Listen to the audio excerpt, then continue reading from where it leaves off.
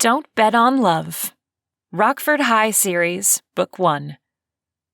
Written by Victorine E. Liskey. Narrated by Liz Crane.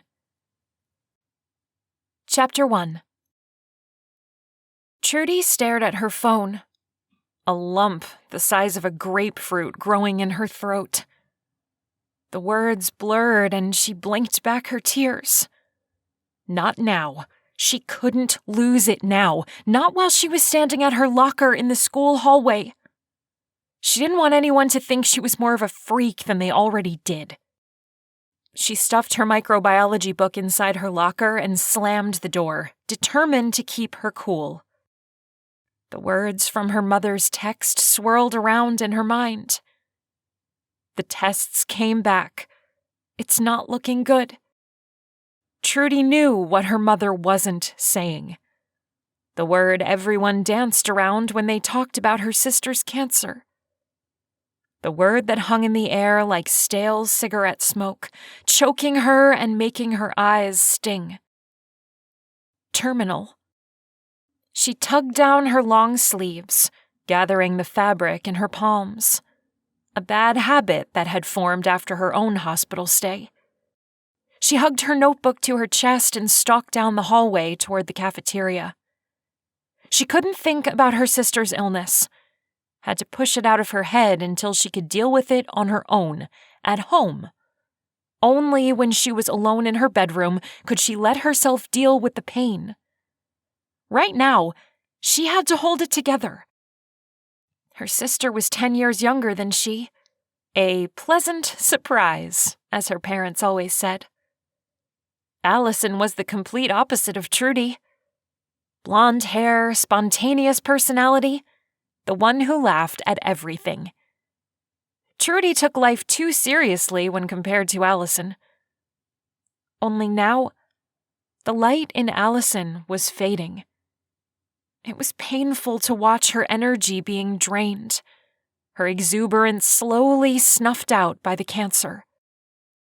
Trudy pushed all thoughts of her sister out of her head. She had to focus on school. She couldn't afford to get sidetracked. Her mouth watered at the smells coming from the cafeteria as she neared. She stepped aside to let what looked like the whole football team through as they walked against the grain of the crowd. One of them knocked into her shoulders as he passed. She winced at the pain. He turned around and glared at her. "Hey, watch where you're going, Prudy." Yeah, Prudy. That was the childish nickname the jocks at school had decided to bestow upon her at the end of last year when she moved there. She was so lucky. She tossed a glare right back at him. Gabe, the school superstar. He was a jerk. I could say the same thing, she muttered under her breath. Gabe stopped, and his buddies all turned around. "What did you say to me?" Lane, another one of the members of the team, slapped Gabe on his shoulder. "Leave her alone, man." Out of all the jocks, Lane was at least halfway decent. Gabe ignored Lane, holding his books like they were a football under his arm. "I asked you what you said to me." Trudy knew better than to take that bait. "Nothing." She turned back around and ducked her head. "That's what I thought. You just keep on walking, Prudy." He yelled the last part, and everyone in the hallway snickered at the stupid nickname. Heat flushed through her body. Trudy pushed through the throng of students into the cafeteria, her anxiety level rising. She needed to calm down right now before she did anything stupid like start bawling. She slid into a chair at an empty table and pulled out her pen, opening her notebook. She numbered 1 through 5 on the blank sheet of paper. Just 5 good things. That's all she needed to list. She racked her brain for number 1. No homework in microbiology. That was good. She wrote that next to the number 1. 2. Her gaze landed on the window. It was sunny outside. She could eat out in the courtyard where it was less noisy. She wrote that down. 3. She hadn't cried in the hallway after she got her mom's text. 4. The pizza didn't smell burned today. 5.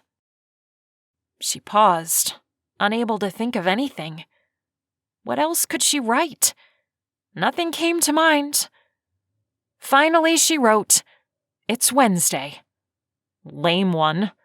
Wednesdays weren't much better than any other day, but at least the week was halfway over. She closed her notebook and stood. If she was going to get anything to eat, she'd better get in line. She couldn't afford to get any tardy slips. This was her senior year, and she was determined to keep up her 4.0 average. She'd be applying to Harvard soon and needed her application to be perfect. People lined up behind her, crowding around her. At her last school, they had open campus. She and Izzy would walk down to Zippy Burger and eat there. That was much better than being forced to eat at school. Trudy frowned. Why was she stuck on negative thoughts today? She tried to think of 5 good things about her new school. As she made her list, waiting for the line to move, she heard Gabe talking loudly behind her. Come on, you can't be serious. You're not asking Alicia to the homecoming dance? It was well known that Alicia was Lane's girlfriend. Despite the warnings going off in her head, Trudy peeked through the crowd behind her. Lane shook his head. We broke up. You what? Are you crazy? She's like... He motioned with his hands a girl's figure. Hot. Trudy tried not to throw up in her mouth. Lane shifted uncomfortably. Then you take her to the dance. We're through. Maybe I will. You go ahead. Gabe was silent for a moment before nudging Lane. So who you gonna ask to the dance? I don't know. I'll find someone. You sound pretty sure of yourself. Lane smiled, smugness rolling off him. Of course. Women fall at my feet. Trudy turned back around and rolled her eyes. Is this what guys talked about? How girls all bow down to worship them? What idiots. Gabe's laugh carried over the chatter. You wish. You don't think I can get a date?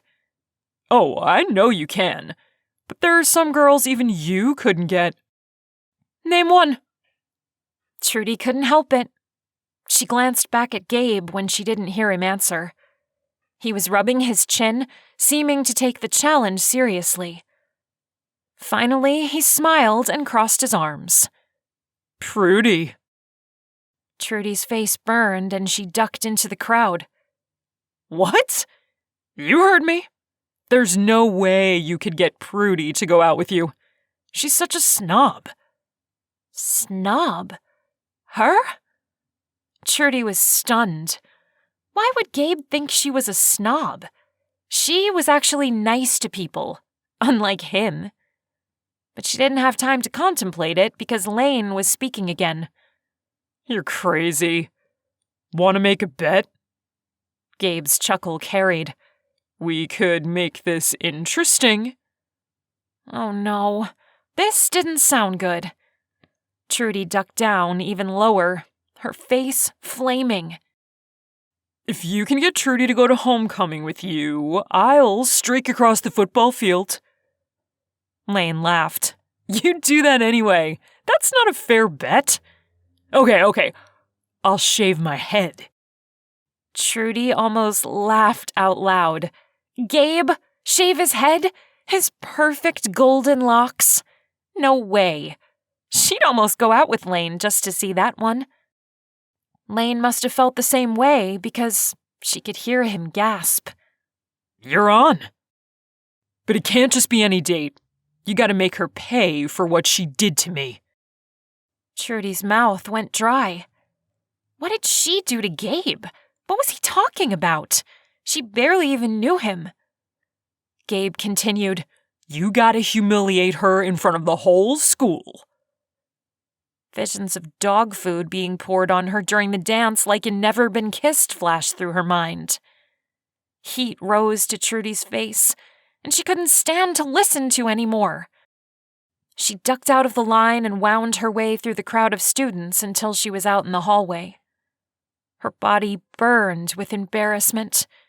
There was no way she was going to be the brunt of some stupid practical joke. What jerks!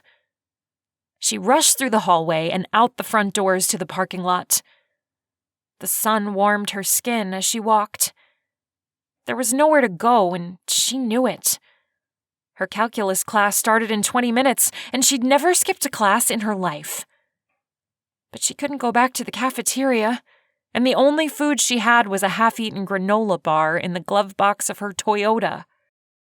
As she walked toward her car, she pulled her phone out of her pocket and texted Izzy. "Are you there?" As the seconds turned into minutes, she knew Izzy wasn't going to answer. She was probably in class, and what was her best friend going to do about it anyway? She was back in New Haven, 3 hours away.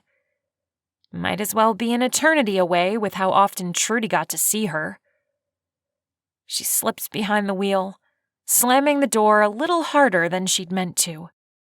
Before she knew what she was doing, tears were streaming down her cheeks. Tears of frustration and embarrassment, tears of heartache for her sister. And finally, tears of loss from being separated from her best friend. This new school was horrible. Her sister was dying.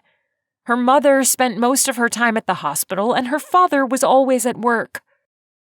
She was alone, in every possible way. Her life sucked. Chapter 2. Lane shoved Gabe's shoulder. Humiliate the girl? What did he think this was, some dumb high school movie? No way. I'm not doing that. Gabe held up his hands in surrender. Okay, fine. Just get her to the dance, with you, as in a date. If you can do that, I'll shave my head. Deal. Lane extended his hand. He wanted to see Gabe bald so badly, he'd go out with a monkey. Gabe shook his head.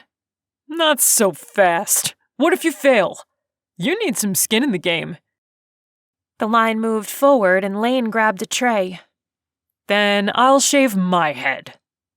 Gabe made a face. No, you shaved your head last year to paint the Packers logo on it. That's not a big deal for you.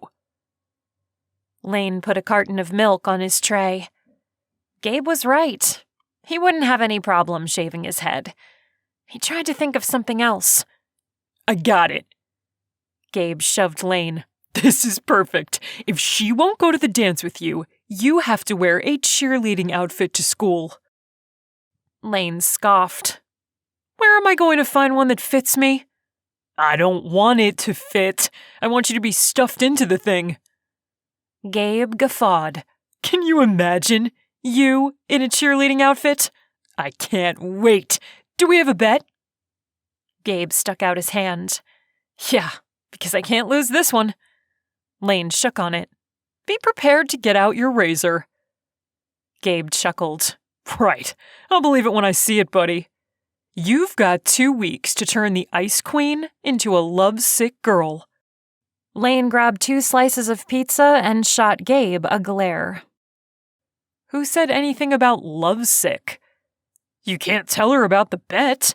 You've got to make her think you really like her. He wiggled his eyebrows up and down. And you've got to make her like you. Lane shrugged. No big deal. How hard would that be? Everyone likes me. He gave Gabe a cheesy grin. It will be a piece of cake. Yeah, we'll see about that. Lane walked to their table and slid a chair out. This was going to be the easiest bet he'd ever won. Girls usually flocked around him. He'd never had a problem getting a date. And Trudy was cute, too. Yeah, Gabe hated her, but that was only because he hit on her and she brushed him off in front of his friends. You don't get to do that to Gabe, or you regret it for the rest of eternity. Gabe wasn't a bad guy, but he was a notorious grudge holder. Becky set her tray down beside his. Her red cheerleader outfit hugged her figure. He wasn't sure if he'd ever seen her not wearing her cheerleader outfit. Would he even recognize her? She pointed. "Is this seat taken?" He wanted to say yes because Becky tended to annoy him, but he shook his head because he didn't want to be mean. Becky sat down and leaned over his arm, her blonde hair brushing his skin. "I heard you broke it off with Alicia." How did she find out? Didn't she have anything better to do than sit around and gossip? Yeah. He stuffed a slice of pizza in his mouth. "So you're technically free then, right?" Lane held in a groan. Becky used the word technically in every other sentence, even if it didn't make sense. Too bad that wasn't the only thing that was annoying about Becky. He wanted to move to another table, but he just forced a smile after he swallowed. Gabe plopped down in the chair on the other side of Lane. He's not free. He's got his sights on somebody else already. He jabbed his elbow into Lane's side. He's got a hankering for some ice. Right, ice. Get it? His laughter filled the room. Lane ignored Gabe's taunting.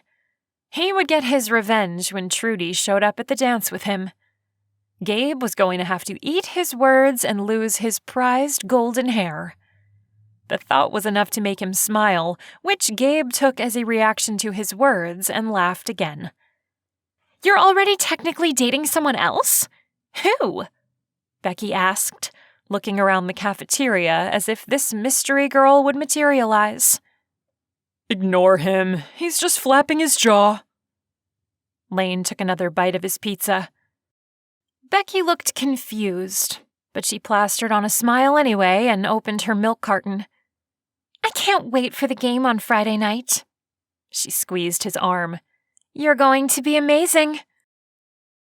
His stomach tightened as he stared at his pizza. He didn't want to think about the game Friday.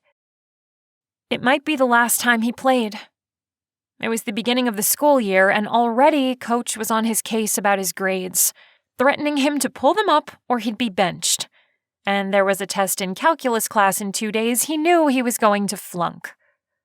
Nothing made sense in that class. Not that he was a stellar student in his other classes either, but calculus was particularly hard. He'd be off the team in no time. Their table filled up with other cheerleaders and football players, and Lane focused on finishing his lunch and trying not to send any encouraging smiles to Becky, which didn't work because she kept touching him and making him want to move to a different seat. When the bell rang, he quickly gathered up his trash and fled. As he grabbed his calculus book from his locker, he noticed Trudy passing by. Her black hair was pulled up into a ponytail and it swayed as she walked. On impulse, Lane shut his locker and fell into step beside her. When she didn't acknowledge him, he said, "Hey." She didn't look at him, didn't respond. She just kept walking, which was weird.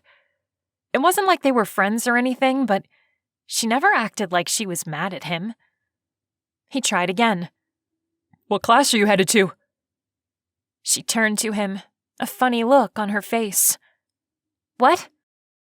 He gave her one of his sexy smiles that always got a good response from the girls. "Just wondering what class you have next." She looked at him like he had green hair. Then she walked into his calculus class and Lane felt like slapping his forehead. Duh!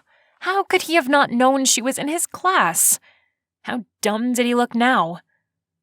He wanted to forget talking to her today, but he only had 2 weeks until homecoming, and he wanted to win this bet. He had to suck it up. He slid into the seat beside her. "Sorry, I guess I didn't realize we had the same class." She gave him a forced smile, then pulled out her book and opened it. Nice. She thought he was an idiot. Embarrassment heated his neck, but he couldn't let his blunder get to him. Besides, it was the beginning of the school year. How was he supposed to know everyone in all his classes? He opened his book as well, then leaned over to her. What page are we on? 27, she whispered, not even looking at him. Lane flipped the page. He waited for her to smile or warm up to him somehow. But she just sat there, her back straight, her eyes glued to the front of the classroom. He subtly checked his pits to make sure he didn't smell bad. Nope, smelled like deodorant. He tapped his pencil eraser on the page while the teacher started talking. He looked at Trudy, and when she finally returned his gaze, he shot her another smile. Want to go to the homecoming dance with me? No.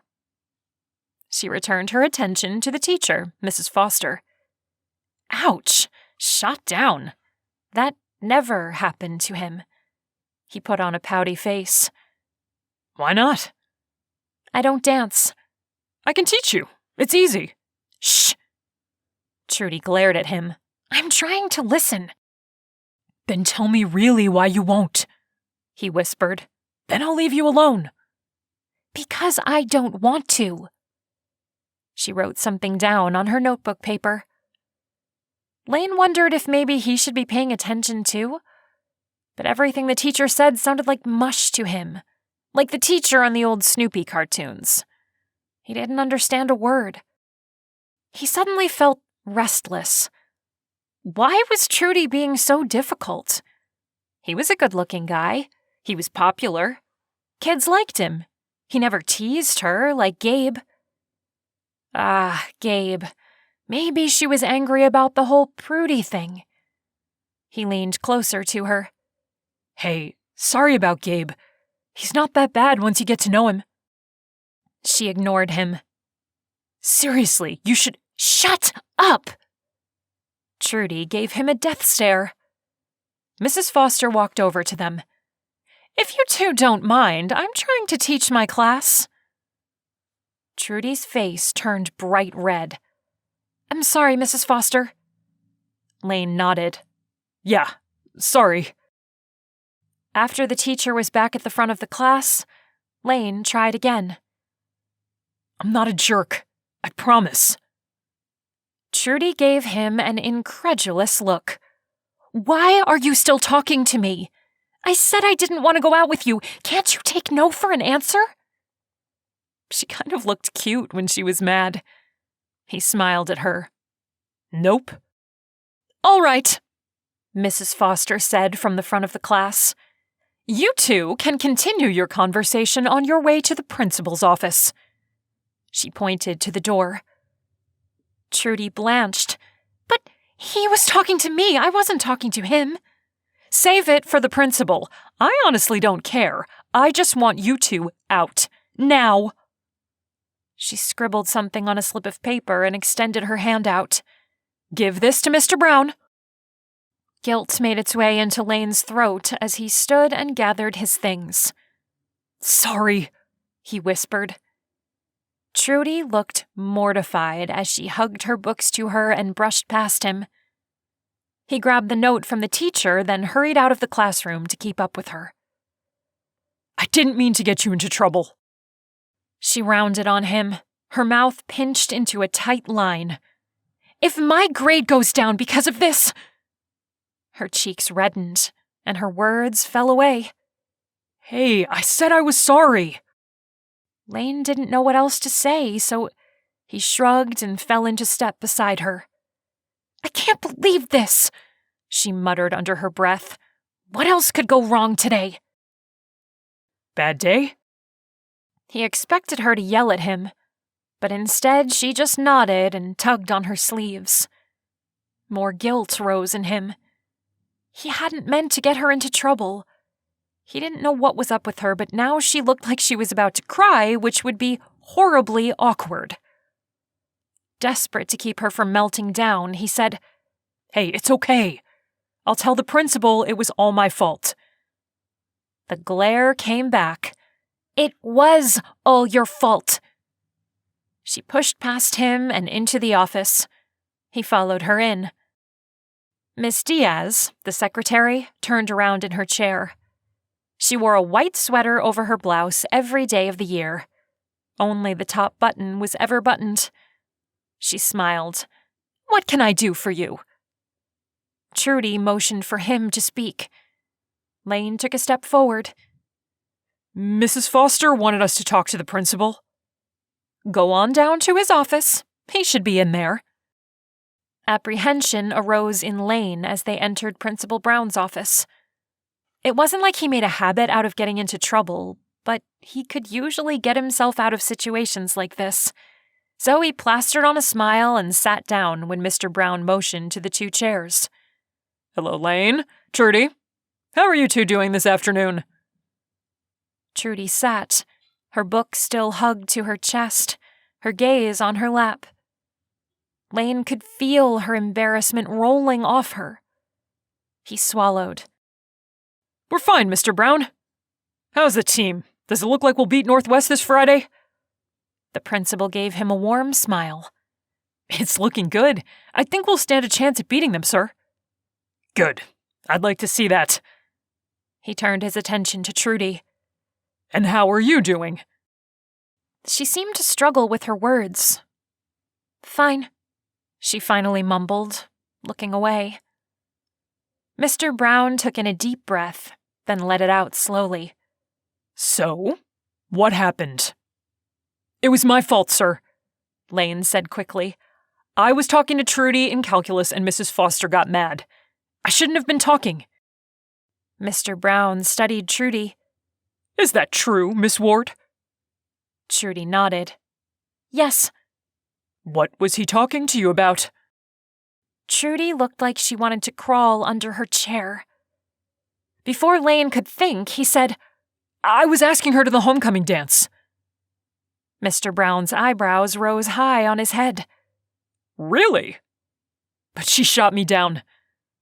Lane pretended to take an arrow through the chest. It hurt, Mr. Brown. Lane could tell that Mr. B was trying not to smile. I see. Trudy squirmed in her chair. I'm sorry, I won't interrupt a lesson again. Can I go back to Mrs. Foster's class now? Mr. Brown nodded. In a minute, Trudy. I'd like to ask Lane a couple of questions first. Trudy sighed but stayed in her chair. Mr. Brown turned back to Lane. How are you doing in calculus? I heard you're struggling. Coach is worried you'll get kicked off the team. Great. Mr. Brown's been talking to Coach? Just what he wanted, to look stupid in front of the smartest girl in the school. Heat rose to his face and his palms grew sweaty.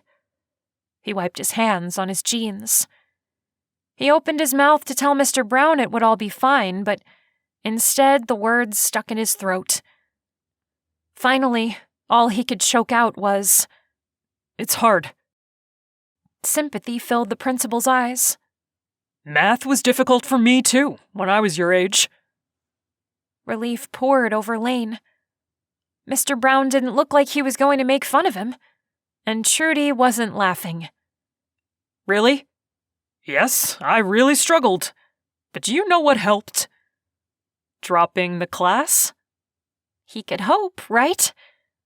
Mr. Brown chuckled. No, I got a tutor. He looked at Trudy. What do you say? Would you be willing to tutor Mr. Collins here? Help him raise his grade so we can continue to beat the other teams? Trudy's eyes widened, and she looked like someone had just asked her to swallow a live worm. Lane wanted to sink into the floor. Not only did Trudy find out he was stupid and couldn't do math, but now she was put on the spot to help him and she didn't want to. He felt like the biggest loser, and the longer Trudy paused, the more he wanted to die. I can add that to my recommendation for Harvard. It would look good on your application. Mr. Brown gave her one of his looks. You know, the kind that tells you he's asking, but he's not really asking. You're being voluntold to do it. Trudy shifted in her chair. All right. Mr. Brown smiled like he'd solved world hunger and put the tips of his fingers together. Great. Now, go back to class. I expect there won't be any more disruptions. There won't, Trudy mumbled as she stood up and practically ran out of there. Thanks, Mr. B, Lane said. The principal winked at him, and Lane inwardly moaned. Was this some sick kind of a setup thing? Like he needed help from Mr. Brown to land a date. How pathetic was that? If Trudy didn't hate him before, she certainly was going to now. Being forced to tutor the dumb guy who couldn't figure this stuff out. But what was he going to do about it? He did need to pull up his grade. Lane got into the hallway and rushed to catch up to Trudy. Maybe this would be an okay arrangement. If he could get on her good side, he would convince her to go to the dance with him. Trudy turned to him, her face full of emotion, but he couldn't quite read it. Let's get one thing straight. I'm tutoring you so I can get into Harvard, period. That's all. I'm not going out with you, ever. Got it? Lane stepped back, surprised by her venom. What in the heck was wrong with her? She seriously needed to chill. He held his hands up in a surrender motion. Okay, fine. Just tutoring. Nothing else. And suddenly Gabe's taunting face filled his mind as he imagined himself having to wear a cheerleading outfit to school. He'd get kicked off the team for sure. Chapter 3. Trudy watched the color drain from Lane's face as he backed away from her. Yeah, maybe she'd laid it on a little too thick. She was even starting to scare herself. She smoothed out her features when she realized she was sending him a glare that could melt plastic. Maybe she needed to take a break, go calm down or something. But she didn't want to miss any more of her class, so she forced herself to give him a curt nod. All right then, when is a good day to start this? Lane took a cautious step toward her. Today? After practice? Of course he would say today. All she wanted to do was go home and bury herself under the covers and have a good cry. Alone. But it looked like she wasn't going to get her wish. She let out a breath and crossed her arms. Okay, what time? I can be at your house at 6. You know where I live? He shook his head like she just accused him of being a creeper. No, you'll have to give me your address. He pulled his phone out of his pocket and unlocked it, then handed it to her. Program your number in here. That way I can text when I'm done. Fine. Mr. Brown wins. Trudy tried not to throw up a little in her mouth as she typed her name into his phone. This was great. Now the idiot who wanted to fake ask her out just to play some stupid practical joke on her and make her feel terrible was going to have her phone number. Perfect. Lane took his phone back when she was done. Thanks. I'll be in touch.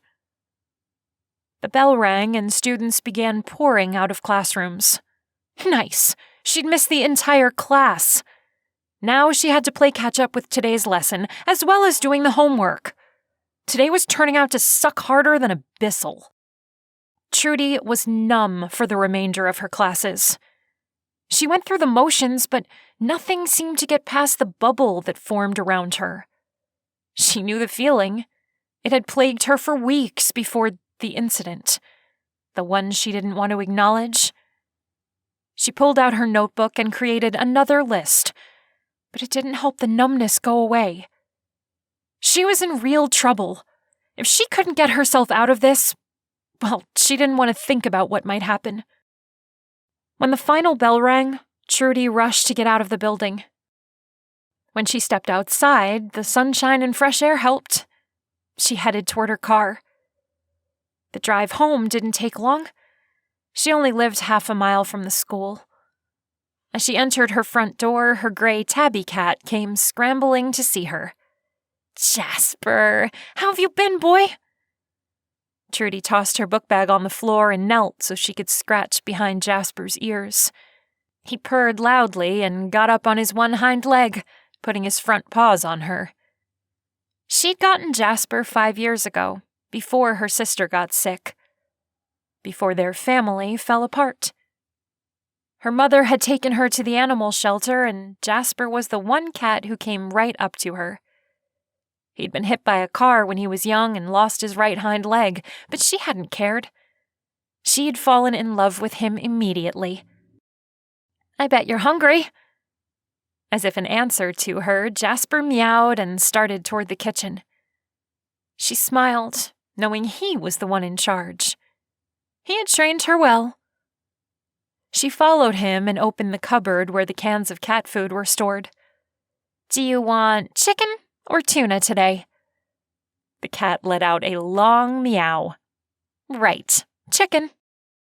She smiled as her cat pranced around, too excited to stay still as she opened the can and scooped it out into the bowl. Jasper nosed his way in and attacked the meal. "There you go." Trudy watched him eat for a minute before she stood and dusted off her jeans. Her sister's face popped into her head, but she couldn't allow herself to break down right now. Not when Lane was going to call her.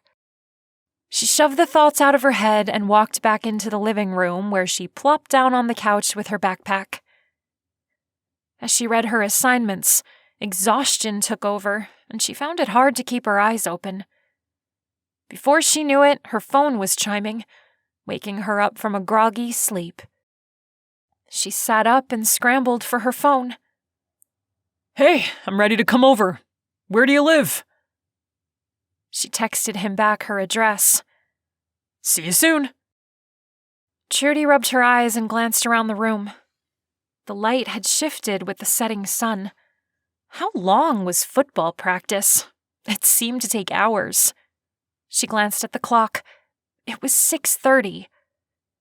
She went into her bathroom and pulled out her ponytail, running a brush through her hair. Then she popped in a piece of gum in case she had sleep breath. The doorbell rang a second later. Jasper raced to the door.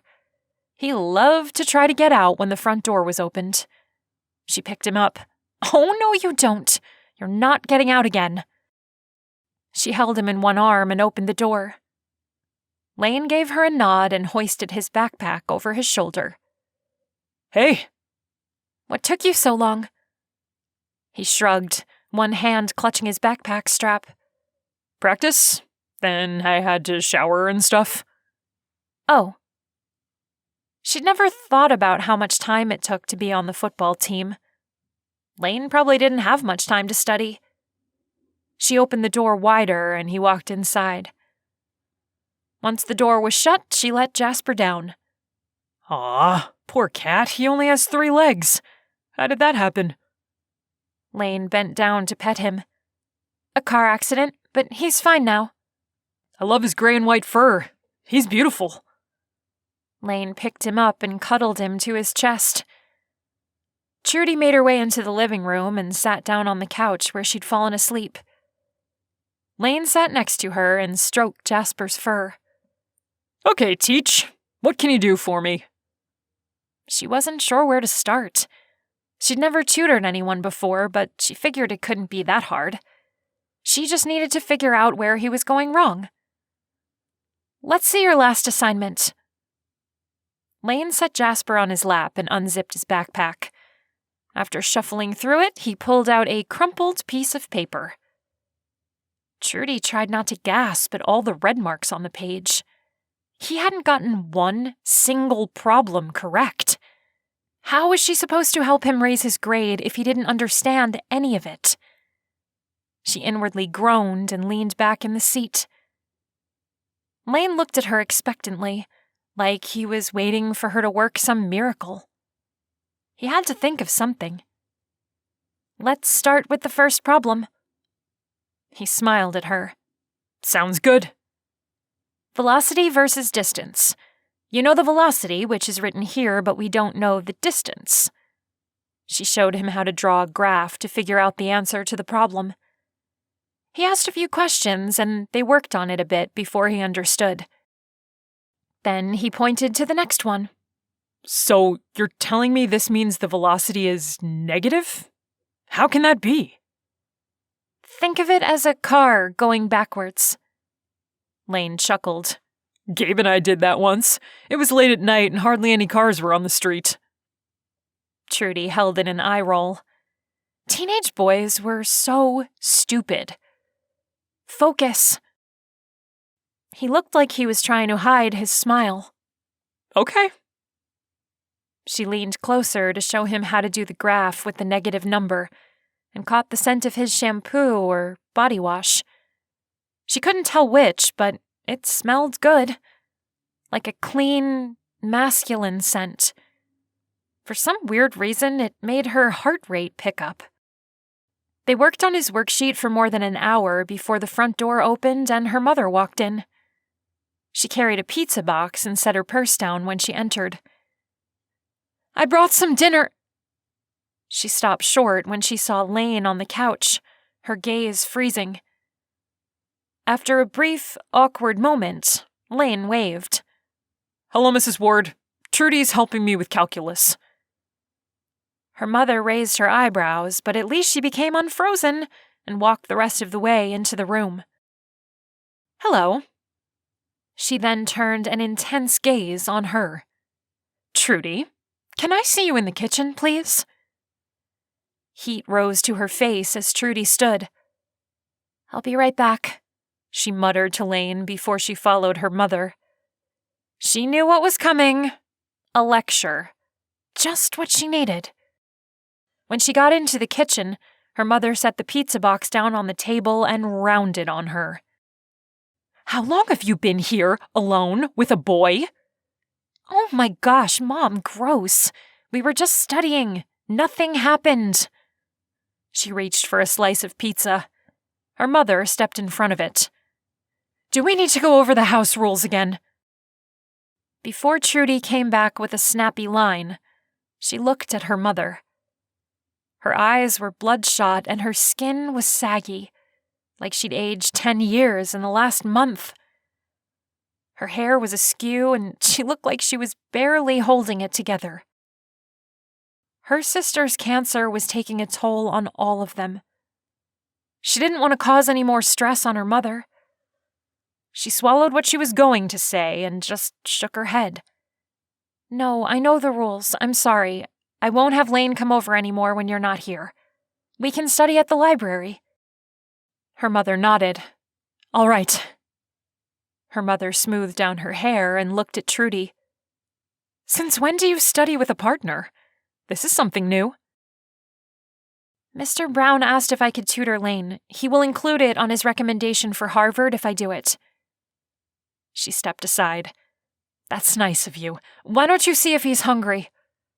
She motioned to the pizza box. It's dinner time. Okay. She went into the living room. Do you want some pizza? Heck yeah, I'm starved. He jumped up from the couch. Jasper followed them into the other room. After they had all been seated, Lane picked up his slice. Thanks for the pizza, Mrs. Ward. You're welcome. Her mother smiled at him. Trudy says she's helping you in math? Yep. Coach says I need to pull up my grade. So, you're on the football team? Yes, ma'am. Lane took a bite so large, Trudy had no idea how he would continue to breathe. What would you like to do after high school? Lane swallowed. I'm trying to get a scholarship. Coach says I stand a good chance if I can keep playing well. What would you like to study? Why was her mother grilling Lane? How embarrassing! Mom, let him eat. Lane waved his hand. I don't mind. I'm planning on going pro, if I can get good enough. Pro football? That's ambitious. What if you don't make it? Mom! Lane laughed. You're right, it's competitive. But my dad works for the NFL, and he thinks I can get in. Her mother arched one eyebrow. He works for the Packers? What does your father do? He's the director of corporate sales. So nothing sports-related. Trudy wanted to crawl under the table. What was wrong with her mother? This was so embarrassing. Trudy had to change the subject. Lane, who are we playing this Friday? He turned to her. Why? Do you want to go to the game? A grin took over his face. Trudy had never been into sports. Not like her sister. Alison was a huge Packers fan and loved all the high school teams as well. Trudy never saw the point to chasing around a ball on a field. She shook her head before Lane got the wrong idea and thought she was into him. No. Why not? Her mother said. You might have fun. It would do you some good to get out. Oh, my word. What was wrong with her mother? Why must she say embarrassing things? She stared at her with wide eyes, intently trying to transmit the no signal. Yeah, we could do something afterwards. Lane looked like he'd won a candy bar or something. Or a bet. She wanted to slap that stupid grin off his face. He didn't want to go out with her. He wanted to win a bet and humiliate her in front of the school. She folded her arms. No, I'd rather lick the toilet. Trudy Fiona Ward, that was rude. Her mother looked horrified. If only she'd overheard Lane and Gabe this afternoon. Lane's grin widened and he mouthed, Fiona? Trudy was past embarrassment and truly into mortification. She wanted to turn invisible. But you are not going to treat a guest in our home like that. Apologize at once. The way her mother looked, like she was going to blow a gasket, was enough to convince Trudy to do as she said. Sorry, she said, hoping that would be the end of it. If Lane was uncomfortable by the discussion, he didn't look it. He looked like he was enjoying every second of it. Come on, I'm a nice guy, I promise. Go out with me after the game. We'll have fun. Trudy's gaze bounced back and forth from her mother, who looked like she was giving her the stink eye, to Lane, who was having too much fun enjoying her embarrassment. If she said no, her mother was going to have a fit. If she said yes, she'd actually have to go out with Lane. After a moment of contemplating how mad her mother would be if she refused, she finally let out a breath and slumped in her chair. All right. Chapter 4.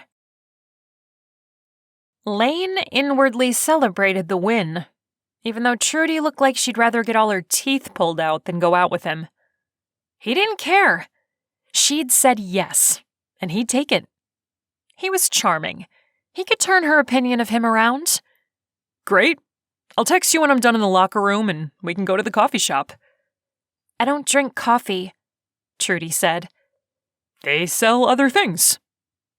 Lane gave her his best smile, then turned to Mrs. Ward. Thank you for the pizza. You're welcome. Trudy's mother stood and picked up the empty pizza box. I'd better get back to the hospital. Is that where you work? The minute the words were out, he regretted them. She wasn't dressed like a doctor or a nurse, and the flash of pain that went through her eyes told him so. No, Trudy's sister is there. She turned from him, but not before he could see the tears forming in her eyes. Crap, it was something bad.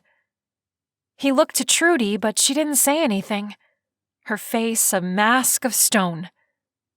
Then she straightened and motioned to him. I guess you'll have to leave.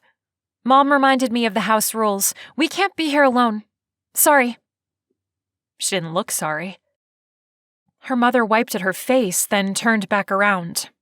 You don't have to leave. Trudy's father will be home soon. I'll text him. Trudy slumped back in her chair. Okay, I guess we can finish that worksheet. Don't get too excited about it. She rolled her eyes. Come on. He followed her back into the living room and joined her on the couch again.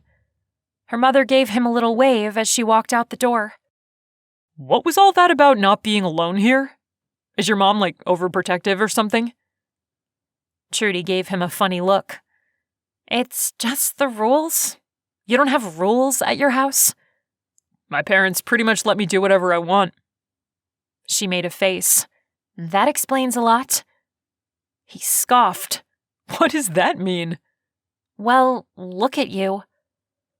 He made sure he didn't have pizza sauce on his shirt. What? Trudy picked up the calculus book. Never mind. He grabbed her wrist. Oh no. You don't get to say something like that and then never mind me. Spill it. What's wrong with me? Why won't you go out with me? She looked down at his hand on her wrist, her eyes wide. His fingers tingled where they touched her skin. Could she feel it too? He let go of her. Trudy pulled her sleeves down, clenching them in her fists. She suddenly grew emotional, her eyes blinking back tears. No reason.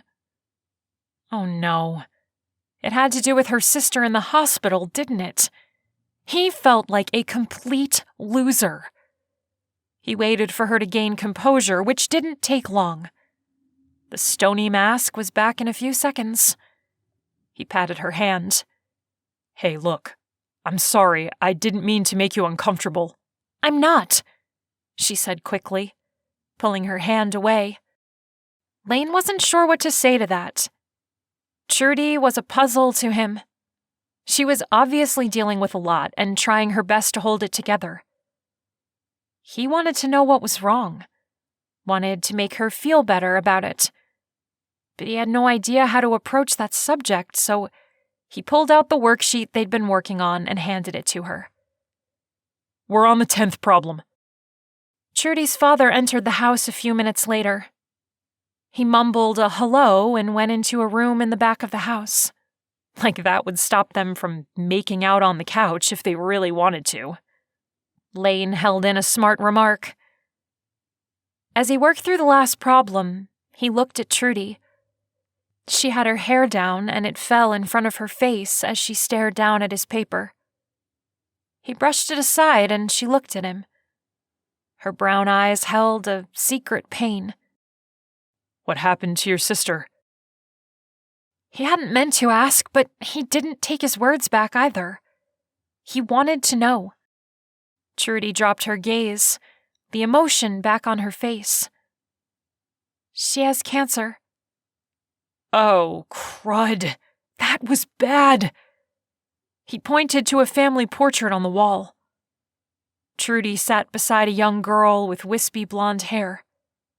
Both of their smiles were identical. That's her?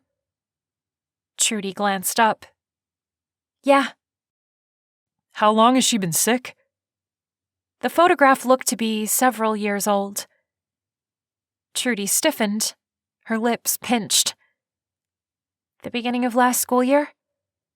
After a month of tests, they determined she had leukemia and sent her to the Children's Hospital in Green Bay. The commute was long, and my mother was constantly driving there and back. After it looked like she wasn't going to get out anytime soon, my dad got a job here in Rockford, and we moved here. Now it's only 20 minutes to the hospital. She looked like she didn't want to talk about her sister anymore, so he changed the subject. Where did you live before? New Haven. 3 hours away. He could see why driving back and forth wasn't a long-term option. Trudy stared at the wall. I miss it, she whispered. Then her cheeks reddened. That's stupid, isn't it? My sister is in the hospital and I'm being selfish. He felt bad for her. She was going through so much, and then she had to move away from her friends in the middle of it. He shook his head. No, you're not being selfish. Moving is hard. Anyone would feel that way. Trudy swallowed. Yeah, well, let's finish this up so you can get home. I'm not in a rush. It's more peaceful here. Once again, he wished he had processed his words before spewing them out. Heat crept up his neck. Why in the world would he want to say that? Now she was going to ask him why his house wasn't peaceful. Trudy shot him a look but didn't say anything, and he sighed with relief. She leaned back on the couch. Okay, this next one has a variable velocity. Are you ready to tackle it? He picked up a pencil. Let's do this. As she talked, he watched her mouth. She had pretty lips. He realized this was an odd thing to think about, but he was drawn to them. They were full and red, even though he was sure she wasn't wearing any lipstick. She didn't wear any makeup that he could see. Some girls looked like their face was painted on. Trudy had a more natural look. It suited her. Got it?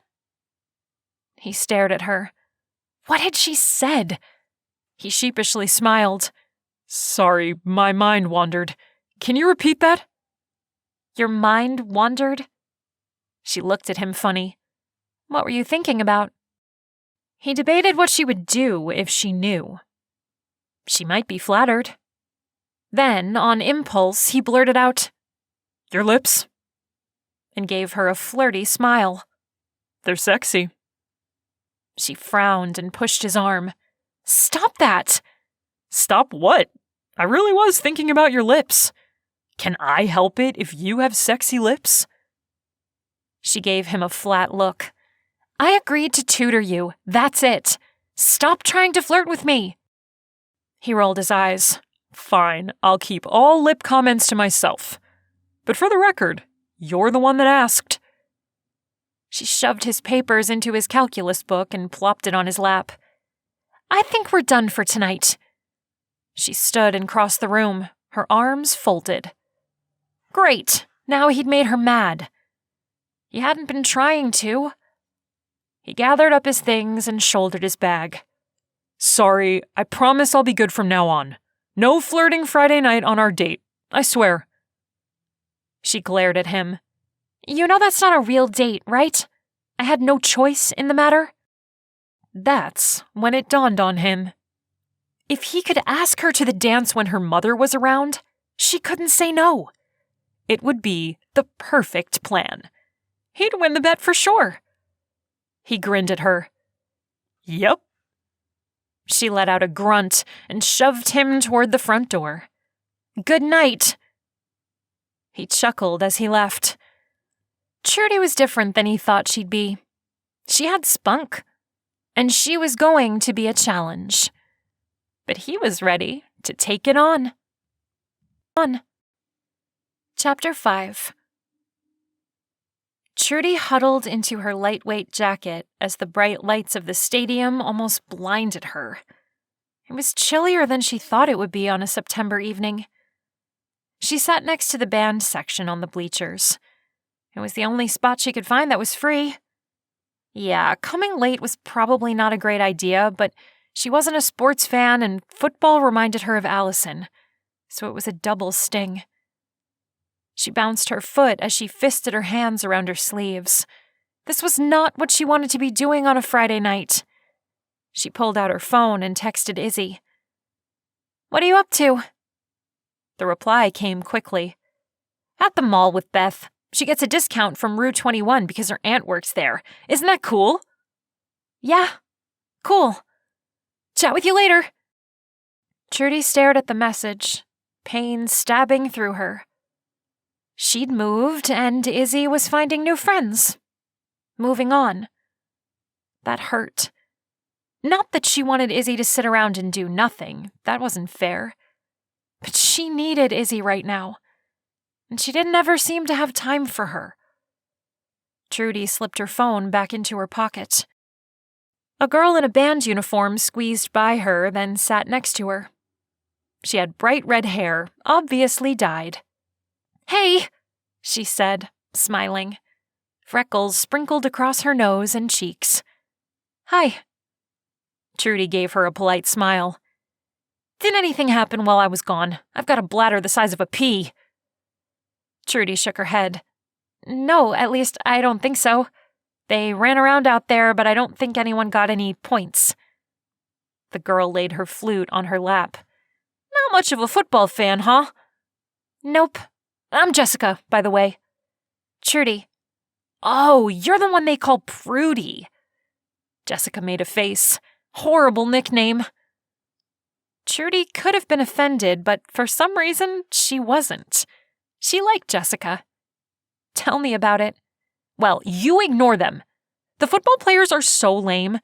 I'm only in band because I want to get into a competitive music school, and the counselor said being in the marching band would look good. I'm tutoring one of the players for the exact same reason. Mr. Brown said it would help me get into Harvard. Jessica grinned. That must mean we're kindred spirits. She put her arm around Trudy and gave her a side hug. So, you want to be a lawyer? No, I want to go into biomedical engineering. The program at Harvard is the best in the country. Wow, you lost me at bio. She shook her head. But that's cool. You're one of those smart people. I'm just good at playing instruments. Which is impressive. I don't have the musical bone in my body.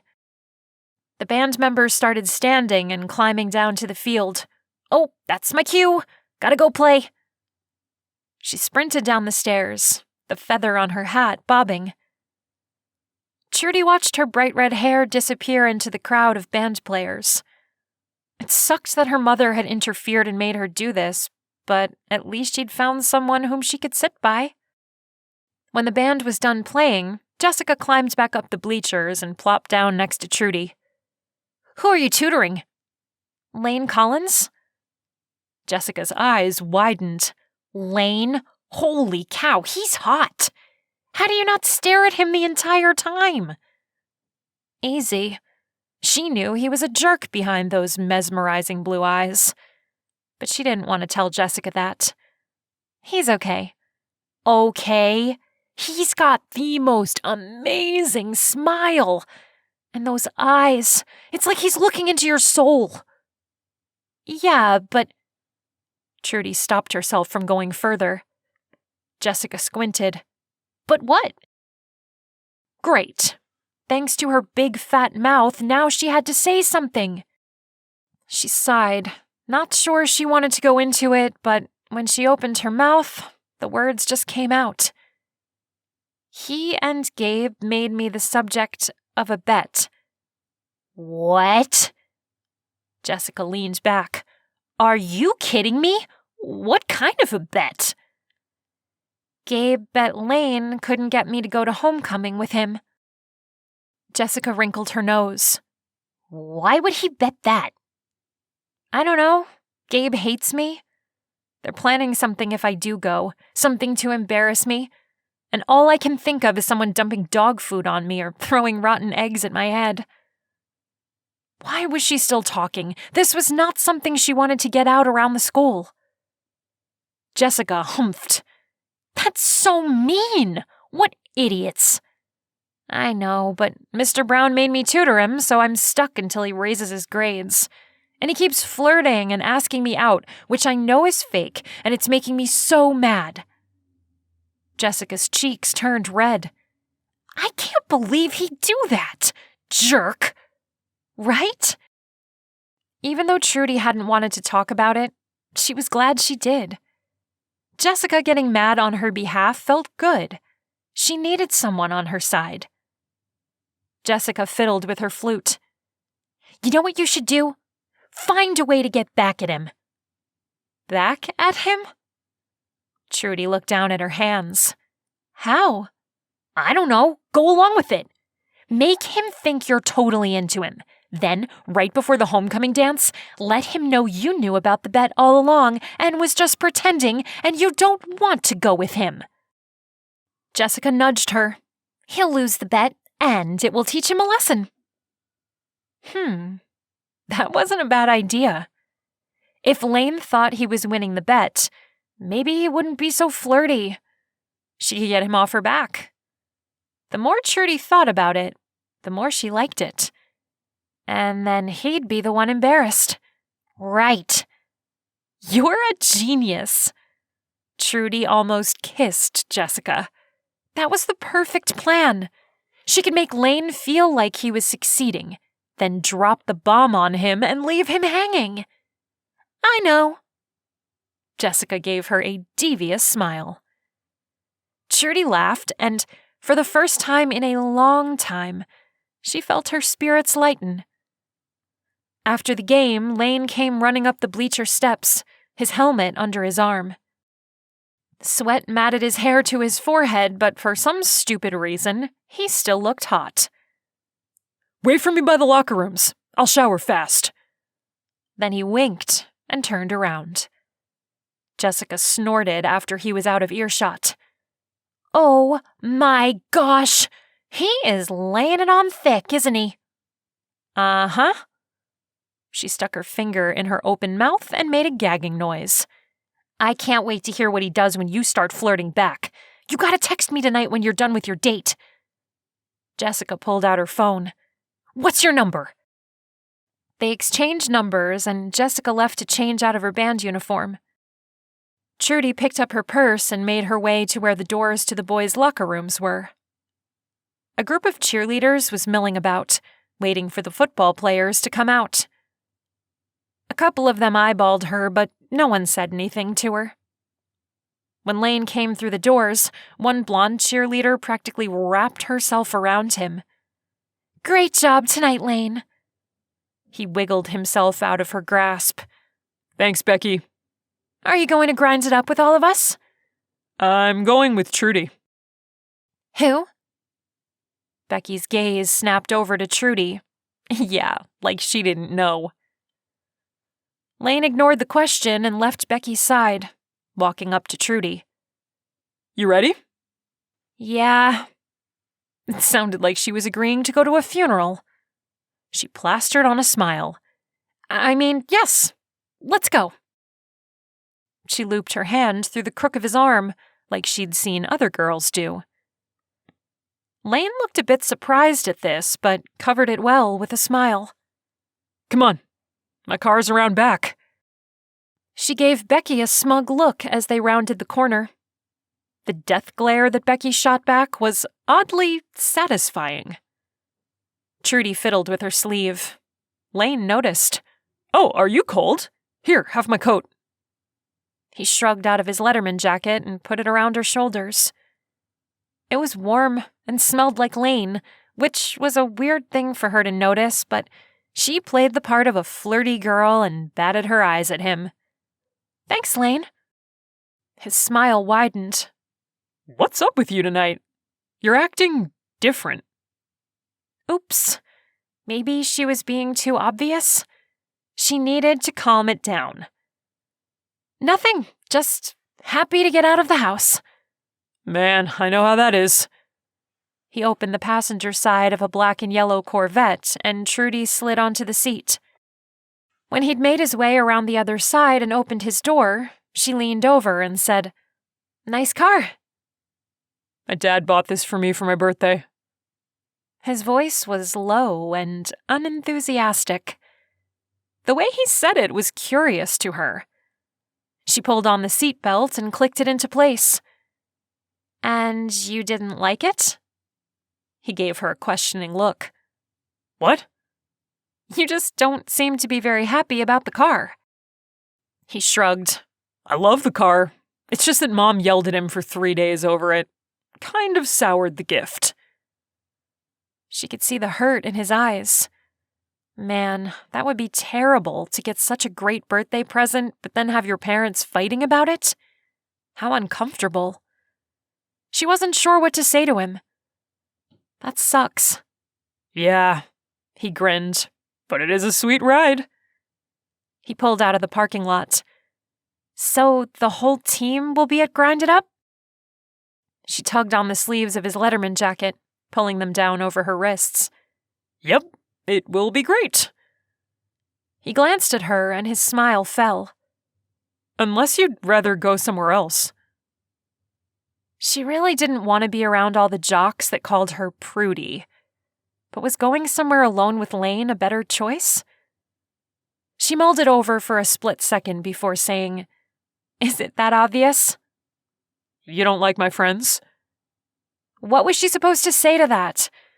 She bit her lip and contemplated. Should she be frank with him? He was looking at her like he really wanted to know. She decided to lay it on the line. Would you like to hang out with people who called you names? Lane's eyes widened and his neck turned red. Trudy, I'm sorry. I never even thought. He swallowed, then swerved into a turn lane. We don't have to go to grind it up. Let's do something else fun. It was amazing how much relief poured over Trudy. She'd been more worried about it than even she realized. Like what? Are you hungry? Actually, yes, I'm starved. Then I know just the place. It's open until midnight and they serve the best food. He grinned at her. Do you like Asian food? Love it. Trudy found herself actually looking forward to it. 10 minutes later, Lane pulled into a parking lot next to a building with a bright sign that read Asian Buffet. They have the best egg drop soup here. Lane opened her door for her and they entered the restaurant. After the server took their drink orders, they stood up and grabbed their plates. Trudy filled hers with rice, orange chicken, and some amazing-looking stuffed mushrooms, steamed mussels, and a myriad of other things. By the time she sat back down, her mouth was watering. Lane slid into the booth opposite her. This smells delicious. It's the best. I love this place. As they ate, Trudy watched Lane. Yes, she had to admit he was good-looking. His blue eyes were stunning, with dark and light specks. And dang, he had the longest eyelashes she'd ever seen. How unfair. Her own stumpy eyelashes were barely noticeable. He grinned at her. What are you thinking? Oh yeah, like she would tell him that. She felt her face heat up. Nothing. His eyebrows raised. Come on, tell me. She had no desire to do that, so she made something up. Just thinking about my sister. His gaze dropped to his soup. Oh. When he looked back up at her, she could see the reservation in his eyes. How is she? I mean, is she going to? Tears stung before she could stop them. She blinked, trying to stave them off. I'm sorry, that was a stupid thing to say. Lane backpedaled. Just forget I asked. Then he whispered under his breath, I'm so stupid. Trudy shook her head, feeling a little sorry for him. You're not stupid. Lane pointed to her plate. Did you like the mussels? I'm trying to decide if I want to try them. I've never had them before, and they kind of freak me out. He was obviously trying to change the subject, which was okay with her. She didn't want to talk about her sister. They're good. She picked one up and stuck it on his plate. Go ahead. Try it. He poked the fleshy part with his fork. It looks like rubber. Their texture is a bit rubbery, but they don't taste like rubber. If you like seafood, you'll like them. Lane made a face. I'll try it, but only on your recommendation. If I don't like it, it's your fault. She laughed. Deal. He stuck his fork in the meat of the mussel and tried to scoop it up, but it was attached to the shell. It's not coming off. Pull harder. I'm pulling, it's stuck. Why am I eating something that is stuck to his shell? It's going to be hard to chew, I can tell. My word. Trudy reached across the table and took his fork, twisted the mussel off the shell, then gave it back to him. He stared at it. Are you sure it's good? You're such a baby. Just eat it. All right. His lips quirked, and she could tell he was milking this. If he didn't look so cute, she would want to smack him. I'll do it. She waited until he put it in his mouth, then yelled, Wait! He busted up laughing as he chewed. You're terrible. Just kidding around. She watched him chew, then swallow. What did you think? I think it's an acquired taste. She smiled. Okay, I'll give you that one. She twisted a mussel from its shell and popped it into her mouth. He pointed to her mushrooms. Have you tried those yet? They're to die for. She cut one in half and stabbed it. She put it into her mouth, and the taste of mushroom, cream cheese, and crab meat filled her mouth. Delicious, she said after she swallowed. You gotta try. Lane's gaze froze on something across the restaurant, and his words fell away. The color drained from his face. Trudy turned to look, but didn't see anything odd. What are you looking at? Lane swallowed, an unreadable expression on his face. That's my mom. She turned to look again. A woman with the same dark hair as Lane sported sat across a booth from a distinguished-looking man.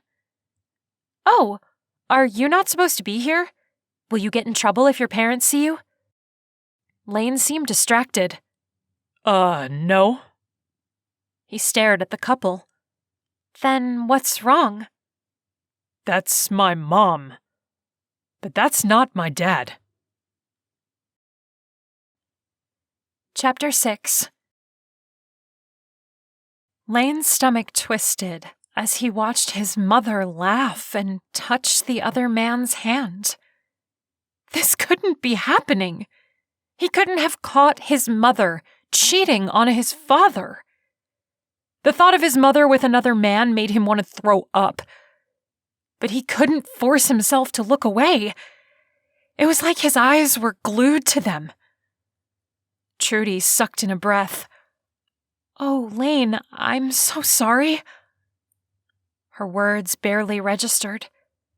He felt like he was having an out-of-body experience, watching from above what was going on a few booths away from him. And then his mother stood, smiled, and waved goodbye to the man, and walked out of the restaurant. The man sat for a minute before getting up and leaving. Are you okay? Trudy's eyebrows pulled together. He blinked and looked at her. Yeah, I'm fine. Do you want to go? He glanced down at her plate, still half full of food. No, we can stay. Eat. He pointed his fork at her meal. Are you sure? You don't look so good. He sucked in a breath and let it out slowly. My parents fight all the time. I know my mom's not happy, but I never thought she'd cheat. Lane shook his head. Why was he telling her this? He was such an idiot. He didn't want her spreading rumors about his family life around school. That would be the worst. I'm sorry. Trudy reached across the table and squeezed his hand. It was a simple gesture, but it meant a lot to Lane. He rubbed his thumb over her skin. It was soft and warm. He appreciated her support. She withdrew her hand, and for some reason, he missed it. They were silent as Trudy finished eating, and Lane pushed his food around his plate. He'd lost his appetite. When she was done, the server brought over their ticket and he paid. Then they stood, and Trudy held out his jacket to him. Here, it's probably even colder out now. You keep it. You can give it back to me on Monday. Are you sure? Yeah. He hooked his thumbs in his jeans pockets. You are colder than I am. She stared at him for a second, and he wished she could open up her head and see what she was thinking. She was probably feeling sorry for him. Thanks, she finally said. He led her to his car and opened the door for her. After she pulled back into the school parking lot and parked by her car, he turned to her. He had to get back to the bet. Back to what he was supposed to be doing, making Trudy like him. So, is that as horrible as you thought it would be? He put on a flirtatious smile. She rolled her eyes. You're so full of yourself, you're going to have trouble getting out of your car. He chuckled, then sobered. Thanks for going out with me tonight. I had fun. She looked at him with sad eyes. I'm glad. He waited until she got into her Toyota and drove away before putting his car into drive. When he got home, his mother looked up from the book she was reading. She was curled up in her favorite chair in the living room. Did you win your game? His throat tightened as he looked at her. There she was, sitting all calmly in the chair. Like she hadn't spent the evening with another man. He finally nodded. Yeah. She smiled. Great. I knew you could do it. Did you go out with friends afterwards? He swallowed, heat creeping up his neck. Yeah, I'm tired, Mom. Can I go to bed? Sure, she said. Good night, sweetie. Good night, Mom. Lane ran up the stairs and flopped down on his bed, staring at the ceiling. A hole seemed to open in his chest. His mother was seeing another man. She was sneaking around behind his father's back, and she didn't care what it would do to their family. It was stupid to get all broken up over his mother. He was 17. He knew things like this happened. It shouldn't get to him like this, but he couldn't help it. He hated the thought. His phone vibrated and he pulled it out of his pocket. There was a text from Trudy. Hey, just wanted to be sure you're okay. You looked pretty upset tonight. Lane smiled despite the awful feeling in his chest. Trudy was starting to warm to him. He was so going to win this bet. He couldn't wait to see Gabe have to eat his words and shave his head. I'm fine. Thank you for caring. When she didn't say anything back to him, he texted again. Can I ask you something? She answered right away. Sure. What are you wearing? You pig. Lane laughed when she texted a pig emoji. He sat up and typed a return message. Just kidding. Thought I might make you laugh. It didn't work, but I did snort like a pig, so there's that. Lane imagined Trudy snorting, and it made him chuckle. I wish I would have been there to hear that. Oh no, no guy has ever heard me snort. That is not ever going to happen. He grinned and texted her back. Challenge accepted. He waited for her reaction. When his phone rang, it startled him. He answered. Hello? I've created a monster, haven't I? You're now going to try to make me snort. He laughed. Only every time we're together. She groaned on the other end of the phone. Don't do it. It's not pleasant when it happens. Now I want to hear it even more. He smiled and realized that even though the situation hadn't changed, he felt better. Talking to Trudy had lightened his mood. I should just do it now then to get it over with. No, he said quickly. That wouldn't mean anything. It should be a natural snort. She sighed. I guess I'll just have to live in fear that you're going to make me do it in public or some other highly embarrassing place. His smile widened. No, I promise, only in private. I want to be the only one who hears it. This is something I want to keep just for me. She paused, and he waited for her to speak. I suppose I should be happy you're not trying to embarrass me. Her voice grew low and quiet. He sobered. I'd never embarrass you. Not on purpose. She was silent for so long, he looked at his phone to make sure they hadn't gotten disconnected. Trudy, you there? I'm here, she said quietly. Good. I thought you'd hung up on me.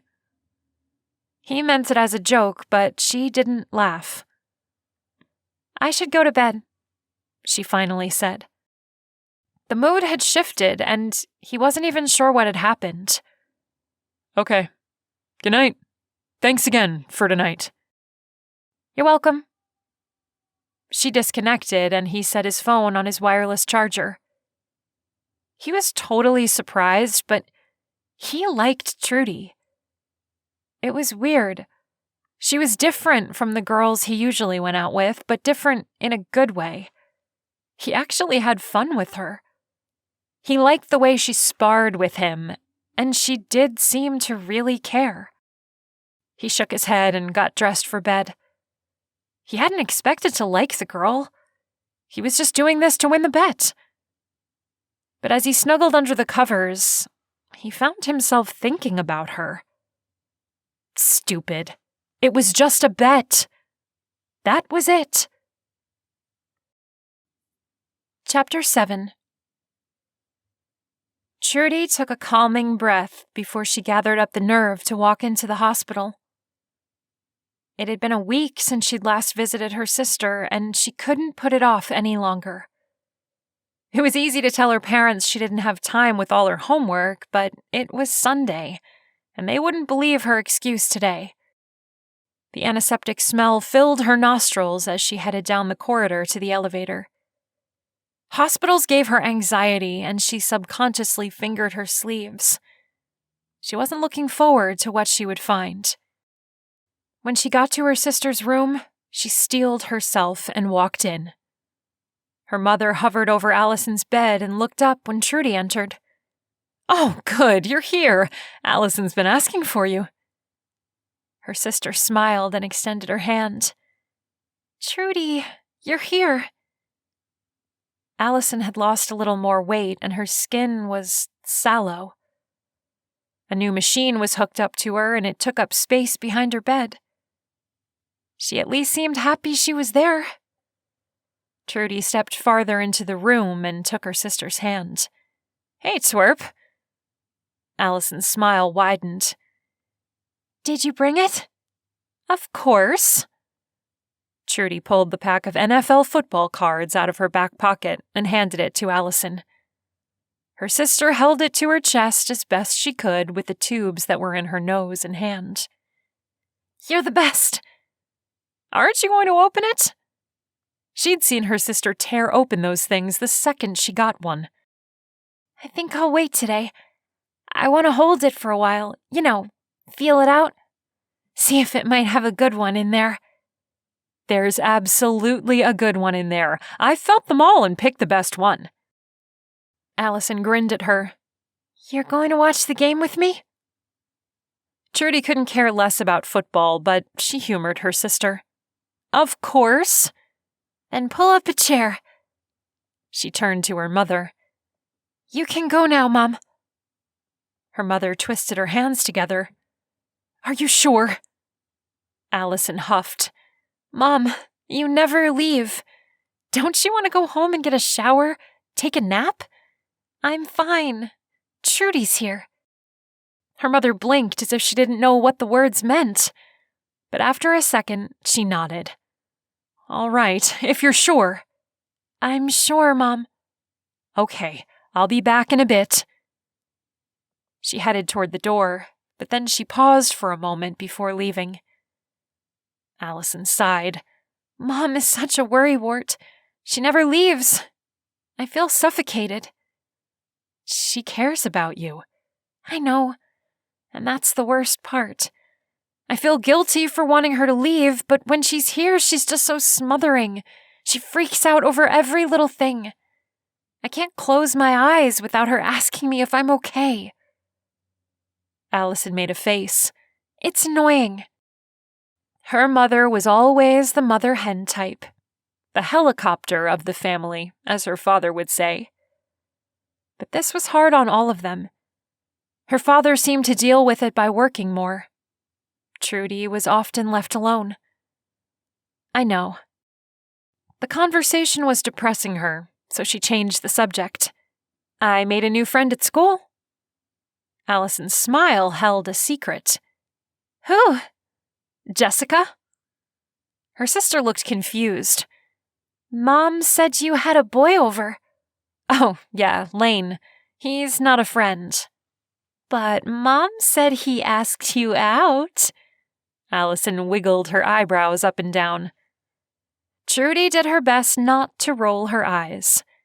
"He's a guy I'm tutoring in calculus. That's all." "But he likes you." She wasn't going to let this go, was she? Trudy leaned forward. He doesn't like me. He's just messing around.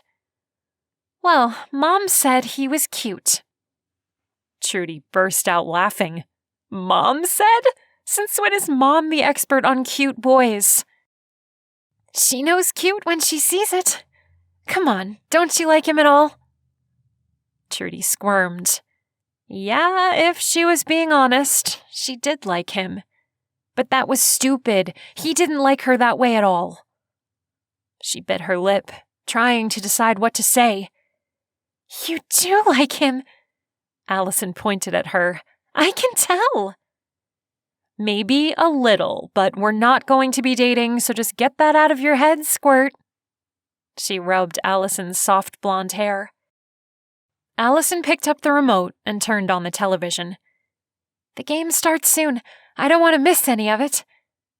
Open your cards now. Let's see who you got. Alison tried to sit up more in bed, but had a hard time of it.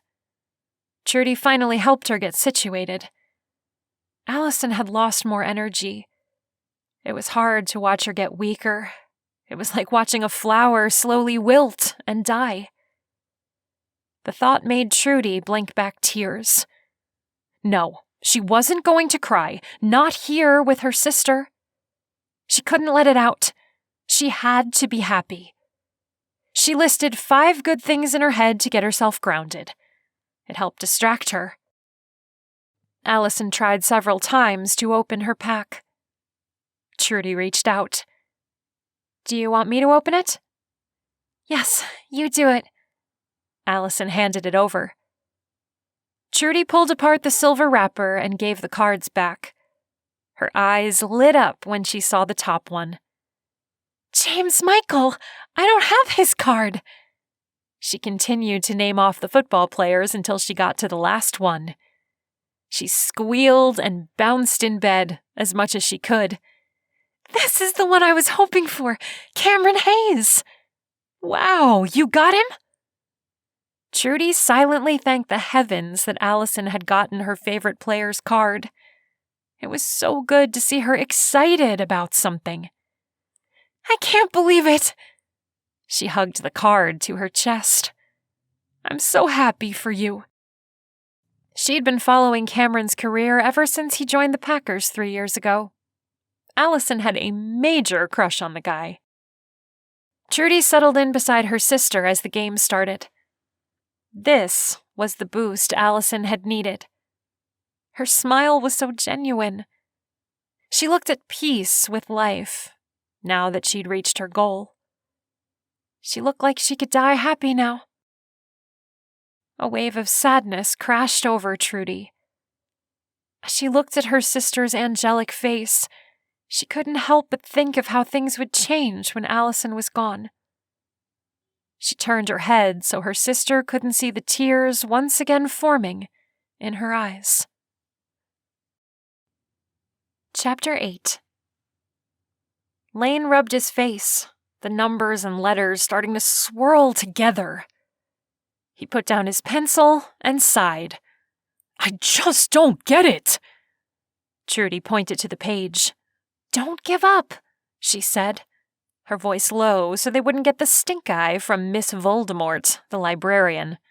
Her name was really Volt, but the kids used the nickname because she had a flat nose and was meaner than spit. I just can't figure it out. The letters don't make sense to me, and I have no idea how that negative number works.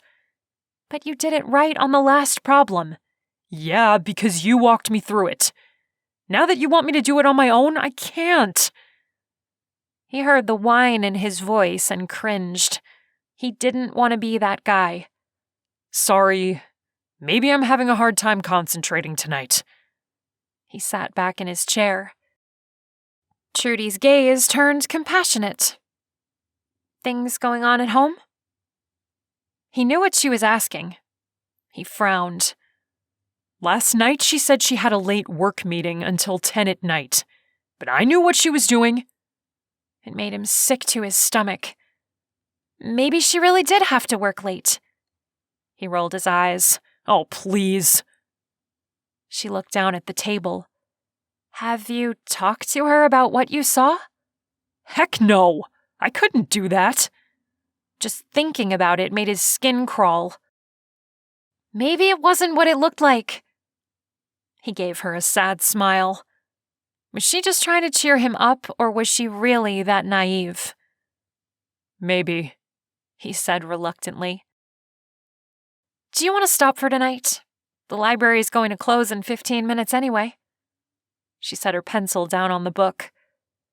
The thought of quitting sounded great, but he kind of wanted to keep talking to Trudy. He liked being around her. Do you want to go do something?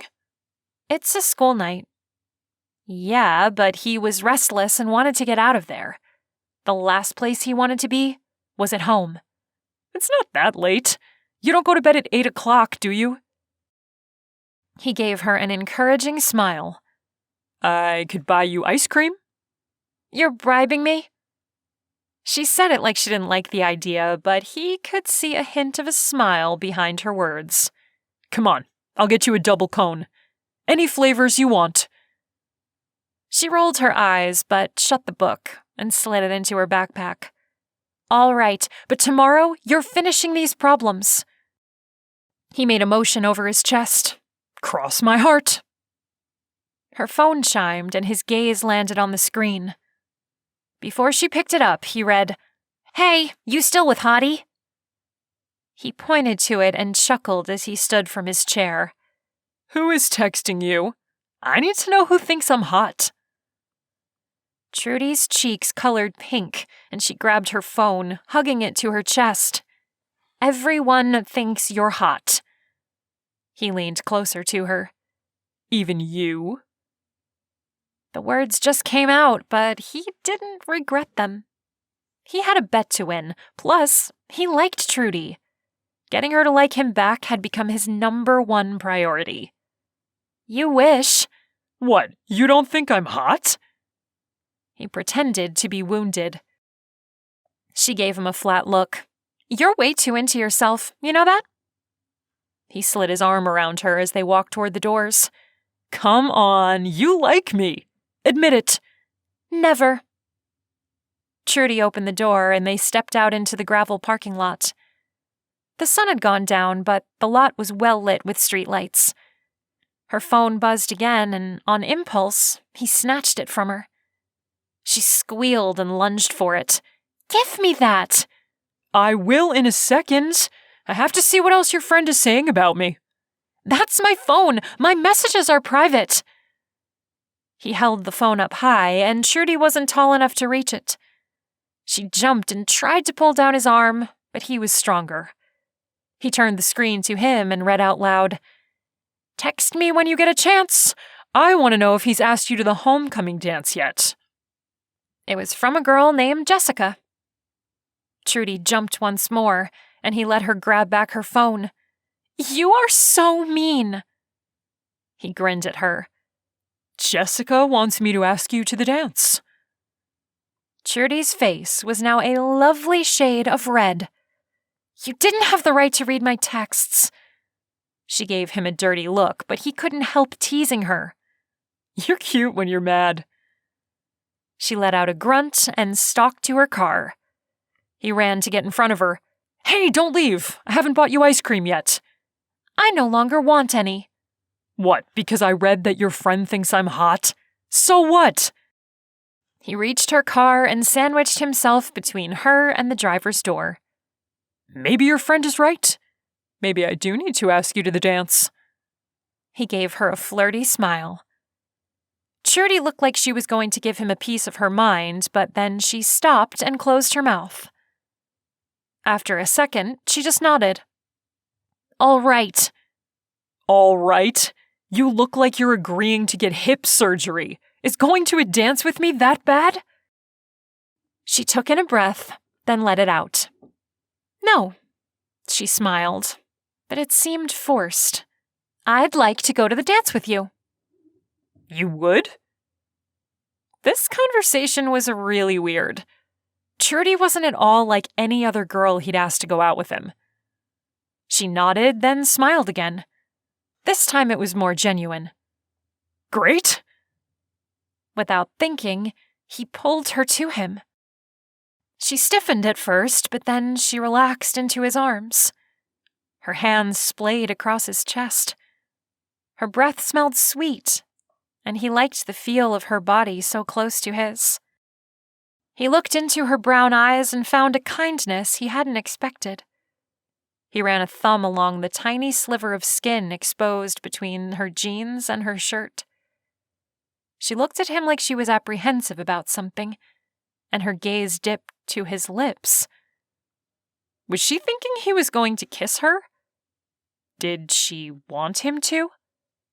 The thought hadn't occurred to him, but now that it was in his mind, he liked the idea. His heart beat wildly in his chest. She smelled amazing, like coconuts and almonds, and a hint of something else he couldn't place. He drew in a breath, unable to let her go. And then the mood shifted and she looked away. His arms fell from around her and she took a step back. She looked at the gravel beneath their feet. "We should get going. The ice cream shop probably closes soon." He wasn't sure what had happened, but his heart still raced. He wanted to be near her, to listen to her voice, to smell her hair. "All right," he said, unsure of what else he could do. "I'll drive." He took her hand, and a zap of electricity ran across his skin. He never felt this before with any other girl. It was exciting and new, and he knew he wanted to spend every moment he could with this girl. And that's when he realized he was starting to fall for Trudy. Chapter 9. Trudy tried to get a hold of herself, but her pulse wouldn't settle down. Her skin felt alive, and every time Lane touched her, she thought she was going to blast off into outer space. What the heck was wrong with her? When they got to the ice cream shop, she faked having to go to the bathroom and practically fled his presence. When she got to the sink, she turned on the cold water and splashed it on her face. She had to stop feeling like this. Lane was not being honest with her.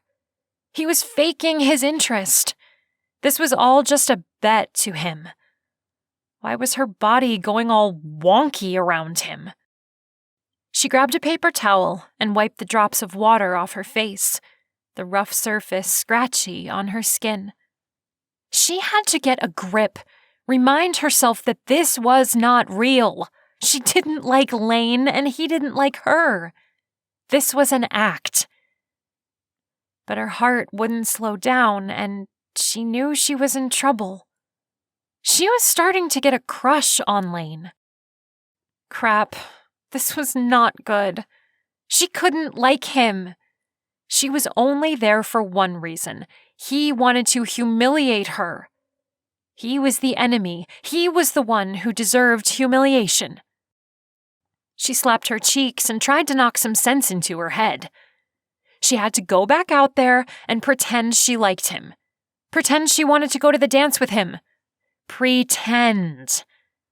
She repeated the word to herself as she smoothed her hair and took in a deep breath.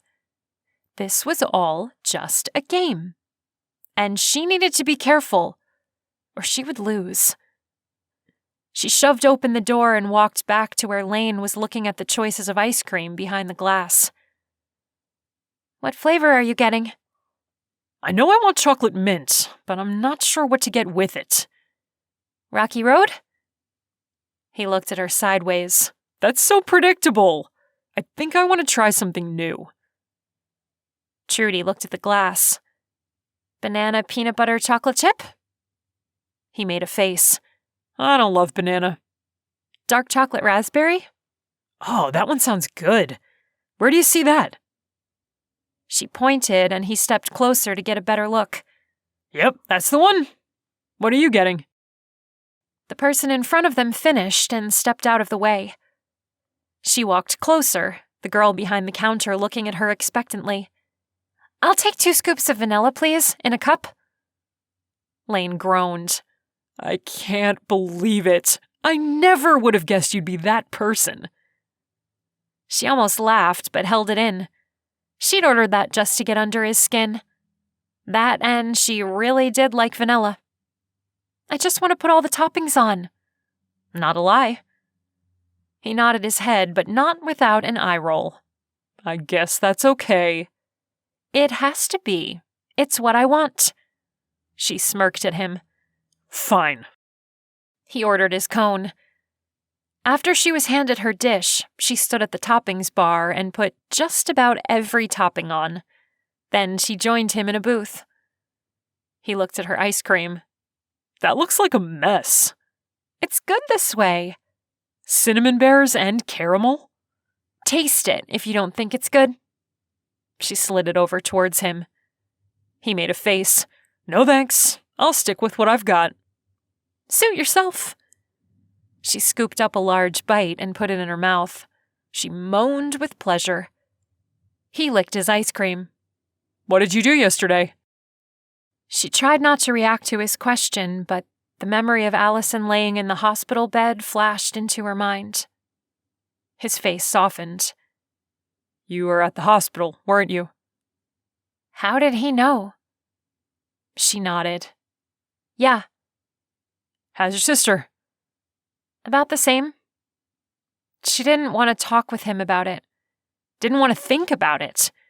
It irked her that he was asking about her sister, so she turned the tables on him and quickly asked, How are your parents? He flinched, and she instantly felt guilty. About the same. Sorry. She ate another bite, feeling worse every second. As time ticked by, the awkwardness between them grew. Finally, she shifted. If she didn't start talking, the silence was going to eat her alive. My sister keeps getting worse.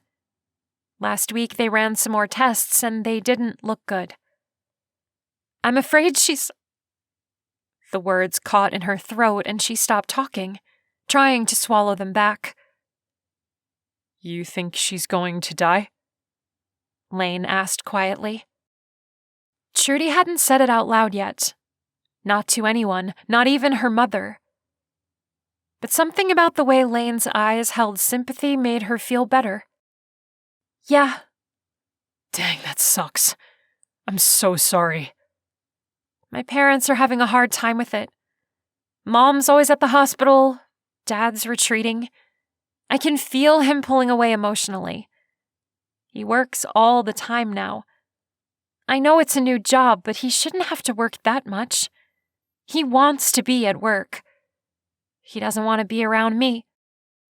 Words kept spilling out of her mouth. Man, why didn't she shut up?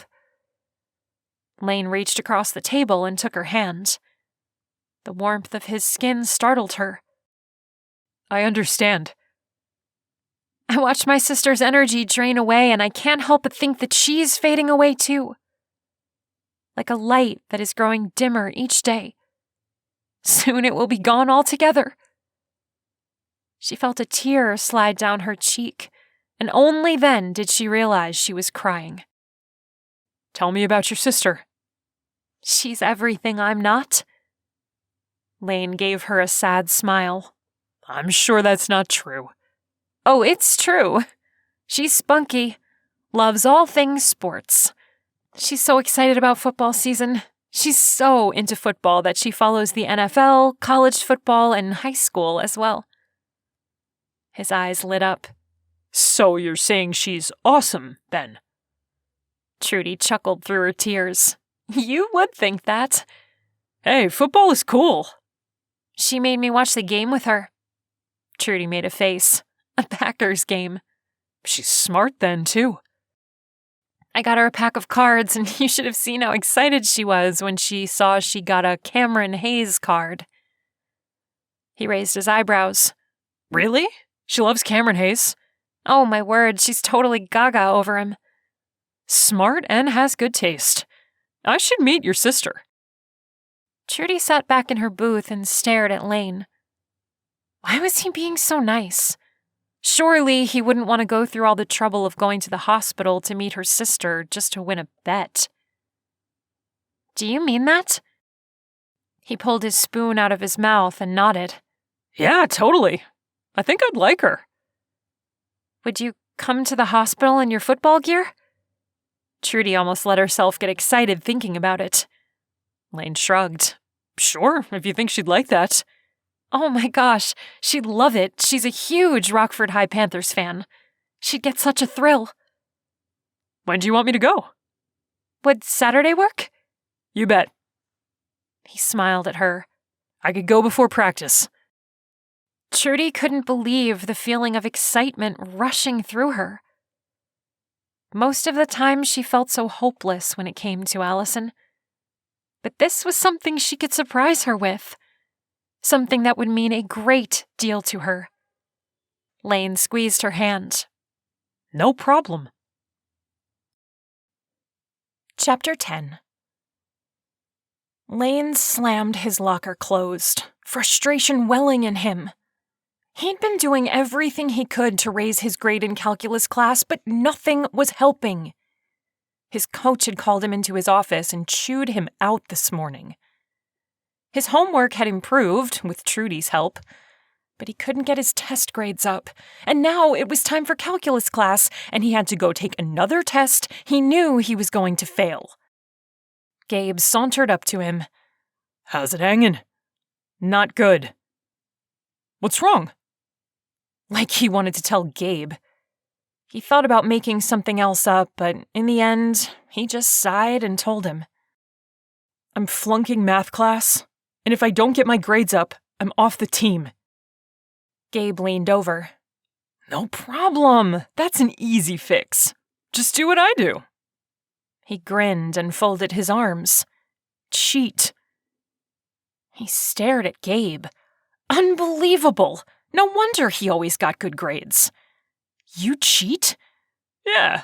Find someone smart and pay them $50 to let you look off their paper. It's a snap. He tried to snap his fingers but failed, so he stuffed his hand in his pocket. I can't cheat. The thought was ludicrous. He wasn't perfect, but there was no way he could cheat. Only losers cheated. The guy who ended up in jail 10 years down the road. He wasn't smart, but he knew that was a dead-end road. Of course you can. That's what the $50 is for.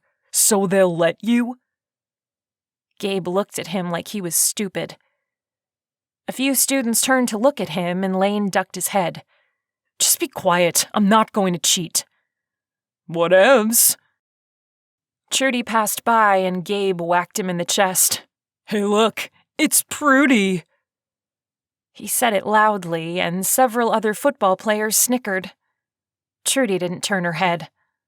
Shut up, Gabe, he muttered. Gabe ignored him. What's the matter, Trudy? Don't recognize your own name?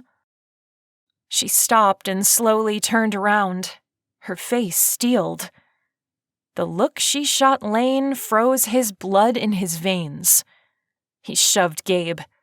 I said shut up, man. Oh, I'm sorry, Gabe said, exaggerating a bowing motion. I forgot. You're dating the prude now. What the heck was Gabe doing? Trying to sabotage his bet? He glared at Gabe. Lay off. I mean it. Gabe chuckled. You're just mad because she's the ice queen, and you're stuck with her. Lane shoved Gabe's shoulder, hard. Gabe staggered back, his face contorting into an angry snarl. What was that for? He came at Lane, but he shoved him back again.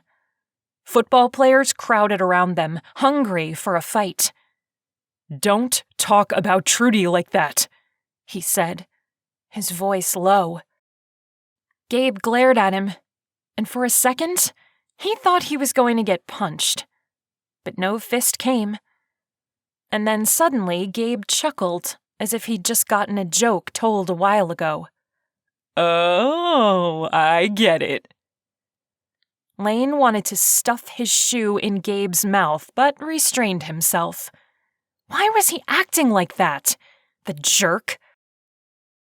Gabe threw his arm around Lane's shoulders. All right, lover boy. I'll give you a fighting chance. He rubbed the top of Lane's head, messing up his hair. Lane ducked away from Gabe's massive paw. Stop that! Good luck, you two, Gabe said as he chuckled again and headed down the hallway. Trudy looked like she wanted to crawl into one of the lockers. As the students dissipated, Lane stepped toward her. You okay? She shrugged, not meeting his gaze. She jutted out her chin. I'm sorry. Why do you hang out with him? I don't know, he's on the team, and we just sort of started talking. He was acting like a jerk just now, but he's not like that all the time. Trudy's lips drew into a straight line. You should pay more attention whom you surround yourself with. Sit in filth long enough and you get some of it on you.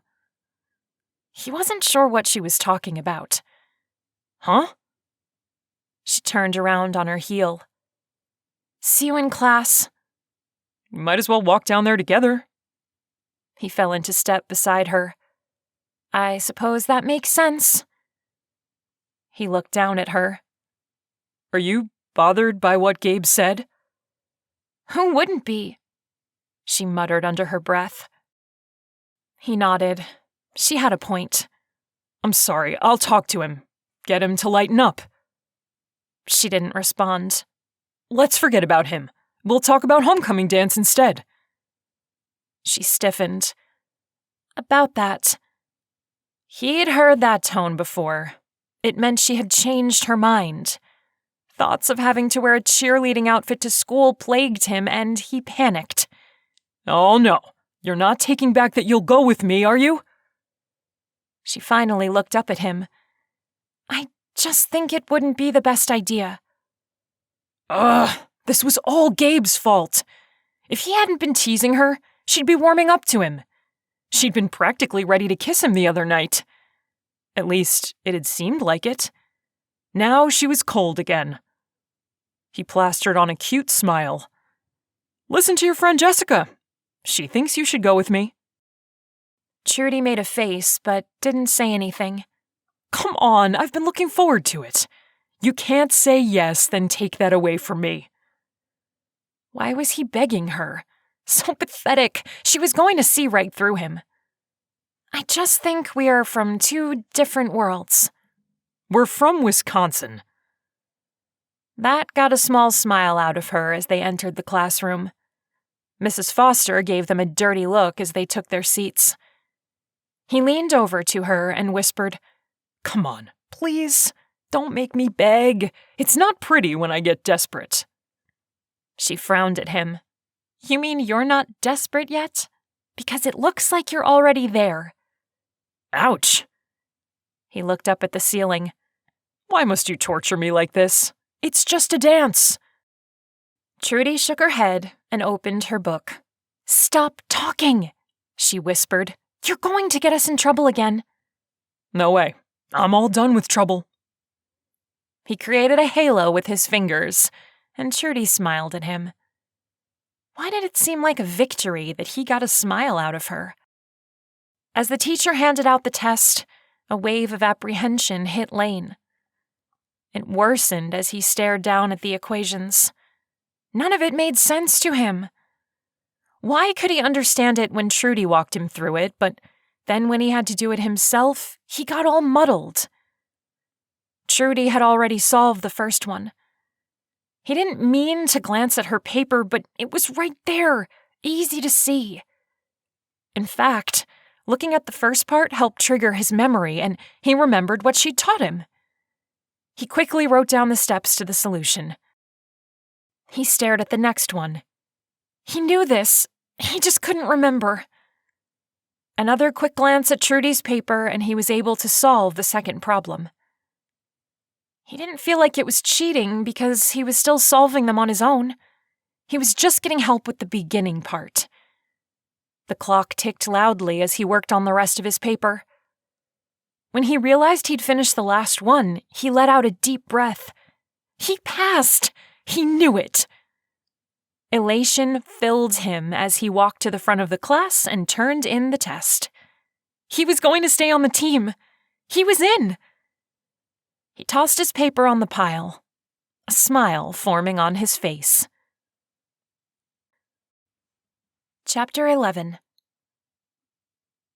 Trudy turned the combination on her locker as students rushed past her, ready to leave the building. She should be relieved it was the end of the school day, but too much weight pressed down on her. She didn't want to go home and sit in an empty house. Didn't want to think about all the bad things in her life. Jessica walked up to her and brushed her long red hair over her shoulder. "Hey!" She smiled. "What's up?" "Nothing." "Want to go to No Strings Attached with me?" Trudy raised an eyebrow. "The music store?" "Yeah, I have to pick up my guitar. The soda shop is next door. I'll buy you one." Jessica leaned against the lockers. "They've got like 1,000,000,000 flavors." "Sure." Anything to avoid being in her house alone. She grabbed her backpack and stuffed her calculus book in. Then she slammed her locker shut.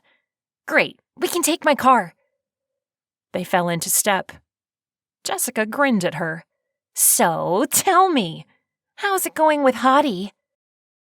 Just the thought of Lane's face made her pulse react, and she inwardly groaned. Why was she so attracted to him? He didn't like her that way. She pushed on the metal bar to open the door and sighed. "I told him today I changed my mind. I'm backing out of it." "Really?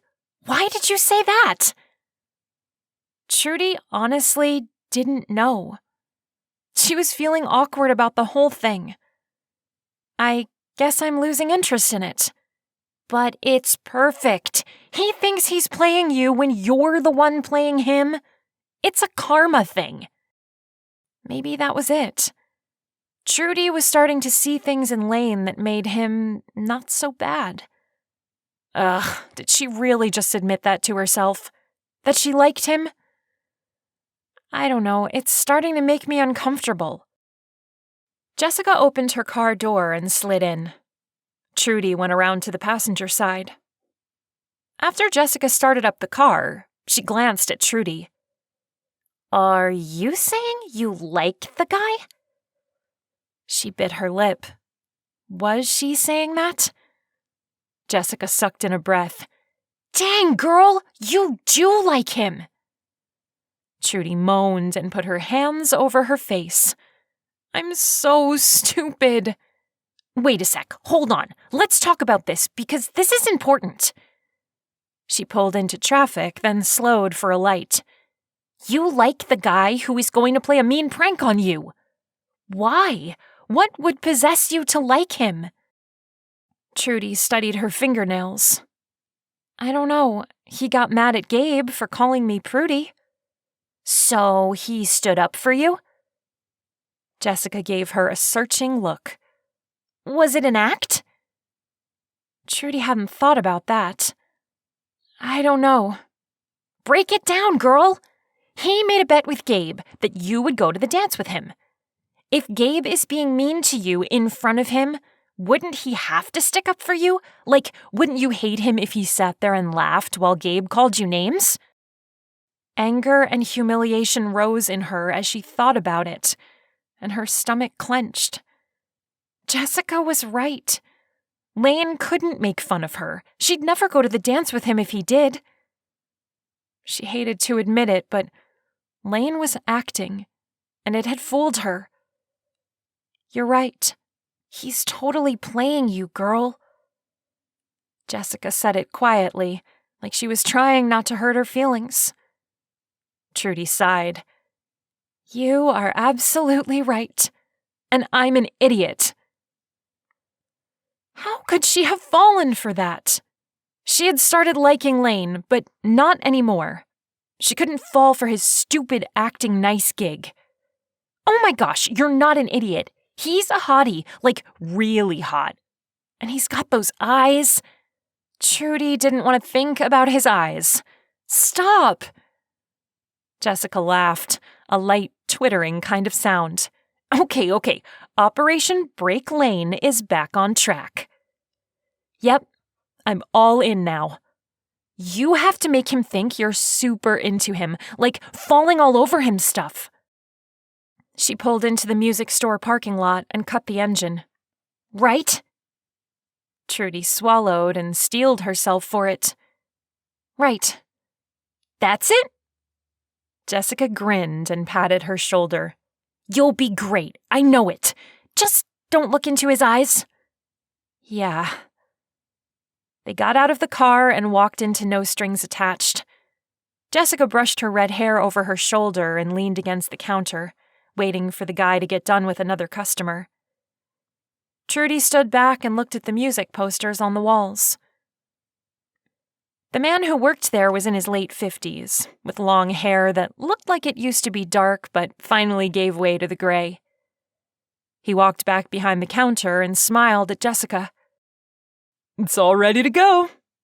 Great. How much do I owe you? I didn't end up having to do the total refret, so I'll charge for a partial.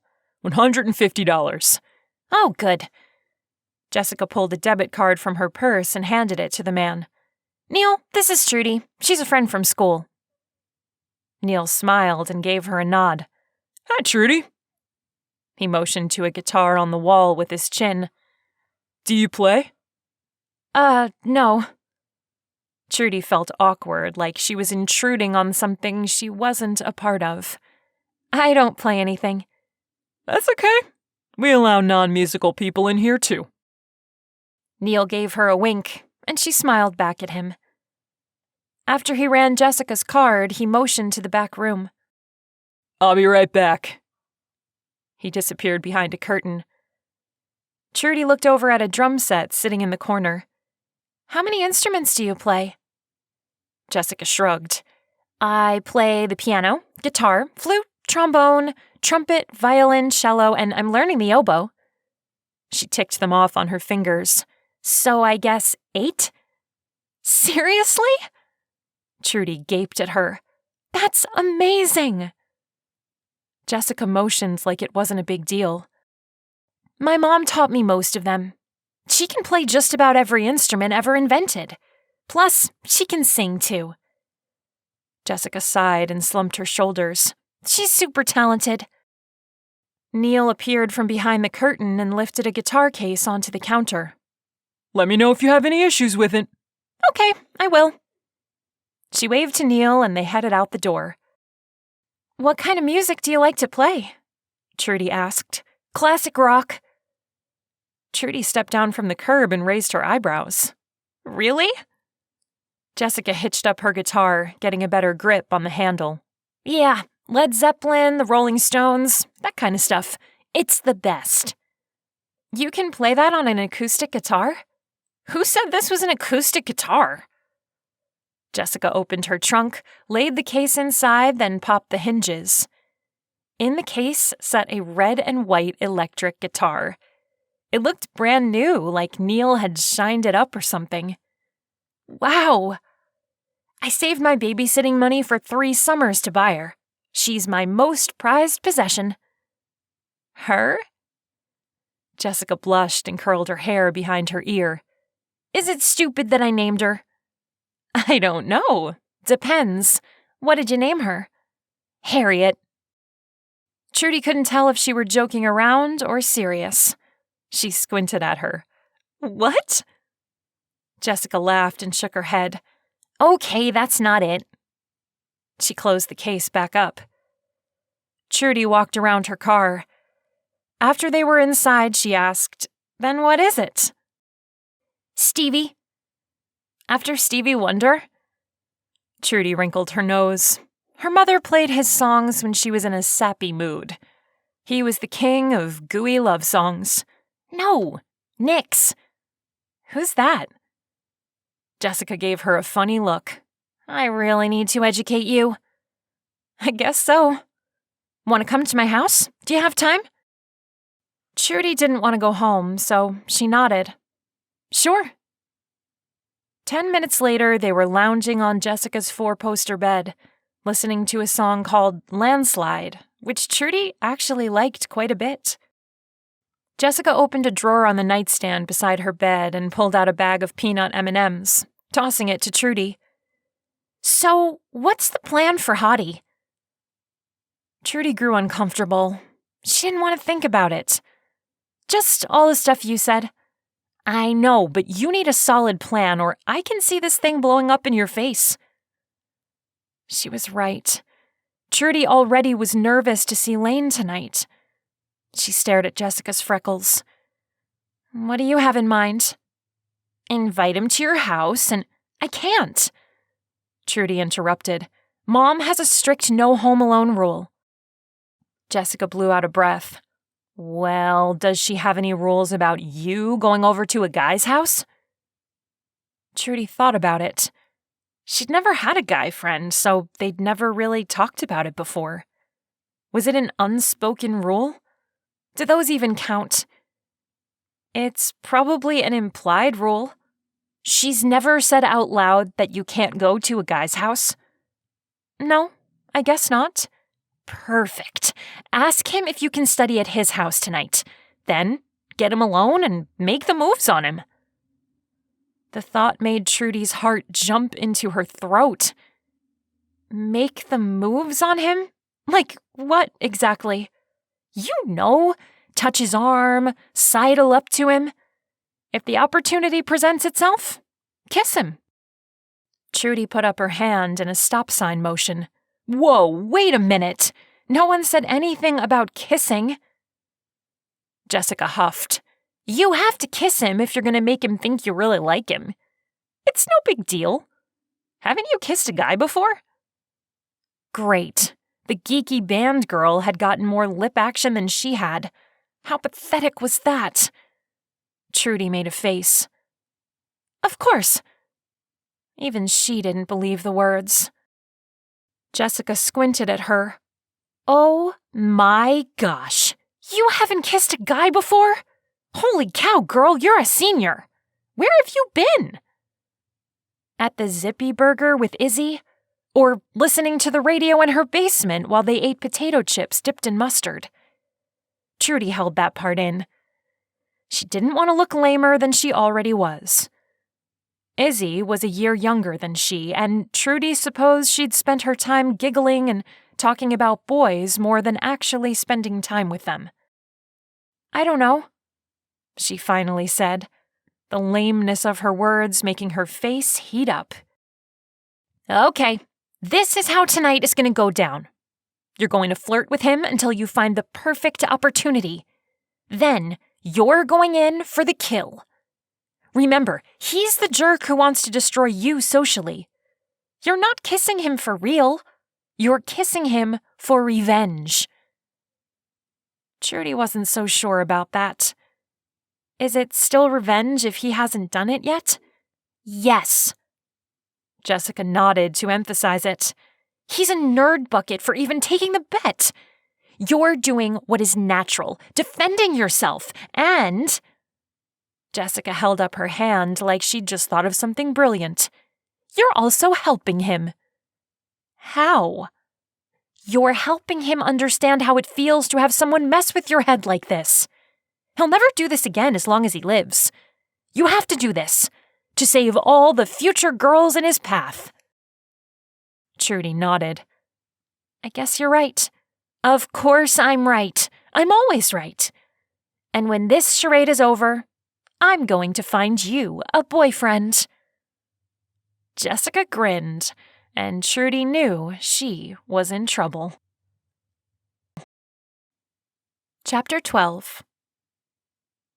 Lane slipped his t-shirt on over his head and grabbed his towel out of his locker. Football players milled about, some in towels and others in different states of getting dressed. As he rubbed it on his wet hair, he heard his phone chime. He pulled it out of his locker and read the text. Can we study at your house tonight? Apprehension tightened his chest. He didn't want Trudy at his house. None of his parents were going to be there. It was often a battle zone, and he didn't want her hearing them scream at each other. He texted his mom. Are you going to be home tonight? After a moment, she answered, I have to work late. I'll be home after 9. He didn't want to think about if that meant she was really at work or if she was going to be with that man he saw her with at the restaurant. At least she wouldn't be home to start fighting with his father. He texted Trudy back. Sure, I'll pick you up in 10 minutes. She sent him back a smiley face emoji. Lane grabbed his backpack from his locker and slung it over his shoulder, happy to be done with practice. And if he allowed himself to be honest, he was excited to see Trudy. He couldn't wait to tell her he'd aced the test. The drive to her house didn't take long, and soon he was sprinting up her walkway. Trudy opened the door before he had time to press the bell. She had a two-handed grip on her backpack strap, and it was so tight her knuckles were bulging. "Hey," she said, looking up at him briefly before starting down the walkway to his car. She walked like she couldn't wait to get away from him. This was the most confusing girl he'd ever met. He hurried to catch up with her. Nice weather tonight, huh? Lane cringed. Nice weather? What was he thinking? Trudy did another quick glance his way. Yeah. He had to rush to get in front of her to open the car door for her. His mother had taught him to always open doors for women. He knew some people thought it was an old-fashioned notion and didn't like it, but he'd rather take the chance and be a gentleman than stand back and look like a slob. As he drove, he tried to think of something to say to start up a conversation. Instead, he blurted out, I aced the test today, thanks to you. She seemed to relax a bit at that. Oh? That's great. Her smile was genuine. You must be really starting to get it, then. The tone of her voice made it seem like she was relieved she wouldn't have to teach him too much longer. But he hadn't meant to give her that impression. He flicked his turn signal on. Not that I won't need any more tutoring. I'm sure I'll need it. In fact, today's assignment looked really tough. Oh. Trudy's phone buzzed and she slid her backpack onto her lap to dig through it. She pulled it out and looked at it, then made a huffing noise and buried it deep into her bag. It buzzed a few more times, but she ignored it. Someone annoying you? Something like that. She rolled her eyes. It's just Jessica bugging me about something I'm supposed to do. She stared at her lap. But I don't really want to do it, you know? Then don't do it. He pulled in front of his house and shut off the engine. He turned to face her, resting his arm on the steering wheel. Jessica can't make you do anything you don't want to do. You're right. She smiled at him. I don't know why I was so stressed about it. Come on, let's go inside and you can teach all the math to me and I can convince you to go to the dance with me. She stiffened a little, then nodded. Right. The dance. You know I'm going to win, don't you? Win? She blinked at him like she couldn't believe he'd said that. Yeah, I'm going to win you over. He reached out and brushed a strand of her hair off her forehead. It was silky soft. He wondered what she put in it to make it feel that way. She let out a deep breath. Yeah. Yeah? You agree I'm going to win you over? He couldn't help the cheesy smile that came on his face. She gave him a funny look, then quietly said, You're so not going to win. And then a flirty smile tugged at her lips, and she hopped out of the car before he could ask her what that meant. He grabbed his backpack from the back seat and rushed to catch up with her. Whatever she was doing, it suddenly felt fun. He opened the front door and led her to the family room in the basement. Dang, your TV is enormous! She plopped down on the leather couch. So is the fight that ensued after Dad brought it home. Lane clamped his lips together and sat beside Trudy.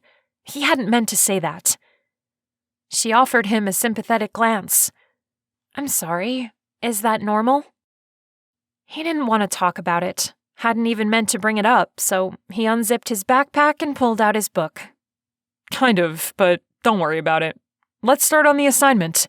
I got confused when she was talking about logarithm functions. Trudy leaned closer to show him how to work the problems. The way she explained it made sense to him. Why hadn't the teacher said it that way? As she talked, he could feel the heat from her leg pressed against him. And then he suddenly wasn't thinking about math anymore. He was thinking about what it would feel like to hold her in his arms. Gah! He needed to concentrate or he wouldn't pull his grade up. He stared down at the numbers. She shoved the pencil at him. Here, you do this next one. He managed to think about math long enough to do the problem. When he finished, she grinned at him. Great! You got it right! She took the pencil away from him and her skin brushed against his, which made him think about touching her again. He wanted to hold her hand, caress her soft skin. She tugged on her long sleeves, covering up part of her hands, as if she could read his mind. He wanted to grab her hand and pull that dang sleeve back so it didn't cover up any of her beautiful ivory-colored skin. But instead, he jumped up. Do you want a soda? We have Coke or Mountain Dew. Just water would be fine. Water. He clapped his hands together, then felt dumb for doing that. I can do water. He went to the bar in the back of the room and opened the mini fridge, pulling out a Coke for himself. Then he grabbed a glass from the cupboard and filled it with water from the tap. When he came back, she was texting someone. Jessica again? She said, shifting so he couldn't see the screen. Is she still bugging you to do whatever it was she wanted you to do? Yeah. Her gaze briefly met his, and her cheeks turned pink. Well, that was interesting. She was embarrassed about it. He sat down. What's she want you to do? Nothing. Her face darkened to a lovely shade of crimson. Before she could react, he swiped the phone from her hands and read the text. Kiss him already! Trudy squealed and grabbed the phone back, her mortification written in the expression on her face. She's just messing around. That's not really what she wanted me to do. She shoved her phone in her backpack, looking like she wanted to crawl in after it. Dang, she was cute when she was embarrassed. He decided to take advantage of the suggestion. He leaned over. Jessica wants you to kiss me? He couldn't help the goofy grin he knew he had. She's delusional. Trudy held her backpack like a shield in front of her. I don't know. I think she might have something there. I mean, I think it's a good suggestion. He pressed closer until the smell of mint carried on her breath. Wait, did you just put a mint in your mouth when I was over at the bar? Trudy's eyes widened, and she sank further into the leather of the couch. No, she whispered. The lie was so apparent, if it had flown out of her mouth and taken root in his hair, it wouldn't have been more obvious. He tried not to laugh. She must want to kiss him if she did that. He had to admit, the thought was quite appealing. You're lying, he said, moving even closer until his nose was almost touching hers. I can smell it. She pressed her lips together and shook her head, still clutching the backpack between them. Then open up. I want to see. She shook her head again, still not saying anything. If you won't show me, then I only have one other choice. I have to kiss you to figure it out. Trudy froze, and he wasn't sure if she was waiting for him to do it or if she was scared that he would. The last thing he wanted was to force something on her, so he raised his hand and brushed his knuckles across her cheek. All kidding aside, I really do want to kiss you. Would you mind? Her gaze dropped to her backpack, as if she were considering his words. Finally, she looked at him. No, she whispered again. Then can I get rid of that backpack? Because it's seriously cramping my style. Again she paused, then said, "All right." He slowly took the bag from her, dropping it on the floor. Then he took her hand in his. "You're trembling," he said, surprised. "I'm a little nervous." He cocked his head to the side. "Why?" "I've never kissed a guy before." His heart thudded. If that didn't make him want to kiss her even more, he didn't know what else would. He grinned. "I'll be gentle. I promise." He tugged on her hand until she sat up next to him. Then he crooked his finger under her chin and lifted it, moving in closer to her. "Are you ready?" She closed her eyes and nodded. He reached around behind her neck and gently pressed his lips to hers. Something about the way she sat made her seem vulnerable, and he didn't want to come on too strong, so he kept the kiss feather-light, his lips caressing hers, softly probing. Trudy was a pretty girl, but she had a depth to her the other girls lacked. He could see it in her deep brown eyes, the way she held herself. She had secrets, and the urge to get her to share them overwhelmed him. The sensation of her smooth skin on his made his body tingle. She let out a small gasp, and her lips parted. He pulled her closer as she began to respond to the kiss, her lips dancing with his in a rhythm that increased in tempo as his heart rate tried to keep up. Lane had kissed a few girls over the years, but this was different. It was electric. The hairs on the back of his neck stood, and he found himself wanting more. Trudy slid her hand up his chest, and fire erupted along his skin. She gripped his shoulders and pressed herself closer to him, deepening the kiss. Every nerve ending in his body came alive. This was her first kiss? He wouldn't have guessed. She took command of the kiss, and it grew passionate, hungry. He didn't want it to stop, but the heat level was rising to a dangerous level, and he broke away, pulling back. He drew in a gasp of air. "Dang, girl! What are you trying to do to me?" Trudy drew back from him, her eyes like saucers. Her hand flew to her mouth. "What did I do? I'm sorry, did I mess it up? Am I a terrible kisser?" He shook his head and brought her hand down, placing his other hand on top. "No, the opposite. You were just a little too good, and I didn't want our PG kiss to turn into an R-rated movie." Her blush came back, and she slumped back into the couch. "Oh, sorry." "By the way, you owe me an apology." She quirked a brow. "What for?" "For lying." He opened his mouth and stuck out his tongue. Sitting on the end was a small, white mint.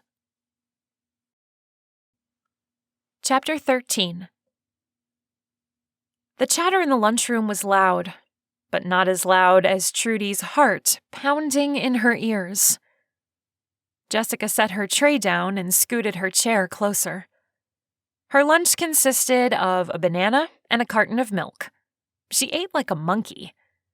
"Okay, tell me everything. Every detail." "There's nothing to tell, really." The truth threatened to spill out, so she clamped her jaw shut. "Did you kiss him?" That was Jessica, right to the point. No beating around the mulberry tree, or whatever the saying was. She couldn't think straight. It was a problem she was having ever since that kiss. Trudy sighed and sat back in her chair. She was so dead. As soon as Jessica found out she kissed him, and liked it, Jessica would freak. Not just a tiny freak. She was going to go supernova freak on her. Jessica squinted at her, studying her face. "You're not saying anything. Why aren't you saying anything? What happened last night? Why aren't you talking?" Lane tossed his tray down on the table next to Trudy and leaned down, kissing her on the lips. Hey, how's it going? Jessica looked like she was going to explode out her eyeballs, and half the classroom had apparently seen it because the same expression was on their faces as well. Trudy felt heat rush to her face, and she gathered up her sleeves in her hands. Lane either didn't realize he just stunned half the room or didn't care, because he took the chair next to hers, flipped it and sat on it backwards, then picked up his sub sandwich and took a bite. This is good. He swallowed, then motioned. Hey, you must be Jessica. Thanks, by the way. He shot her a devastatingly handsome grin. Really enjoyed your text last night. Trudy finally found her tongue. Jess, this is Lane. Lane, Jessica. Oh, my word.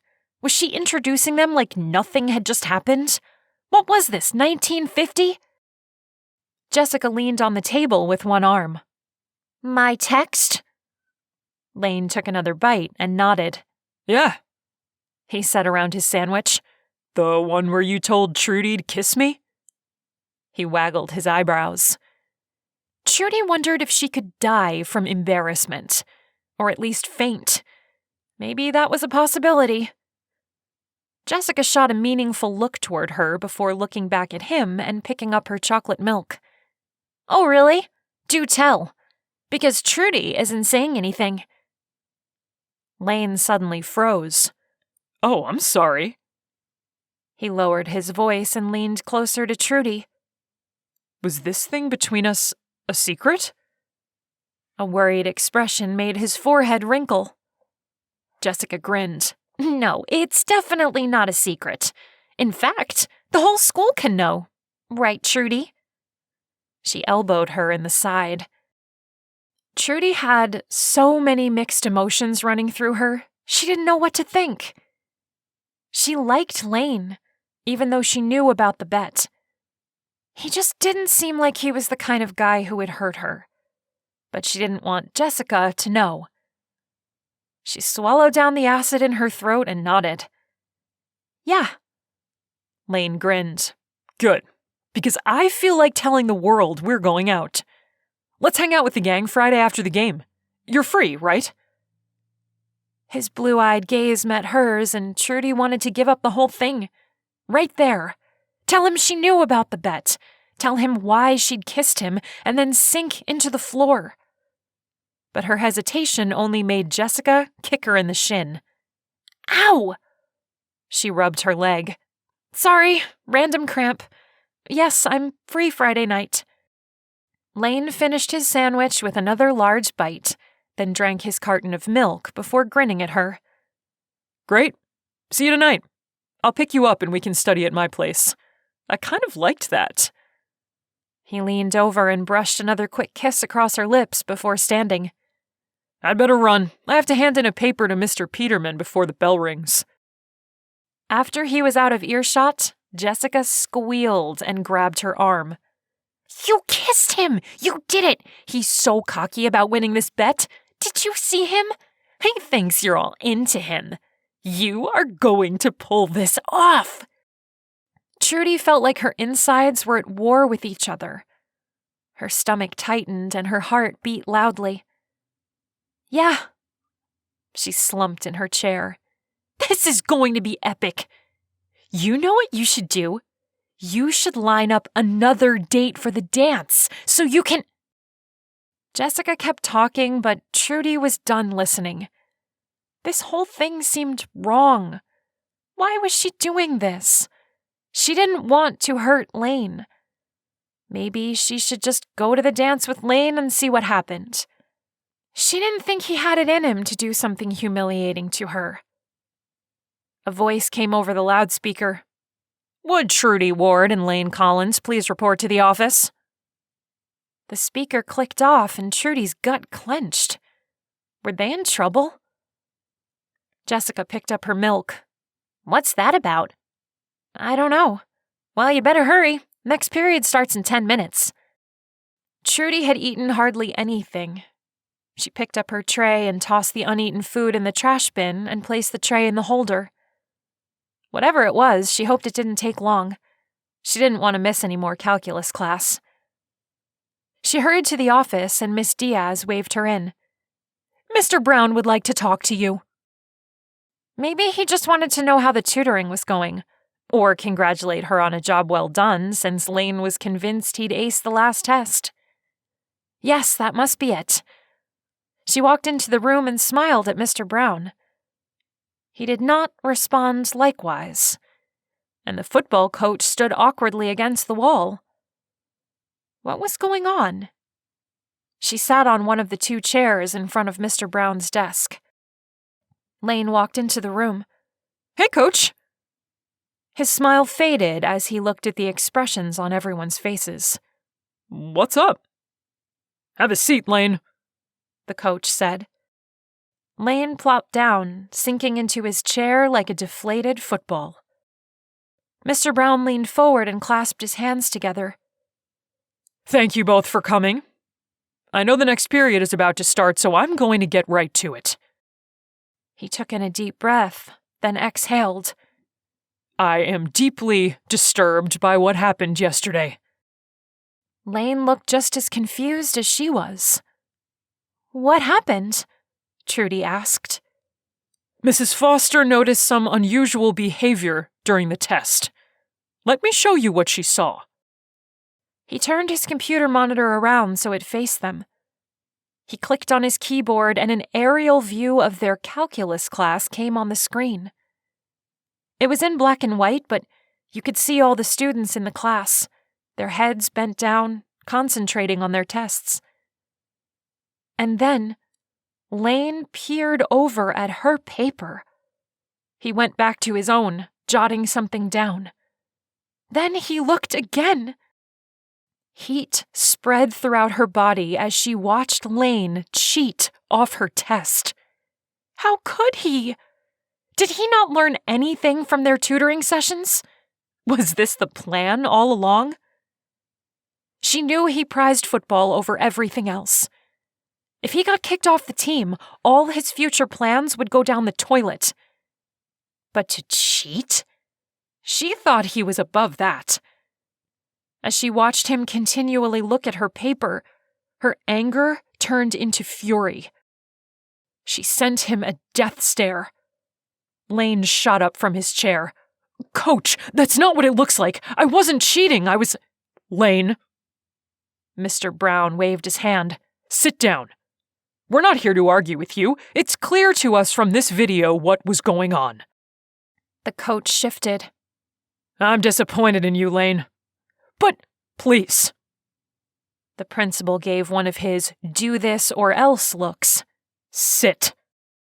Lane snapped his mouth shut with an audible click to his teeth. He sat down. "You know the school policy on cheating. You will be suspended for 3 days. It suddenly dawned on Trudy what was happening. He was using the collective you. She was getting suspended as well. Her throat closed up. "Mr. Brown, I had no idea Lane was looking at my paper. Watch the video. Can't you see I was concentrating? I wasn't letting him cheat." Mr. Brown looked like he was reprimanding a child. "You were holding your paper so he could have a clear view, Miss Ward." Panic closed around her and she couldn't breathe. Tears threatened to spill out. "Please, look at the video. I had no idea." Sympathy filled Mr. Brown's eyes and he slowly nodded. "I'll review it again and let you know my decision before the end of the school day. I will let you attend classes today." Then he turned to Lane. "Unfortunately, you will have to leave, Mr. Collins. Your 3-day suspension will start today. You may come back to school starting Monday." "But, I'm sorry. I know this means you will be kicked off the team. I can't help that. It's school policy. We don't tolerate cheating." Lane raked his hand through his hair, a desperate plea on his face, his gaze bouncing between Coach and Mr. Brown. "Please, Coach, I swear to you, I didn't cheat." The coach walked toward Lane. The decision is final. My advice is to use this as a learning experience. He placed a hand on Lane's shoulder. You are a bright young man. Your whole future lies ahead of you. Don't waste it. You're better than this, Lane. Lane was now the one who looked like he was fighting back tears. I swear, he whispered. But it did no good. Coach motioned to the door. Bye, Lane. I hope you'll come back with a better attitude. Lane stood with about as much bad attitude as a person could have, shaking the coach's grip off his shoulder. He stalked out of the office like it was on fire. Mr. Brown turned to Trudy. Come back to my office after school. I'll give you my decision then. Trudy felt like an elephant was standing on her chest, pressing down so hard she couldn't take in any air. Okay, she choked out as she stood and left his office. The bell rang as she walked to her locker. Curses flew around her head as she pulled out her books. She was the stupidest girl in the world. How could she not see Lane was lying this whole time? He was a manipulative, dirty, rotten rat. And she was ready now. Ready to get him good. Forget listing 5 things. Getting Lane back was what she needed to feel better. She slipped into her calculus seat just before the second bell rang. She pulled her phone out of her pocket and hid it under her desk, texting Jessica. You won't believe this. Lane cheated off me yesterday. I might get suspended. I am so going to make him pay. Jessica's text came back quickly. Game on. You got that right. Chapter 14. Lane slammed his car door and kicked the tire for good measure. How could Mr. Brown and Coach do this to him? They didn't even let him talk. If they would have let him explain, maybe they could have seen that Lane had solved the problems himself. He hadn't been getting the answers from Trudy, only seeing the beginning step. Lane was so furious, he couldn't stand it. He needed to let off some steam. He sprinted inside and changed into a pair of shorts and a t-shirt. He strapped on his phone to his arm and turned on his favorite playlist, putting the buds in his ears. As he ran, 21 Pilots blared, settling him into a rhythm. This was so unfair. He was off the team, and Trudy probably hated him. He wouldn't be able to get a football scholarship, and there was no way he'd get an academic scholarship. He could barely keep a 2.5 grade average.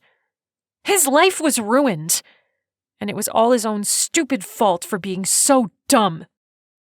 Each time his foot connected with concrete, the jolt sent another wave of heat through him. All his life, all he'd wanted to do was play football. When his friends were lying around watching movies, he was outside, practicing, throwing the ball, running, training. He was made to play, and he was good. He'd quickly excelled at the sport in middle school, and by high school, his father had said he had a good shot at going pro.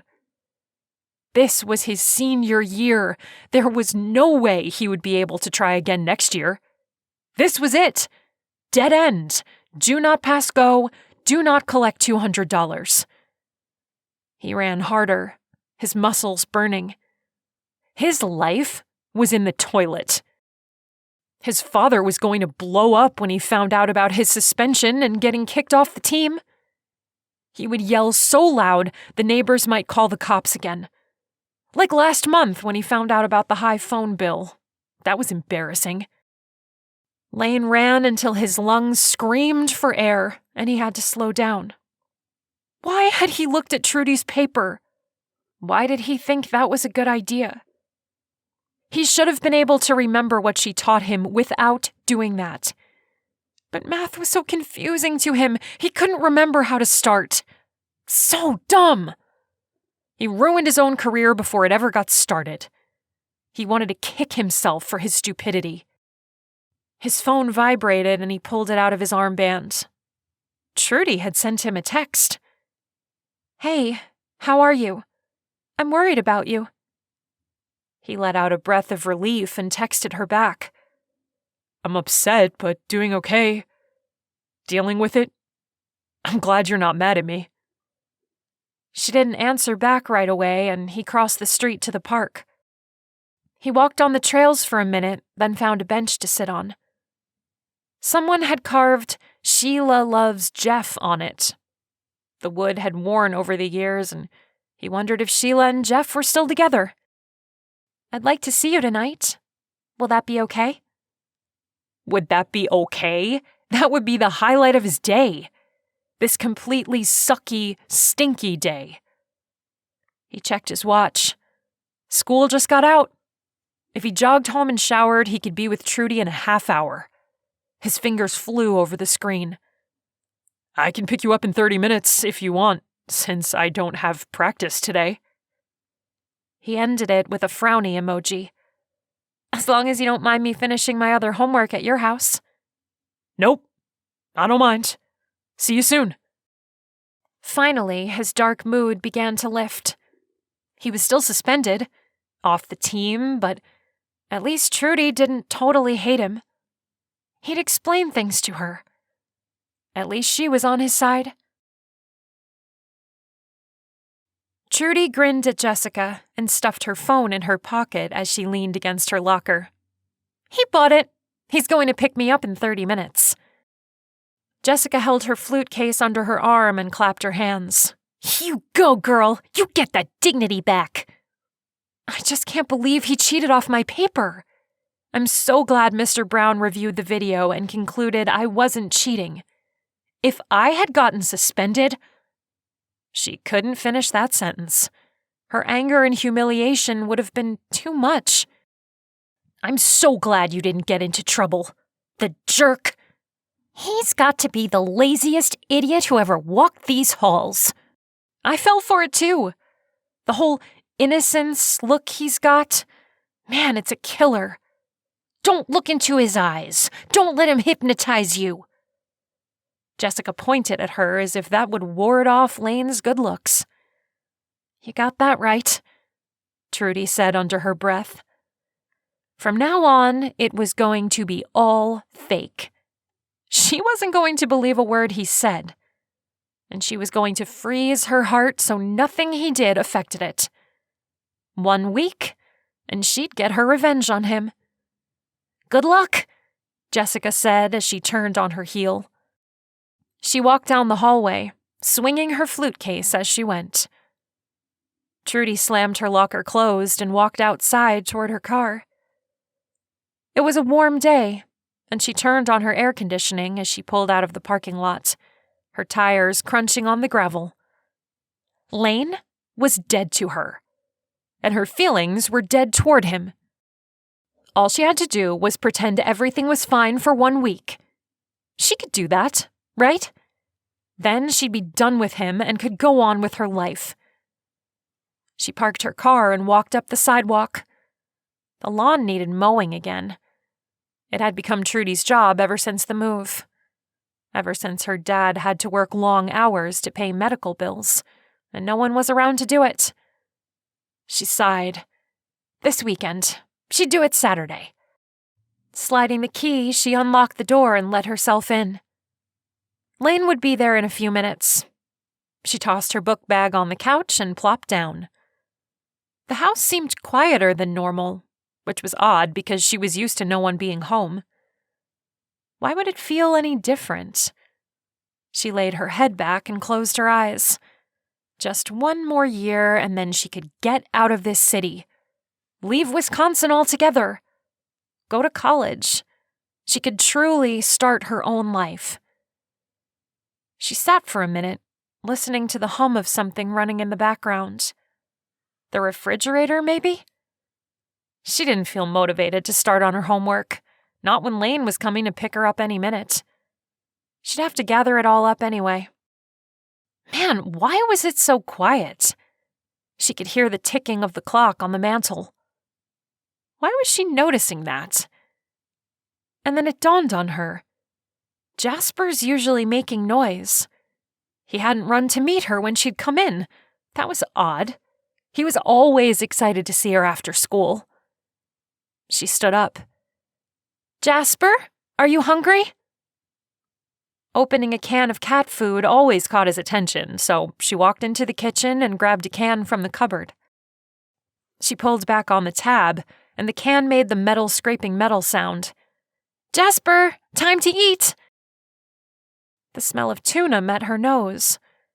She scooped out the cat food, confused when he didn't come racing in. She even tapped the spoon on the side of the bowl, clinking it. As she set the bowl down on the floor, still without the cat, a dark feeling crept into her chest. "Jasper?" She walked through the house, looking in all of his favorite hiding places, but they were all empty.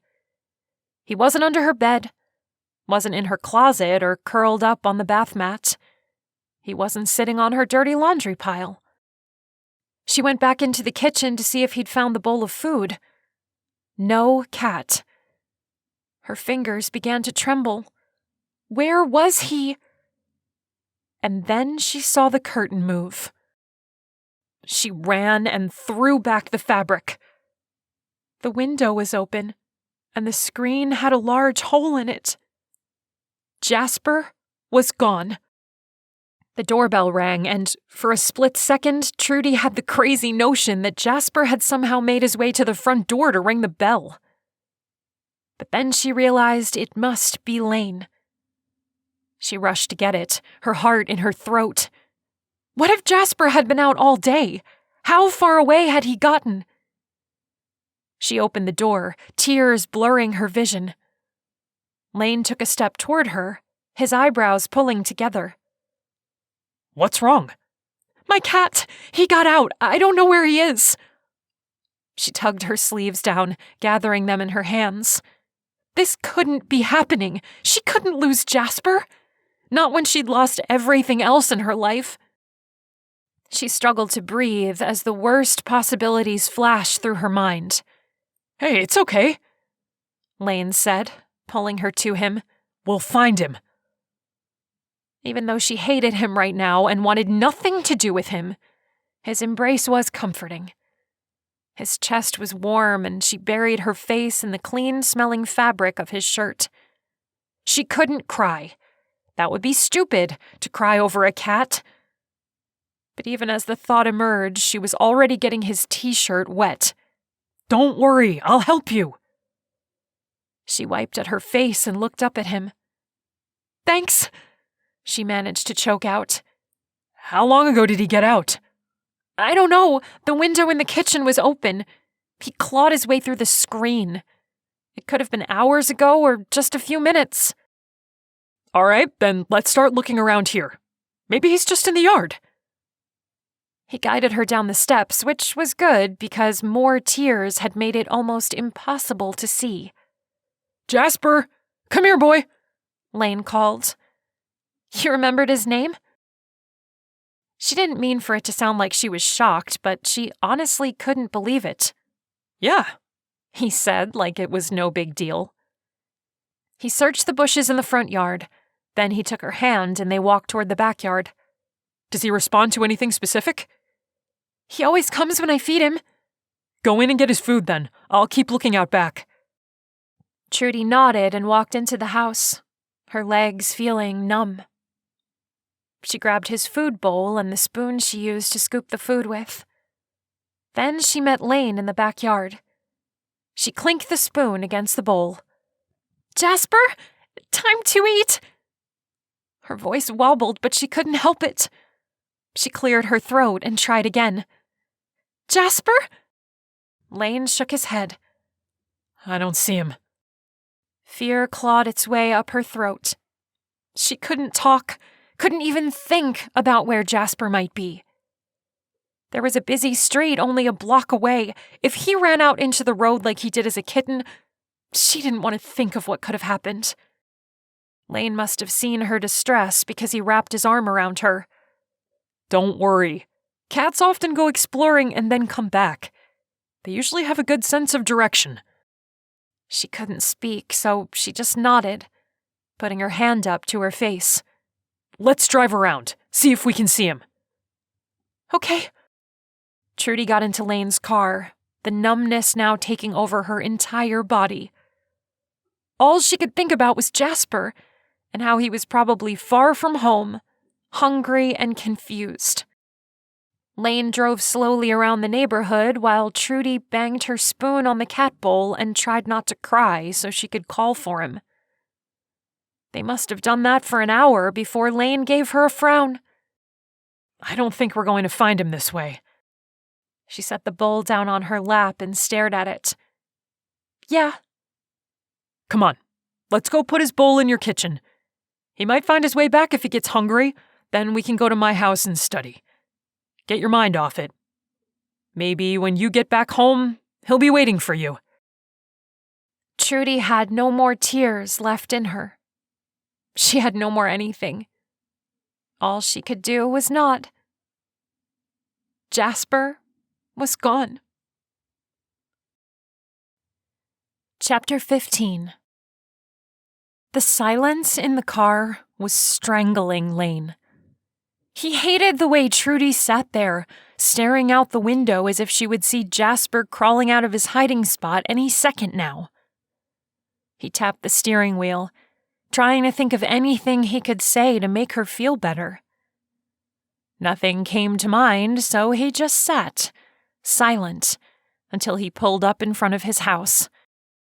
He shut off the engine and turned to Trudy. You okay? She shook her head and sniffed, staring down at the backpack on her lap. Duh, of course she wasn't okay. She'd just lost her cat. He'd feel terrible too in that situation, especially since the guy had been hit by a car before. She must be terrified he was going to get hit again. He reached over and put his hand on her shoulder. It's going to be all right. He had no idea if it would be all right, but he didn't know what else to say. She nodded, then turned to open her door. He got out of the car and walked with her. I'm sorry, maybe studying tonight is a bad idea? Want to go to the movies instead? She shook her head. No, the only movie that looked good is about that talking cat. And I don't think I could sit through it. Lane wanted to pound himself. How could he have brought up the movies? He knew that cat movie was popular. It was all over the television commercials. Dang, he was stupid. He opened his front door for her. Oh, sorry. Let's just get this over with. Great. Spending time with him was something she wanted to get over with. He drew in a breath and let it out. Okay. She jerked her gaze up to his. Sorry, that sounded terrible. I didn't mean it, I'm just, you know. Yeah, I know. He pulled her close, and she laid her head on his shoulder. He wrapped his arms around her, breathing in her light coconut scent. He could feel the sorrow sucking the life out of her. He rubbed her back until she pulled back from him. Let's go tackle calculus. She smiled at him, but there was something odd about it. Probably because she was so distraught over her cat. She was forcing herself to forget about it. It means a lot to me that you are here. She took his hand and tugged him toward the basement stairs. What do you mean? You could have thought I was cheating off your test. The video looked like it, but I wasn't, I swear. I just needed to see that first step. Then the rest I could do on my own. Trudy didn't acknowledge what he'd said. She plopped down on the couch and took out her book. Today's lesson will be about indefinite integration. I'd be so lost without you. He put his arm around her and she gave him a quick smile before she went into the lesson. He listened while she told him what he'd missed in class. The lesson was boring, but Trudy breathed life into him. Just sitting next to her made him feel less anxious about the future. He loved the lilt to her voice and the way she explained things so he could understand. She looked up at him. Are you with me? Yeah, integration. I get it. He traced his finger along her jawline. She slapped him away. Stop it! But she said it with a smile. What? Is my touching you distracting? He continued down her neck, stopping at her collarbone. She grabbed his finger. Yeah, it's distracting. Your skin is just so soft. I can hardly stop myself. Get a grip. You have to learn this stuff. He shrugged. Not really. I'm off the team. No more consequences if I fail. He started another trail from her cheek and down the back of her neck this time. She stared at him, no longer batting his hand away. Don't you care about your grades? Not really. He hadn't meant to be so honest with her, but there it was, out in the open. He was a loser. She took in a small breath, the shock evident on her face. Don't you want to go to college? Yes. I was planning on getting a football scholarship. Now that's out. And there's no way I'd get in just on academics alone. He stopped talking before he said what he was really thinking. He was too stupid to make it in college. Not without football carrying him. But you can still go to college. There are student loans. He must be faking it better than he thought. I doubt I'd get in. Why not? He sighed and pulled his hand back. He was going to have to spell it out for her. I'm not good in school, if you haven't noticed. That's why I'm tutoring you. I know. So you'd better pay attention. I don't like wasting my time. She gave him a frown. You're not wasting my time at all, he said, leaning closer. He was tired of this conversation, and her soft skin was calling him. Lane. He ignored her, mostly because he could see her trying not to smile. I like studying with you. I like the way you wrinkle your nose when you're frustrated with me. He kissed the top of her nose. I do not. You so do. And I like the way you blush when you're embarrassed. He kissed her cheeks one at a time. She pushed on his chest, but there was no muscle behind it. He chuckled. And I like how you purse your lips when you're concentrating. He kissed her lips, lingering a bit, enjoying the sensations. She closed her eyes. He waited for her to push him back again, but instead she wrapped her arms around his shoulders, pulling him closer. And I like how you clench your jaw when you're mad at me. He trailed more kisses along her jawline. She moaned softly as he reached the skin below her ear. Oh, you like this spot here?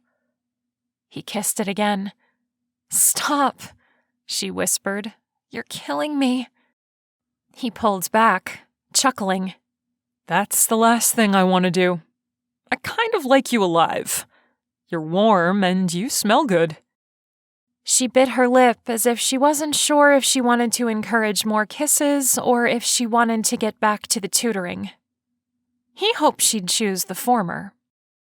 He watched her expression change as her thoughts flashed across her features. He couldn't read her, but itched to know. What are you thinking? She broke his gaze. Nothing. She pulled her arms back, tugging her sleeves down and gathering the material in her hands. He stared at her hands, backing up. Why do you do that? Are you trying to hide something? A look of panic flashed through her eyes before she shook her head. She scoffed. No. Oh, she totally was hiding something. And he wanted to know what. He gave her a playful smile. What? Did you get drunk one night and get tattoos on your wrists or something? She shook her head even more forcefully. Of course not. Before she could hide her wrists, he picked up her hand and pulled back her sleeve. But instead of a tattoo, he saw a long, white scar. The kind you would get if you tried to take your own life. Trudy jerked her hand back and cradled it to her chest, her eyes wide. Lane swallowed, his throat burning. What had he done? He felt like throwing up. Crap, Trudy, I'm sorry. A million things raced through his mind at once. Had Trudy tried to commit suicide? When had that happened? And what would have happened to make her feel like that was the only option? A horrible, hollow feeling spread through him. She shrunk back from him into the couch. Her expression was a mixture of horror and embarrassment. And then she sprung up from the seat and ran up the stairs. Lane stood there for a full heartbeat before he jumped up and ran after Trudy. Wait! He called. But it was too late. She ran outside. He took off after her, pushing through the front door and down the sidewalk. She was almost to the end of the block when he caught up to her. Wait, Trudy! He reached out and grabbed her arm, forcing her to turn around and face him. Tears streaked down her cheeks and her gaze burned through him.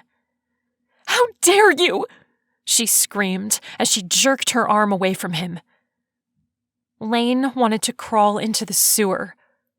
He not only hurt Trudy, but he'd exposed something she obviously hadn't wanted revealed. He felt like scum. I'm sorry, I didn't know.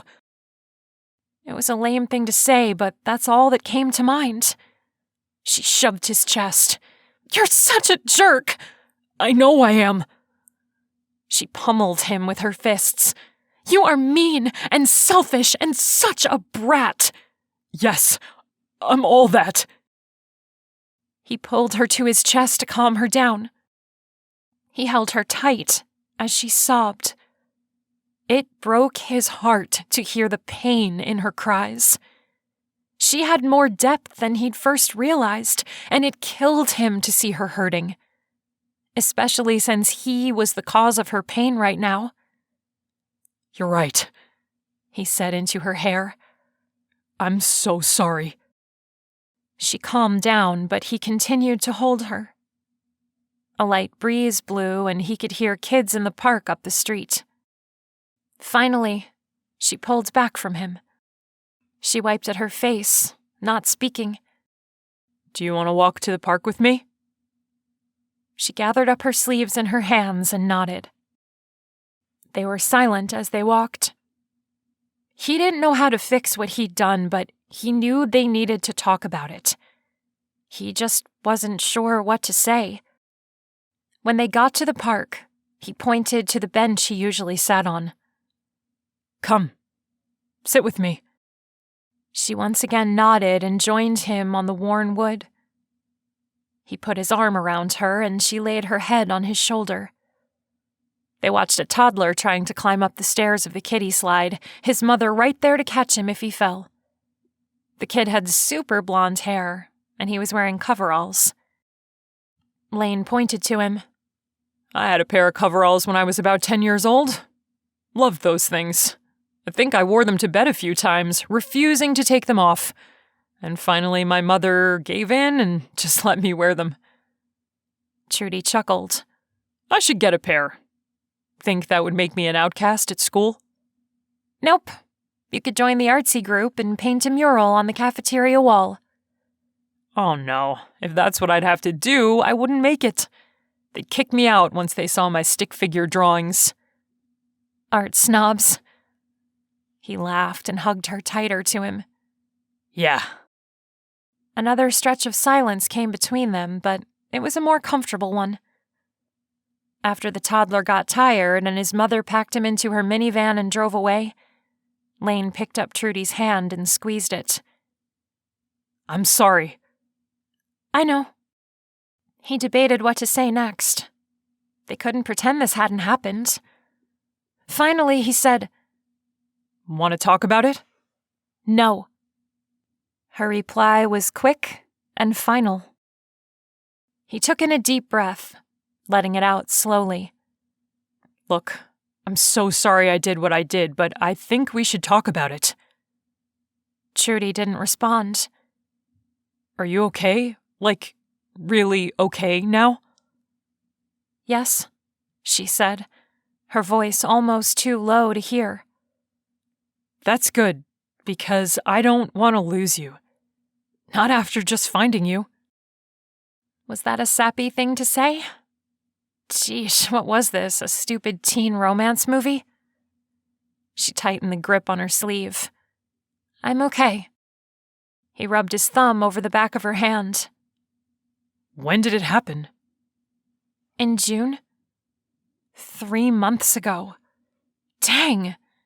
He didn't know what to say. That wasn't long ago. This was heavy. He felt severely underqualified to talk to her about it. But he was extremely happy she was talking about it at all with him, and he didn't want that to stop. Did you get put in the hospital? Yes. For 3 weeks, and I'm in therapy now. What about your parents? She stiffened for a moment, and he just let her take her time before answering. I think they're afraid of me, she whispered. Chapter 16. Trudy closed her eyes. What in the world was she doing? Spilling her guts to the big fat faker? She should know better, but the words wouldn't stop coming. When it happened, my mother freaked out, had a nervous breakdown. She was almost hospitalized right along with me. And my father. He just retreated into himself even more. That's terrible. Lane drew little circles on the back of her hand with his thumb. She wasn't sure if it was subconscious or if it was intentional, but it was kind of driving her crazy. His touch did that to her, sent her heart rate into the stratosphere.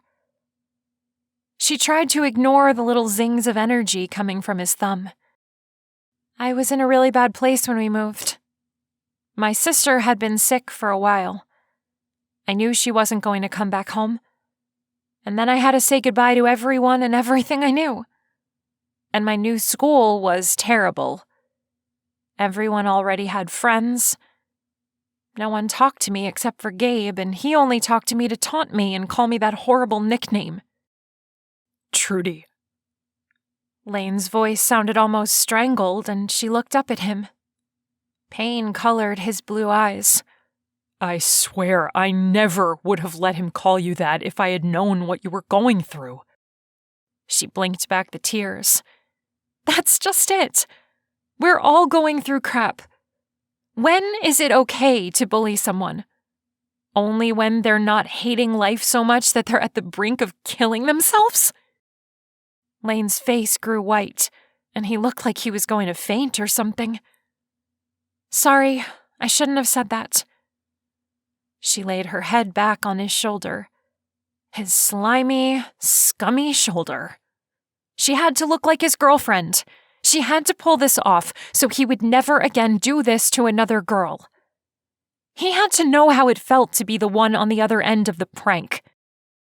I'll talk to Gabe. I'll get him to lay off the prudy thing. He wasn't listening, was he?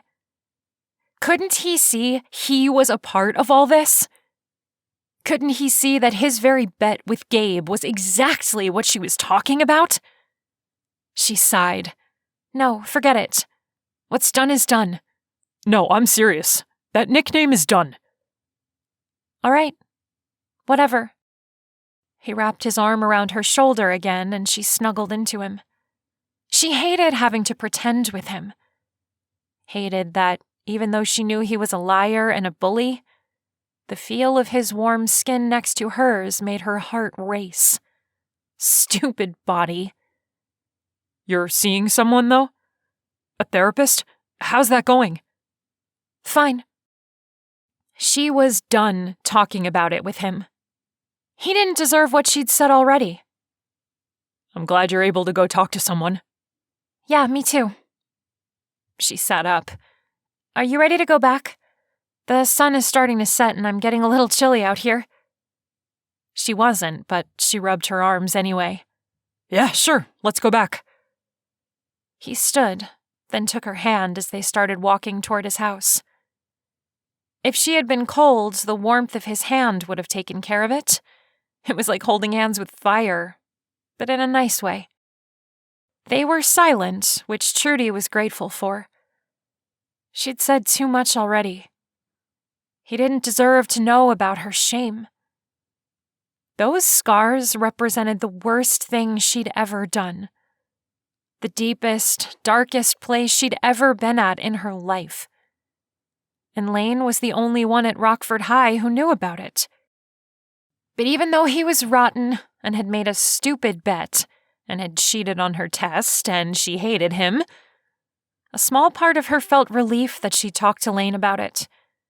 It was stupid and she'd kick herself for even thinking it later, but right now, it just felt good to share that with someone else. She was indeed mental. Trudy glanced at the clock. It was Friday, and there were only 10 minutes left of her last class before she could leave. The seconds seemed to take forever to tick by. Her phone vibrated, and she glanced at the teacher to see if she could sneak a peek at it without him noticing. Mr. Harrison had his back to her, so she slid the phone out and checked her texts. It was from Lane. Can you send me a picture of Jasper? Just reading her cat's name caused a wave of sadness to crash through her. He hadn't reappeared, and it had been 2 days. She scrolled through her images and found one with him playing with a grape that she'd accidentally dropped on the floor.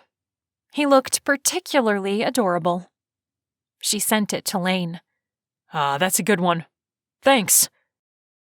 The bell rang before she had time to ask him what he wanted with a picture of Jasper, and she scooped up her belongings to head to her locker.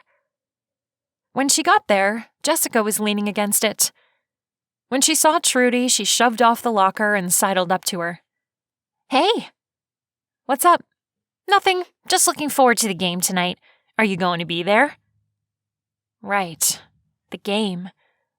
Lane was suspended and couldn't even attend the game. She shook her head. Lane wants to go out tonight. Oh, I forgot he's suspended. That sucks. Sucks for him. Yes, but sucks for me too. I was hoping you'd be there to keep me company. I'd rather be at the game with you. Being with Lane is torture. Trudy wasn't kidding. Every second with him made her insides turn to goo. She had trouble thinking clearly. His touch made her melt. It was like her body had no idea what a scumbag he was. Or it chose to ignore that piece of information because he was hot. Ugh. She had no idea how she was going to keep this up until next Friday. Jessica put her hands on Trudy's shoulders and forced her to look her in the eye. Just remember, he is the enemy. Say it. He is the enemy, she mumbled. Louder. He is the enemy. A few students turned around to stare at them. Trudy's cheeks turned hot. Jessica snickered and put her hands down. Yep, and don't forget it. Easier said than done, Trudy said under her breath. Another text came in and Trudy pulled her phone out. I have a great idea for our date tonight. Wear your dancing shoes. He'd ended it with the salsa dancing girl emoji. Her fingers shook as she quickly texted him back. Oh, no, I don't dance. I know, don't worry. Won't do anything you don't want to do. Why did that not make her feel better? She fretted about it as she drove home, checked to see if Jasper had come back, and then some more as she tried to concentrate on her homework. In the end, she gave up and went to her room to get dressed for her date. Dancing? There was no way she was going to some dance club with Lane. Absolutely not. But as she dressed, she had to admit the skirt she picked out would look cute on her if he forced her to go out. She wouldn't agree to go to a club, but maybe they would end up at a restaurant. And the strappy sandals from the back of her closet went well with the skirt. Her shirt was long-sleeved, like all her shirts, but She found one that looked dressy. Not that she was thinking of looking good for Lane. Not at all. She just didn't want to look dopey if he dragged her out somewhere. That was it. She refreshed her makeup and applied a little lipstick before she grabbed her purse and headed out. It felt weird to be dressed up. She hadn't worn a skirt since the time she and Izzy had attended her aunt's funeral. She pressed her lips together, hoping she wasn't smudging her lipstick on her teeth. The air felt colder tonight as she walked up to Lane's house, and she was glad for the long sleeves. The porch light was on, and she stepped up and pressed the bell. Lane appeared, and she had to force herself not to suck in a breath. He wore a white button-up shirt and tie, and he'd styled his hair in that messy, I don't care way that made him look like he could walk onto the set of a movie and start filming. His gaze traveled over her, and he smiled. Now I feel bad. Why? Lane stepped aside so she could enter. Because you deserve to go out looking like that. Are you sure you don't want to go dancing? Yes, I'm sure. She had no desire to show him just how uncoordinated she really was. I don't dance.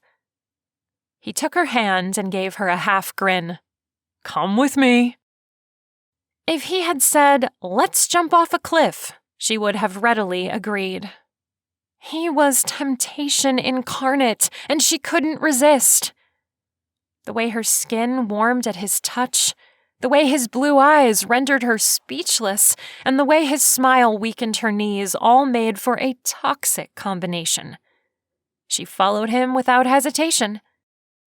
He led her down the stairs, which seemed odd, but she didn't ask where they were going, mostly because his touch was making it hard to think straight. The lights were off, but Lane flicked a switch, and several strings of twinkle lights strung across the ceiling lit up, giving the room a magical feeling. The furniture was pushed back, making an open space on the floor. On the far side of the room, he'd set up a long table with a plastic tablecloth and a punch bowl on one end. He'd set the room up like a miniature high school dance floor. I know you don't dance, but I thought maybe we should practice so you don't feel so awkward next Friday. The homecoming dance. Of course. He didn't know she had no intention of actually going with him. And here he'd set this whole thing up just for her. She swallowed back an uncomfortable lump in her throat. Thanks. He motioned to the table. As you can see, I made some hors d'oeuvres, and since I've taken dance classes since 4th grade, I thought I could teach you a few moves. She raised one eyebrow at him. Dance classes? He gave her a sheepish grin. It actually helps football players be more agile. Oh, yeah, I think I've heard of that. Did you take ballet? He blushed. Yeah, that too. But we're not going to do any of that. I'll just teach you what most people do at dances. An uncertain look entered his eyes. Is that okay? I mean, I know you don't dance, but I thought... She hadn't noticed before, but Lane shifted nervously, and she realized he was anxious about her reaction. She forced a smile. Yeah, it's fine. Very thoughtful, actually. A smile spread across his lips. Good. He brought out his phone and tapped the screen. An Ed Sheeran song filled the room, and Lane pressed his hand to the small of her back, pulling her closer. He brought her hand up and gave it a small squeeze. Slow dancing is easy. Just follow my lead. Trudy's heart thumped loudly as she swayed to the music, her body hyper-aware of every movement Lane made. In the back of her mind, she reminded herself that all of this was just because he wanted to win a bet. But she shoved that thought away. She wouldn't get to dance with him next week. What was the harm in enjoying the here and now? Without thinking, she laid her head on his shoulder and snuggled into him. She breathed in the scent of his cologne mixed with the smell that was just Lane. He leaned his head down and kissed her temple. You're doing great. This isn't real dancing. This is just swaying. It's fake dancing. Lane chuckled. You should do some fact-checking. The kids at homecoming won't be ballroom dancing. This is indeed what all the kids will be doing. She looked up at him. This is it? That's all there is to dancing? His eyebrows pulled together. You've really never been to a high school dance before? She bit her lip. When she'd first entered high school, she'd been more worried about her grades than going to school functions. And by the time she was curious about the dances, her sister was sick, and the thought of going to a dance was overshadowed by what Alison needed. Not really. Well, this is it, baby. This and fast dancing. You'd better teach me the fast stuff, too. Lane's thumb stroked her back. Are you sure? This is kind of nice. He kissed the tip of her nose, and her legs no longer knew what to do. Yeah, teach me fast dancing. She needed a distraction from the way he was making her feel. If he didn't stop touching her, she was going to sucker her face to his, and she didn't want to kiss him again. It felt too real to her. If she didn't watch out, she was going to fall for Lane. Chapter 17. Lane didn't really want to let Trudy go, but he forced his hand to his side and took a step back. All right, let me find a good song. He opened his music app and switched to Uptown Funk. Now, all you do is move to the music.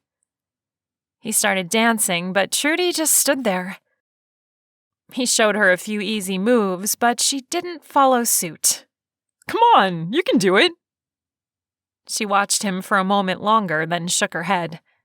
No, I can't do that. Just start by moving your feet. Trudy began stepping from side to side. Not bad. Now do it to the beat. Like this. He grabbed her hands. And move your arms a little. You look like Lurch if you don't move your arms. Who? You've never seen the Addams Family? She shook her head. He waved it away. Never mind. We can watch it later, maybe. Right now, I want you to get really into the music. He pulled out his phone and turned up the volume. Now, close your eyes. She obeyed him. Listen to the beat and move your body. Trudy finally began to lose her inhibitions and dance. Good, he said. You're doing great.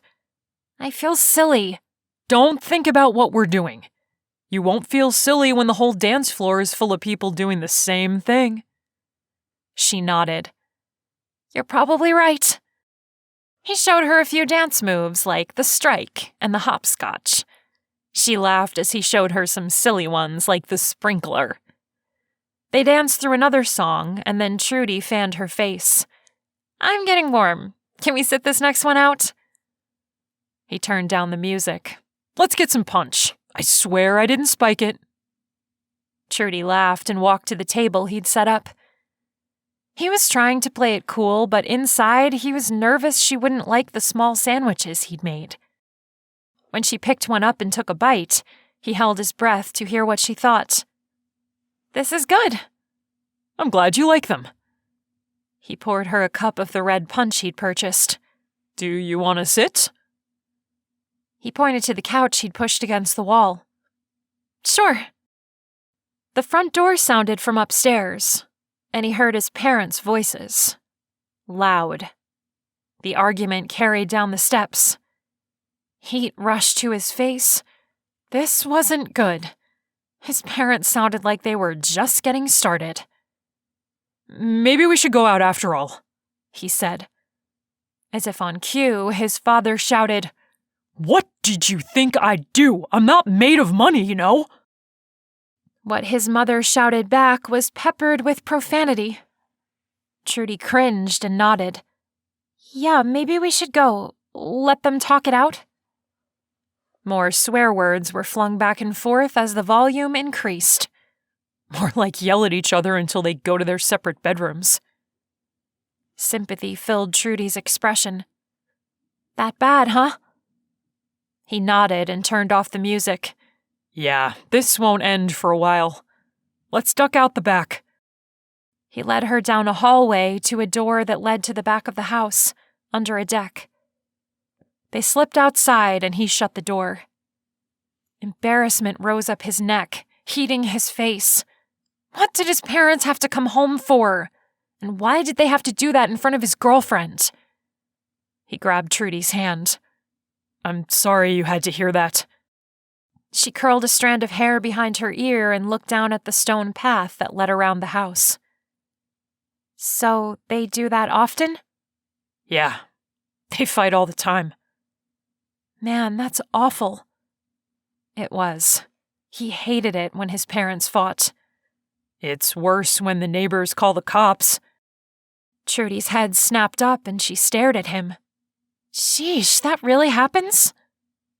Lane couldn't believe he'd said that, as if hearing his parents having a knockdown shouting match wasn't embarrassing enough. He tugged on his tie, loosening it because it suddenly had started to choke him. Yeah. He opened his car door for her. She paused before getting in, looking at him. I'm sorry. Me too. He brushed a kiss over her lips. You're sweet to care. She pressed her lips together, nodded, then slid onto her seat. He shut her door. He hoped things would be settled down by the time they came back. Trudy had to get her car, and if he pulled up and the cops were here, he'd be super embarrassed. He started the engine, then looked at Trudy. Where do you want to go? I don't know. Where do you want to go? Lane laughed. We sound like an old married couple. Trudy gave him a weird look. Then she laughed. I guess we do. Maybe we should just go to the mall. We could walk around for a while. Perfect. Lane took off down the street, glad to be leaving his fighting parents behind. Trudy put her hand on his leg. You okay? Yeah, why? You're going 45 in a 25 zone? Oh. He lifted off the gas pedal. Maybe he was more upset by his parents than he realized. Sorry. Trudy took his hand and patted it. It's okay. I understand. Lane tried to calm himself down as he drove. Every time his parents fought, it made him anxious. He usually put in his earbuds and turned up the music. But he was more anxious today because Trudy heard every word of it. Thanks, Mom and Dad. He pulled into the parking lot and drove up and down a couple of lanes. Trudy pointed to a spot. There's one. It's not close. I can find a closer one. She gave him a flat look. Oh no. You're not one of those people, are you? The kind that will waste half a tank of gas trying to find a parking spot right by the door?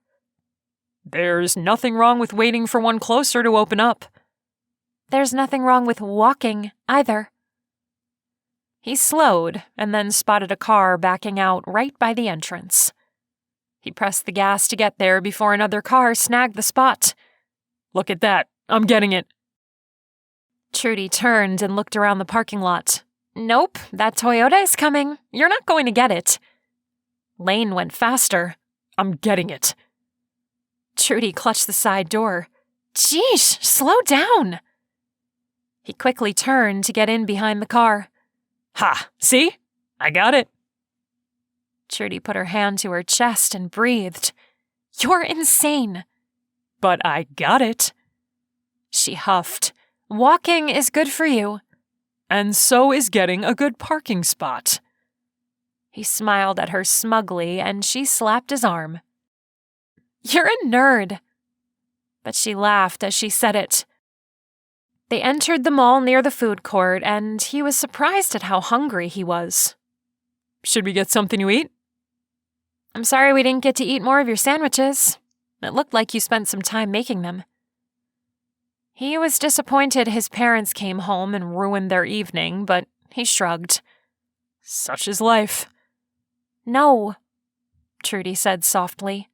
That's not how life is supposed to be. I know, but there's nothing I can do about it. He pointed to the restaurants. Which one are you hungry for? I usually go for the Chinese if I have a choice. I love Chinese. Let's do it. He walked with her to stand in line. After they got their food and sat down at an empty table, he sat back in his chair and took in Trudy.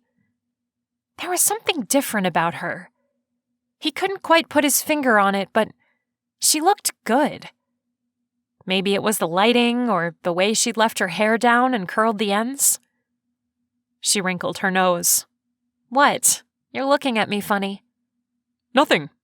You're just pretty. A pink blush touched her cheeks and she looked down at her plate. Oh. He took a sip of his Coke. So, Harvard, huh? That's ambitious. She shrugged. It's the best school for what I want to study. And what's that? Biomedical engineering. He slowly nodded his head. Oh, yes. Biomedical engineering. I was going to major in that too, before I realized I had no idea what that was. She laughed and smoothed her napkin. Then her smile faded and she grew serious. I want to do medical research. You know, wear a lab coat and peer into microscopes all day. Find out what makes diseases tick. Her fingers nervously touched her silverware. Find a cure for them. And then he understood. Her sister's leukemia. She wanted to cure her. Lane swallowed and looked down at the rice on his plate, his appetite suddenly lacking. I see. I know what you're thinking, and you're right. She took in a deep breath and exhaled. I can't cure my sister. He wanted to tell her she was wrong, that she could make a difference. But the words stuck in his mouth and he couldn't say them because he knew it wasn't true. Trudy pushed a water chestnut around her plate with her fork. I know it's too late for her, she whispered. Lane felt every ounce of heartache in her quiet words, and his own heart broke for her. He wanted to sweep her up in his arms, but they were in a crowded food court at the mall. Not the right time or place. Instead, he reached over and placed his hand on hers. You are an amazing person. Her gaze met his, and the unshed tears in her eyes made them glisten. Not quite amazing enough. Don't. He threaded his fingers through hers, and for some reason the gesture felt quite intimate, even though they were separated by the table. He wanted to tell her how he'd been watching her, how impressed he was with her. She was amazing, even if not in the way she wanted to be. She stared at him for a moment before lowering her gaze. We're going to visit her tomorrow, right? In my football uniform? She shook her head. I didn't think so. Since you got kicked off the team, I thought... Oh no. Was she backing out? He talked to his dad, and if all the stars align, he was going to give Alison the surprise of her lifetime. He had to make this work. I still have my gear. You said it would make her happy, right? She'd like it? More emotions played across Trudy's face before she nodded. Yeah, she'd like it. Then let's go. I don't have practice, so we can go over in the morning. Does that work for you? Yes. She looked down at their entwined fingers. He couldn't quite tell what she was thinking, but she gave him a small smile. Thanks. Of course. They finished eating without talking, but Lane was okay with that. He figured Trudy needed time to process. She had a lot going on. After they stacked their trays and tossed their trash, he took her hand. Do you want to go to a particular store, or should we just walk around? Let's just walk. Okay. They followed the movement of the crowd of people, walking past displays. Lane pointed to a group of mannequins. Old people workout clothes. Do old people shop at the mall? I don't know. They walk the mall. Does that count? Trudy lifted her shoulders. Maybe after they burn calories, they buy spandex outfits. He chuckled. I guess. Izzy and I used to walk the mall.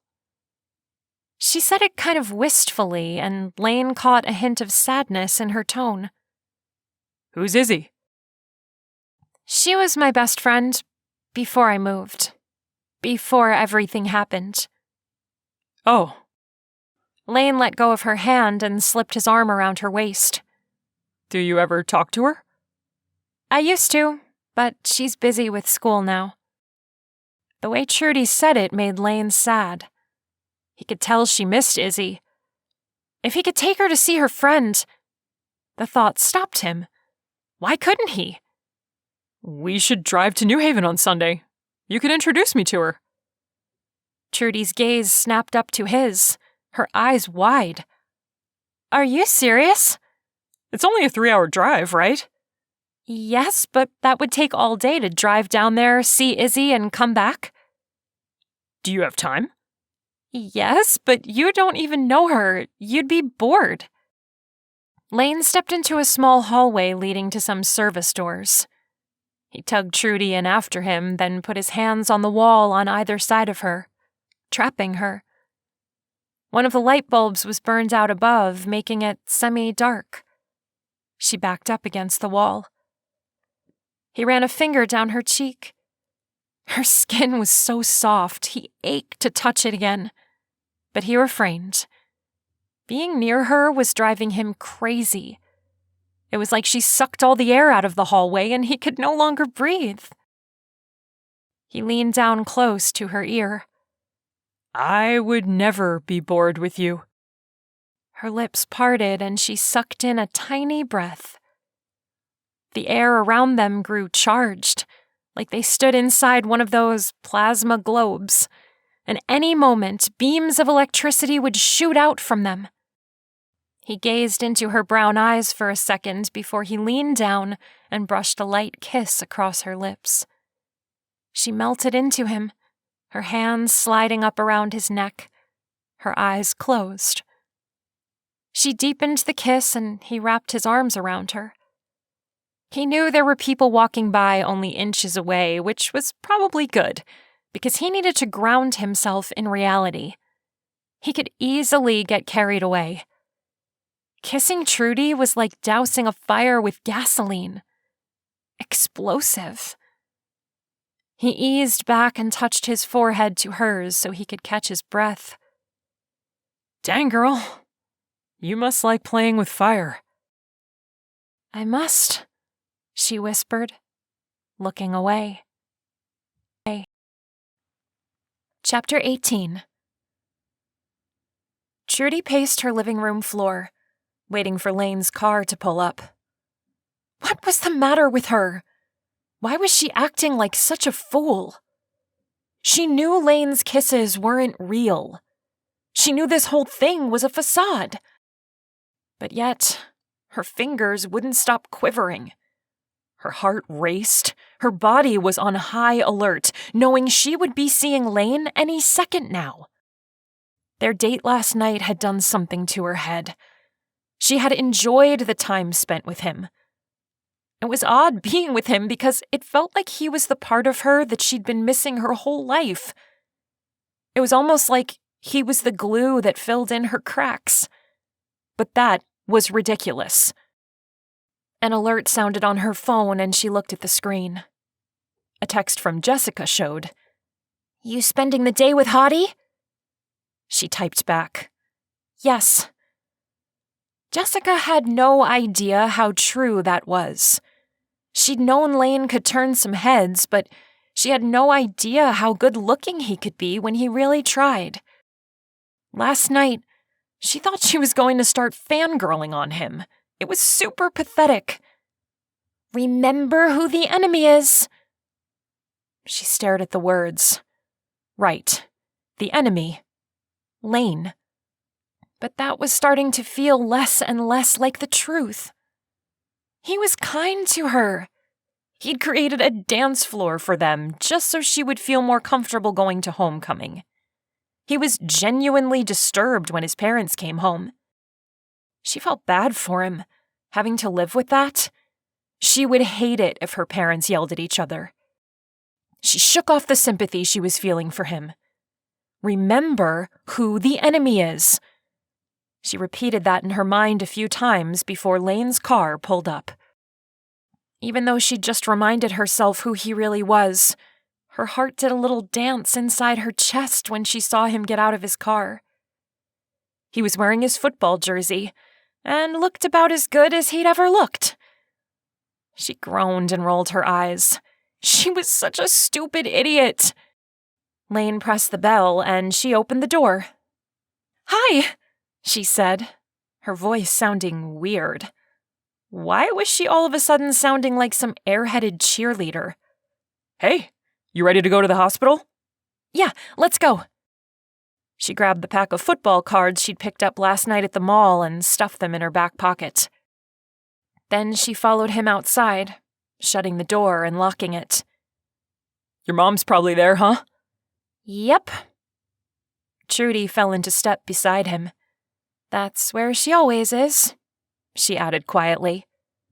That stinks. If only Lane really knew how much it stunk.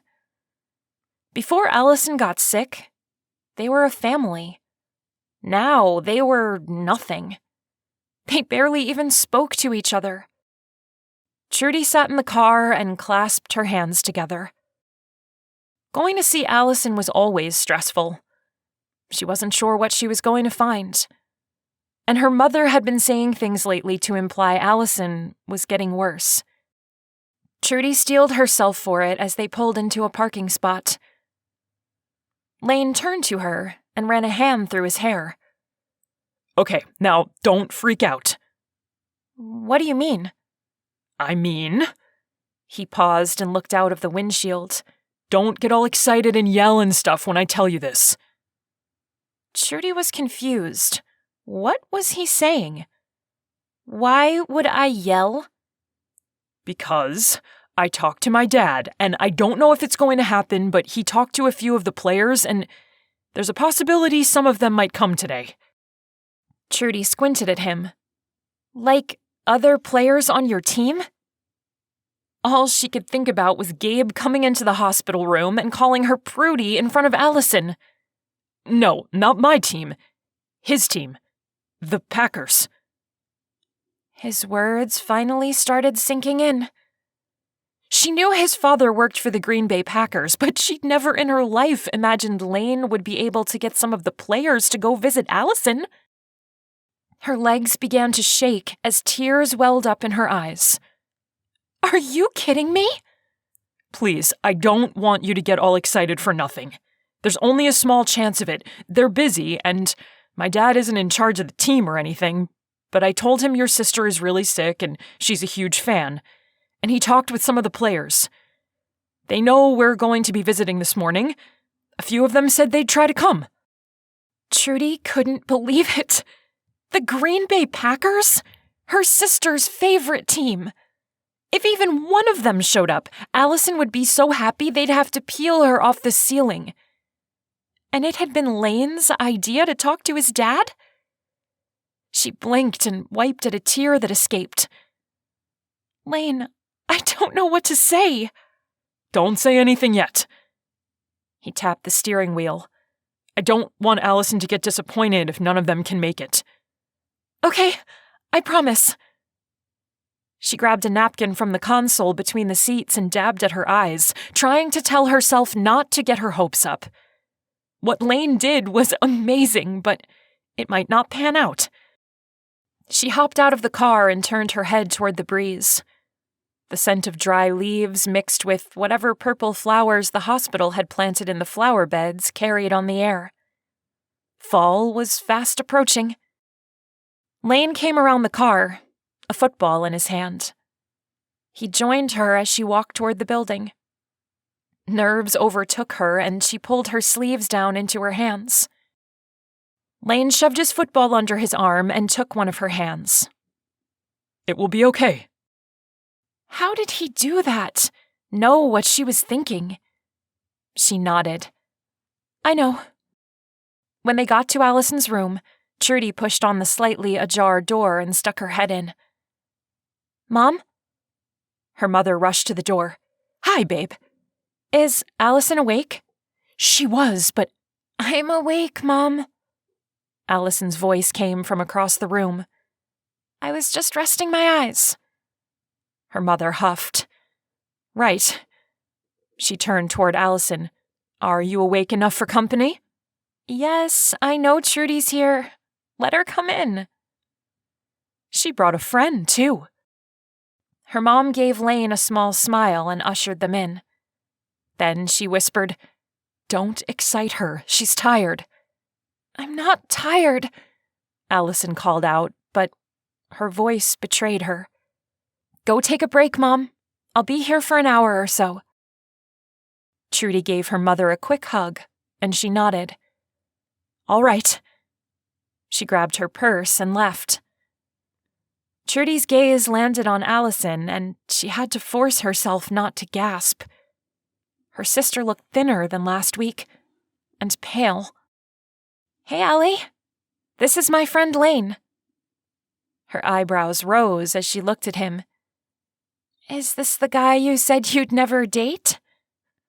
Lane laughed and nodded. Yep, that sounds like your sister to me. You're a football player? For Rockford High? He paused and gave Trudy a quick glance. She motioned for him to go on. No need to get into the suspension and getting kicked off the team. Her sister didn't need to know all that. He swallowed and turned back to Alison. Sure am. Alison struggled to sit up in her bed. Trudy rushed over to help her. Alison brushed off her hand. I can do it. Lane came close and motioned to the hospital bed. Mind if I sit down? Sure, Alison said, scooting her legs over. What position do you play? Tight end? Trudy sat in the chair while Lane and Alison talked about football, saying words she had heard before but didn't really comprehend. It was a language all its own, and she wasn't fluent in it. But Alison sure perked up. She even had some of the color come back into her face. Lane gave her the football he'd brought, and Alison clutched it like it was her prized possession. When I get better, we should toss this around. Lane's gaze flashed at Trudy for half a second, but then he nodded and patted her hand. You bet. Alison grew serious. So, tell me for real, are you dating my sister? Yep. He hadn't hesitated. Before Trudy could think of what that might mean, he continued, She's going to homecoming with me. Her throat tightened. Right, homecoming, the bet. That's what this was all about. How had she forgotten? Was this why he was here? She had to remember who the enemy was. She gave her sister a tight smile. I like you, Alison proclaimed and picked up his hand. You're good for my sister. Lane chuckled and shot Trudy a sexy grin. Hear that? I got your sister's approval. That's just because you're such a flirt. Trudy stuck her tongue out at him. He just wiggled his eyebrows at her. No, Alison said. It's because he's your missing piece. Trudy almost choked on her spit. Excuse me? Alison turned, her blue eyes striking against her pale skin. You're good together. It was creepy that her sister was so perceptive. And yet, it was a lie, because he was not who he was pretending to be. Trudy smiled and waved the comment off. Lane glanced at the clock. He'd been doing that ever since they stepped into the room. Trudy knew what he was waiting for, but it was looking more and more like a bust.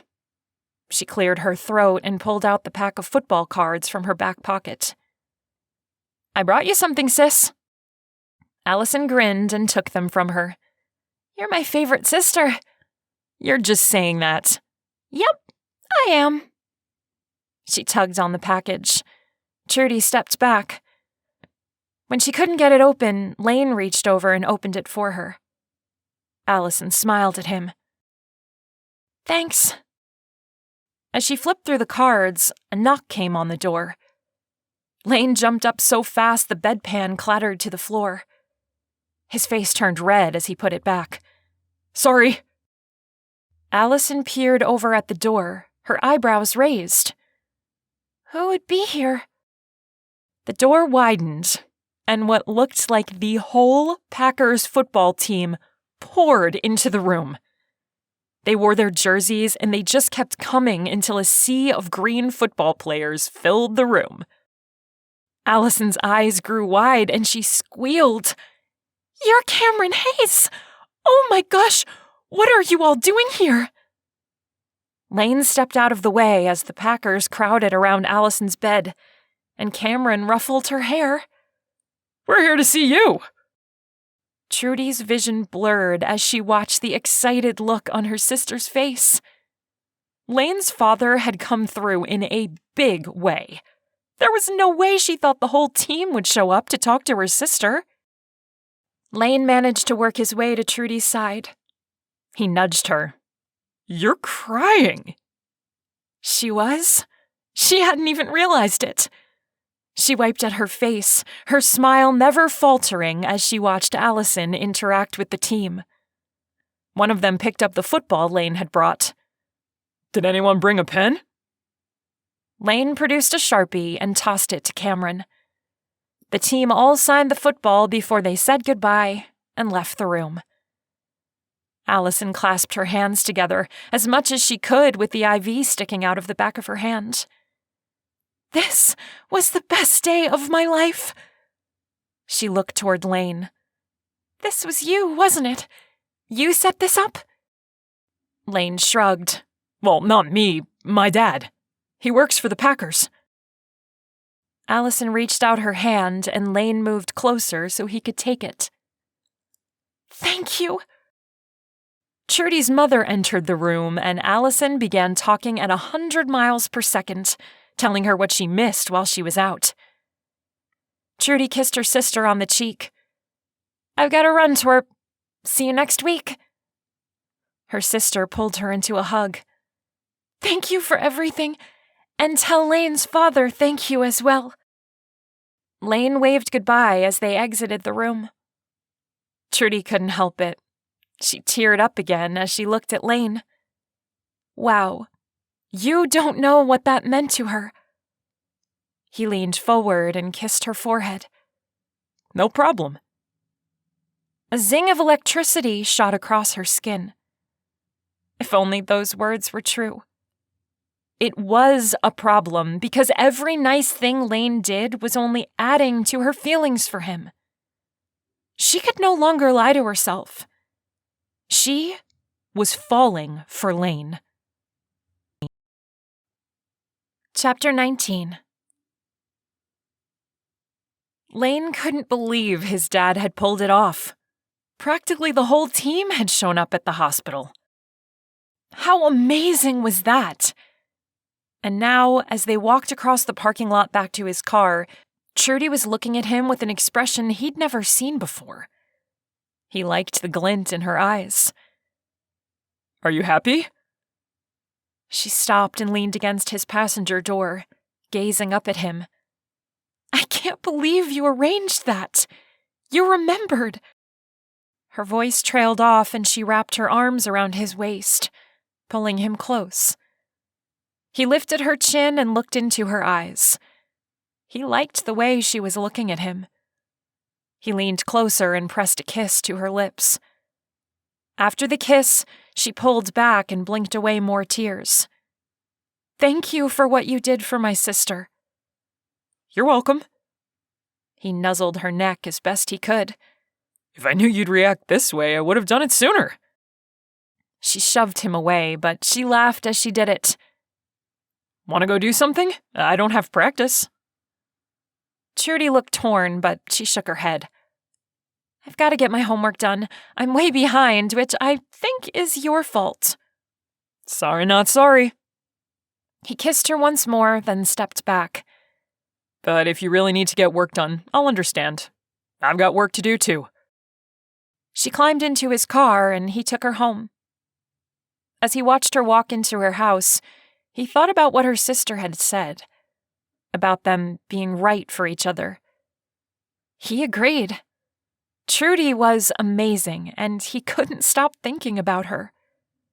He pulled up in front of his house and noticed his parents' cars were both there. This wasn't good. He steeled himself for an argument as he walked up the sidewalk to his door. But he didn't hear any shouting, so he went in. His father was sitting on the couch in the living room, and he stood when he saw Lane. Come here for a minute, son. We need to talk to you. Then he noticed his mother sitting in the overstuffed chair.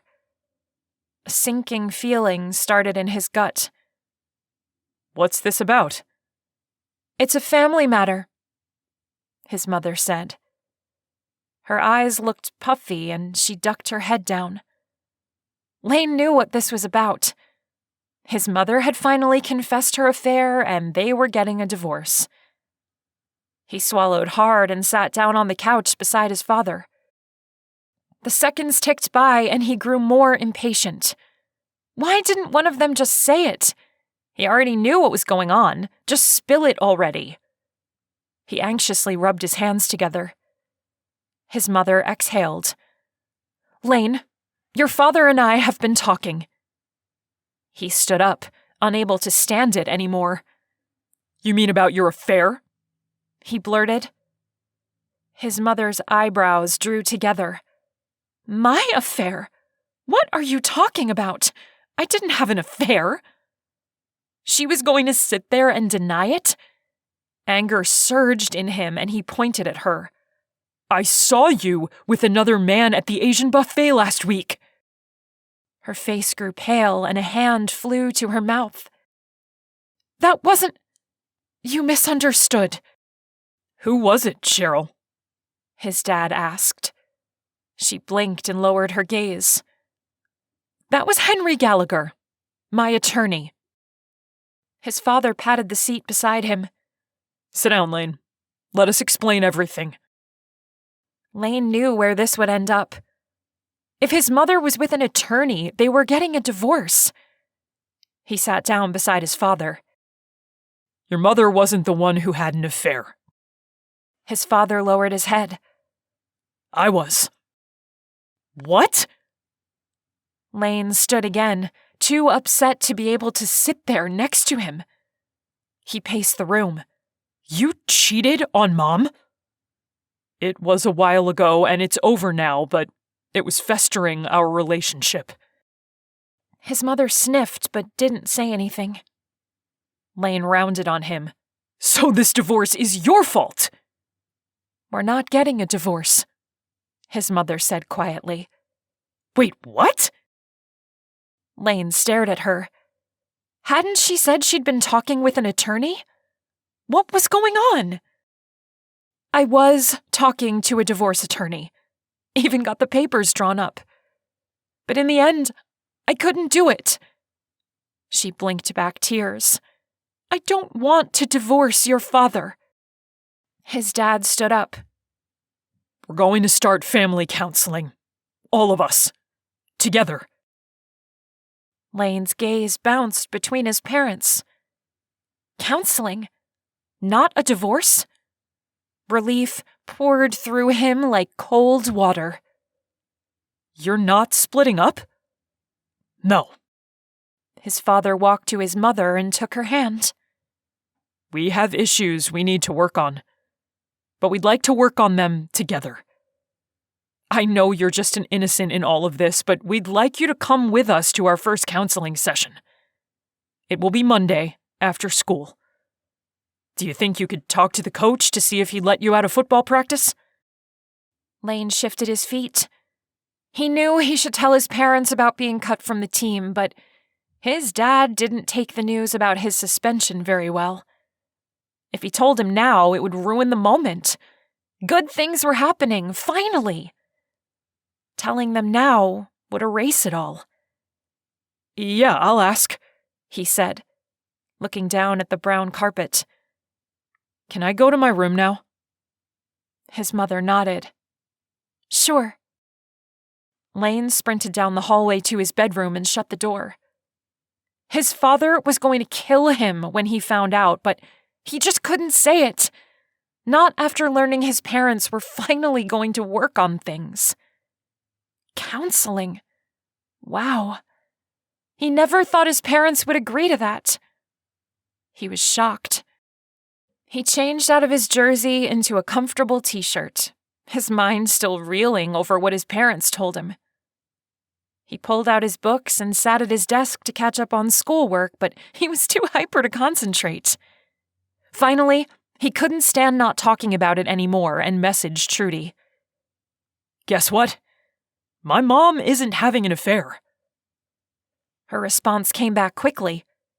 Are you serious? That's great news. Sorry for bothering you while you're trying to study. 3 dots appeared, telling him she was typing. I haven't been super successful. Why? I'm distracted. Lane smiled as he responded. Thinking about my lips? When she didn't answer, he chuckled. You are, aren't you? You're thinking about them right now. I can tell. Shut up! He pressed his camera app and pursed his lips, taking a close-up. He sent her the photo. You're such a child! Lane laughed, then texted back. But now you want me. Admit it. He waited for her to text back, but instead, his phone rang. He answered it with a swipe. Hey. Don't you have homework to do too? He might have been afraid she was annoyed with him, but he could hear the smile in her voice. Yes, but I'm bored with it. She made a scoffing noise. Bored? You just dropped me off like 45 minutes ago. You can't be bored already. You're underestimating the power of my boredom. Well, you're just going to have to suck it up because you already promised we'd go to New Haven tomorrow. He leaned back in his chair. I'm looking forward to meeting Izzy. You'll like her. She's excited we're coming. She wants to take you to Zippy Burger. He laughed. Sounds gross.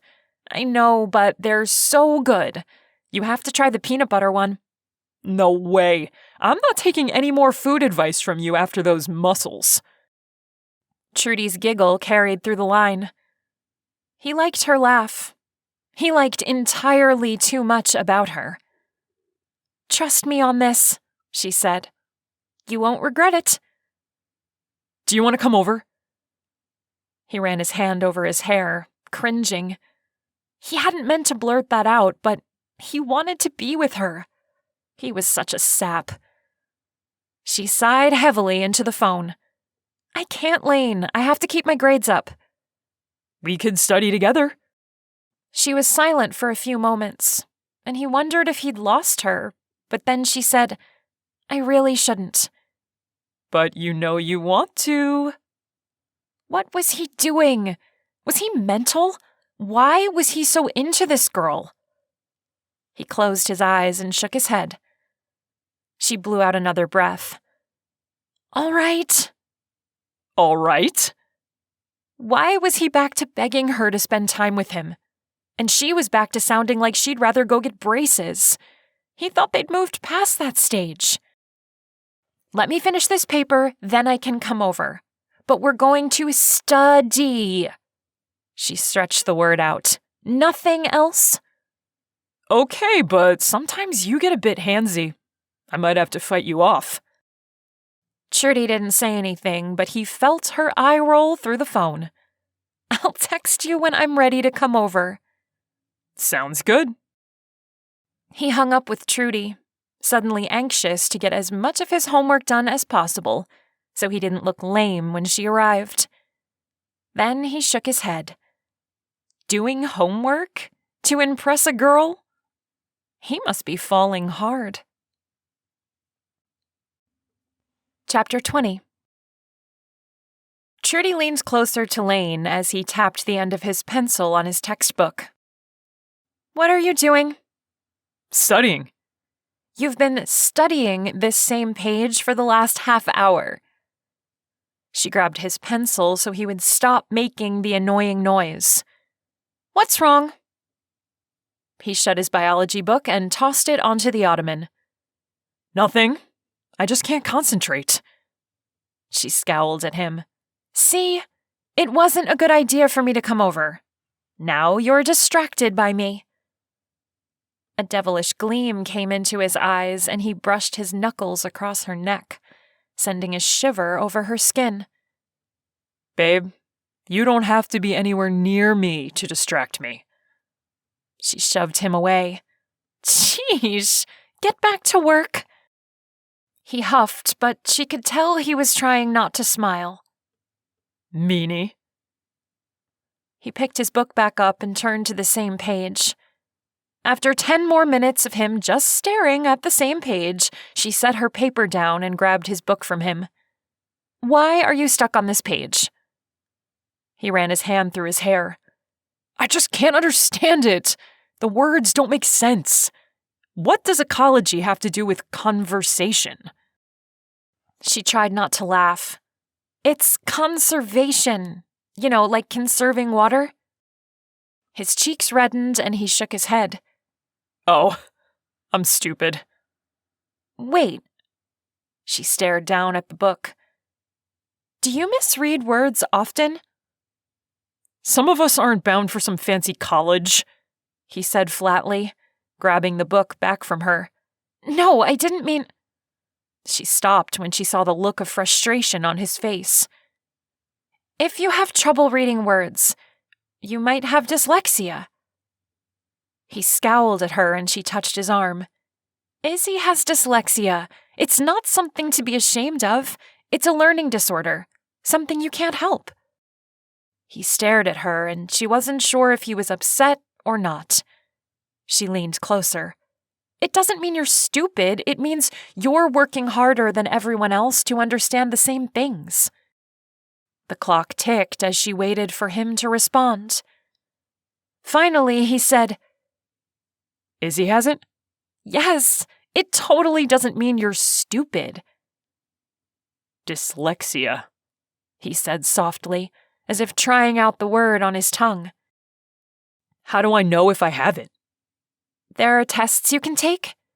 I think Izzy's doctor gave them to her and her parents. It asks you how long it took you to learn to read when you were a kid, stuff like that. Took me forever to learn to read. The kids used to tease me about it. I just thought I was dumb. The way he said it made Trudy's heart ache for him. You should talk to your parents about this. They could get you an appointment with the doctor. It's not something you can take a pill for, but there might be some allowances the school can give you to make it easier on you. His eyes widened. Do you think they might believe me then about not cheating off your paper? Trudy had almost allowed herself to forget about Lane cheating off her test. She had pushed that to the back of her mind because she didn't want to deal with the fact that he was a lying, manipulating jerk. And now here he was, trying to get out of the consequences.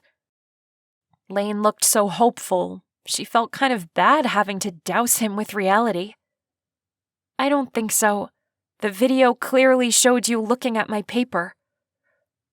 His shoulders slumped. You know I wasn't cheating, right? She wasn't going to let him manipulate her into feeling sorry for him. Did you look at my paper? Well, yes, but only to figure out the question, not the answer. She stared at him. I don't understand. He grunted and scrubbed a hand over his face. I can't explain it. The questions didn't make sense to me, but I swear I didn't look at how you answered them. I just looked at how you started them. Then I was able to figure out the rest. Trudy's throat swelled shut. Was this true? Was Lane trying to figure out the question instead of copying her answer? If he wasn't meaning to cheat, then maybe he wasn't the kind of person she'd thought. Was it possible she'd misjudged him? She needed to watch the film again. It should be obvious if he was telling her the truth or lying. I'll talk to Mr. Brown on Monday.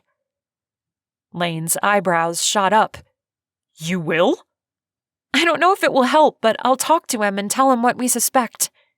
Maybe he will reconsider. Lane pulled her close, and she allowed herself to snuggle into his chest. Man, he had a nice chest. Thanks, he said, his voice husky. Trudy didn't know if he was telling her the truth, but if he did have dyslexia, it was quite possible he wasn't trying to cheat like he'd said. The thought made her heart light. Maybe Lane really was a nice guy. She breathed in the light scent of his t-shirt and closed her eyes, allowing herself to believe the possibility that things between them could be real. She felt his heartbeat through the fabric of his shirt. She pressed her hand against it and looked up into his blue eyes. Jessica was right. His eyes were to die for. A force beyond herself pulled her to him.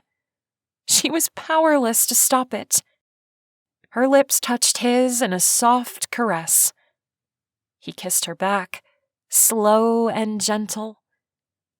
If this was real, she was the luckiest girl in the world because Lane was the perfect boyfriend. He was always thinking of her and going out of his way to do nice things for her. And kissing him was amazing. After she explored his lips thoroughly, she pulled back and looked into his eyes. He leaned over and kissed her forehead. I can't wait until homecoming.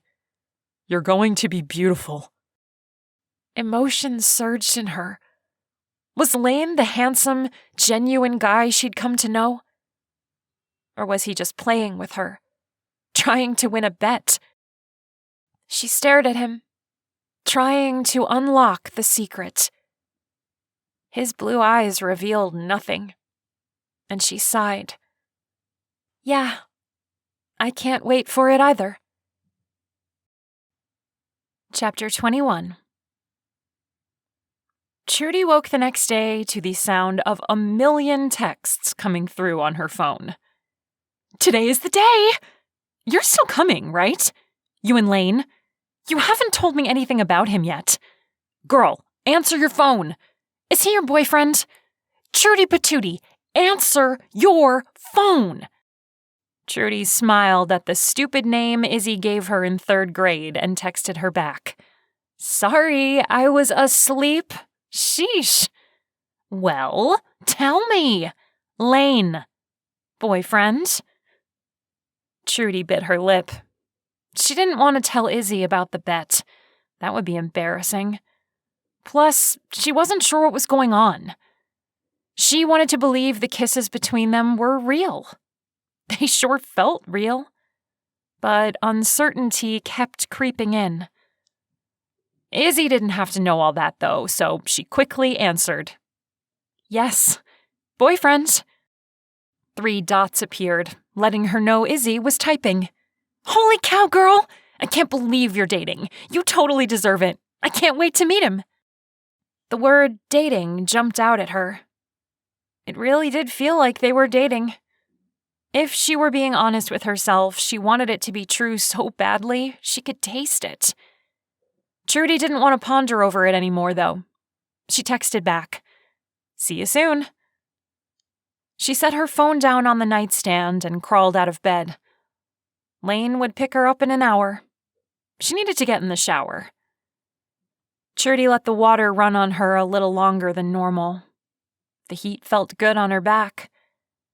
But thoughts of Lane and his devastatingly gorgeous eyes kept plaguing her. Why did he have to be so good-looking? Her body reacted to him. She couldn't help it. And now that there was a possibility he wasn't a horrible person, she just didn't know what to think. It was messing with her head. She turned off the water and grabbed her towel. Maybe she should just ignore the nagging feeling that he was only in this for the bet and go with whatever happened. Today could be just a day with her boyfriend, visiting her best friend. That's it. She dressed in a long-sleeve t-shirt and jeans, her favorite jacket finishing the outfit. She grabbed a scarf that matched her shirt. Izzy always looked amazing, and she didn't want to be the frumpy one. The doorbell chimed, and her pulse jumped. A zillion butterflies clambered to get out of her stomach. When she opened the door, and Lane stood there in a white t-shirt and leather jacket, a serious James Dean look going on, she about melted into a gooey mess right there on the hardwood floor. "Hi," she managed to squeak out. Wow, you look great. His words sent a surge of pleasure through her, and she smiled. "Thanks." He glanced around. Any sign of Jasper yet? Sadness enveloped her as she shook her head, biting her lip so she wouldn't start crying. "No." Lane's smile dropped. Oh, I'm sorry. I was hoping... "No, he hasn't come home yet." Well, I'm sure he's okay. Lane said quickly. "I hope so." Trudy got into his car. They spent the trip to New Haven listening to the radio and talking about school. When Lane pulled up in front of Izzy's house, he gasped. Is this it? Are you freaking kidding me? She lives in a mansion? Her dad's some big-shot software designer. It was just Izzy's house to her. Come on, let's go. She couldn't wait to see her best friend. Before she was able to get out of the car, Izzy came running out of her house. She'd gotten a pixie haircut since the last time they'd video chatted, and she dyed the ends bright pink. Izzy screamed and hugged Trudy so tight she thought she would pass out. "You're here! What did you do to your hair? It's adorable." Izzy struck a pose. "You like it?" "I love it." Beth dyed her hair, and it made me want to do it too. She turned toward Lane, her gaze traveling over him. Trudy almost forgot her manners. "Oh, Izzy, this is Lane. Lane, Izzy, my best friend since we were kids." Izzy turned back, her eyes wide. She mouthed, "He's hot." Then she took him by the arm. "Hello, Lane. Trudy has told me absolutely nothing about you. You must come inside and give me the scoop, because I'm dying to know everything. How you met, how long you've been dating, everything." Lane seemed to enjoy the attention, given the grin on his face. All right. Trudy tugged on her sleeves. Izzy didn't know about what had happened over the summer, and she wanted to keep it that way. "So tell me how you met. Wait!" She grabbed Trudy's arm and looped it so she was in the middle of them. "I'm getting a vibe. It was at school, wasn't it?" Izzy thought she was clairvoyant. Really, she just liked to make guesses, and half the time, she guessed right. Trudy played along and gasped. "You're right! How do you do that?" "It's a gift." Izzy flashed them a smile. Lane raised one eyebrow, but didn't say anything about Izzy's vibe. She led them down a set of stairs to what Izzy called their game room. It looked more like a bar or a lounge with a pool table on one side, several tables surrounded by stools, and a bar in the corner. A gigantic television screen hung on one wall, with a couch and a couple of lazy boys surrounding it. Izzy pulled out a stool and motioned for Lane to take it. "We have calculus together," he said as he sat. "Ah, I could sense that. Do you guys want anything to drink? We have soda or sparkling water." "I'll take a Coke," Lane said. Trudy nodded. "Me too, only diet if you have it." "Sure thing." She walked to the mini fridge behind the bar and produced 2 cans of soda, then grabbed a LaCroix for herself and brought them back to the table. "Have you been dating long?" Lane shook his head as he grabbed his Coke. "No, just since last Friday. In fact, Trudy said no when I first asked her out." "Really?" Izzy slid onto his stool. "Why's that?" "I don't know." His gaze connected with Trudy's, and her stomach dropped. "Maybe because I'm so handsome she was intimidated?" He winked at her. Trudy rolled her eyes. Or because you are friends with Gabe and he calls me Prudy. Lane winced. He was just teasing. Or he's a bully and should be stopped. Trudy shot him a glare. Lane didn't seem to notice, or he ignored her irritation. Actually, how we started dating is kind of a funny story. Do tell, Izzy said, leaning forward. Lane got a weird look on his face. Trudy doesn't know this, but Gabe made a bet that I couldn't get her to go out with me. Trudy's mouth went dry, and all the blood drained from her face. What was he doing? She gripped her can so tight she dented it in and a little soda spilled out. What? Izzy shrieked as she jumped up to get a napkin. Why would he do that? She tossed the napkin at Trudy and sat back down. Because when Trudy moved to town, Gabe thought she was cute. He made a pass at her and she completely ignored him. The guys have been making fun of him ever since, saying he crashed and burned with the new girl. He's been mad about it ever since. Izzy crossed her legs. Ouch, girl! Why did you shoot him down? What? Trudy had no idea what he was talking about.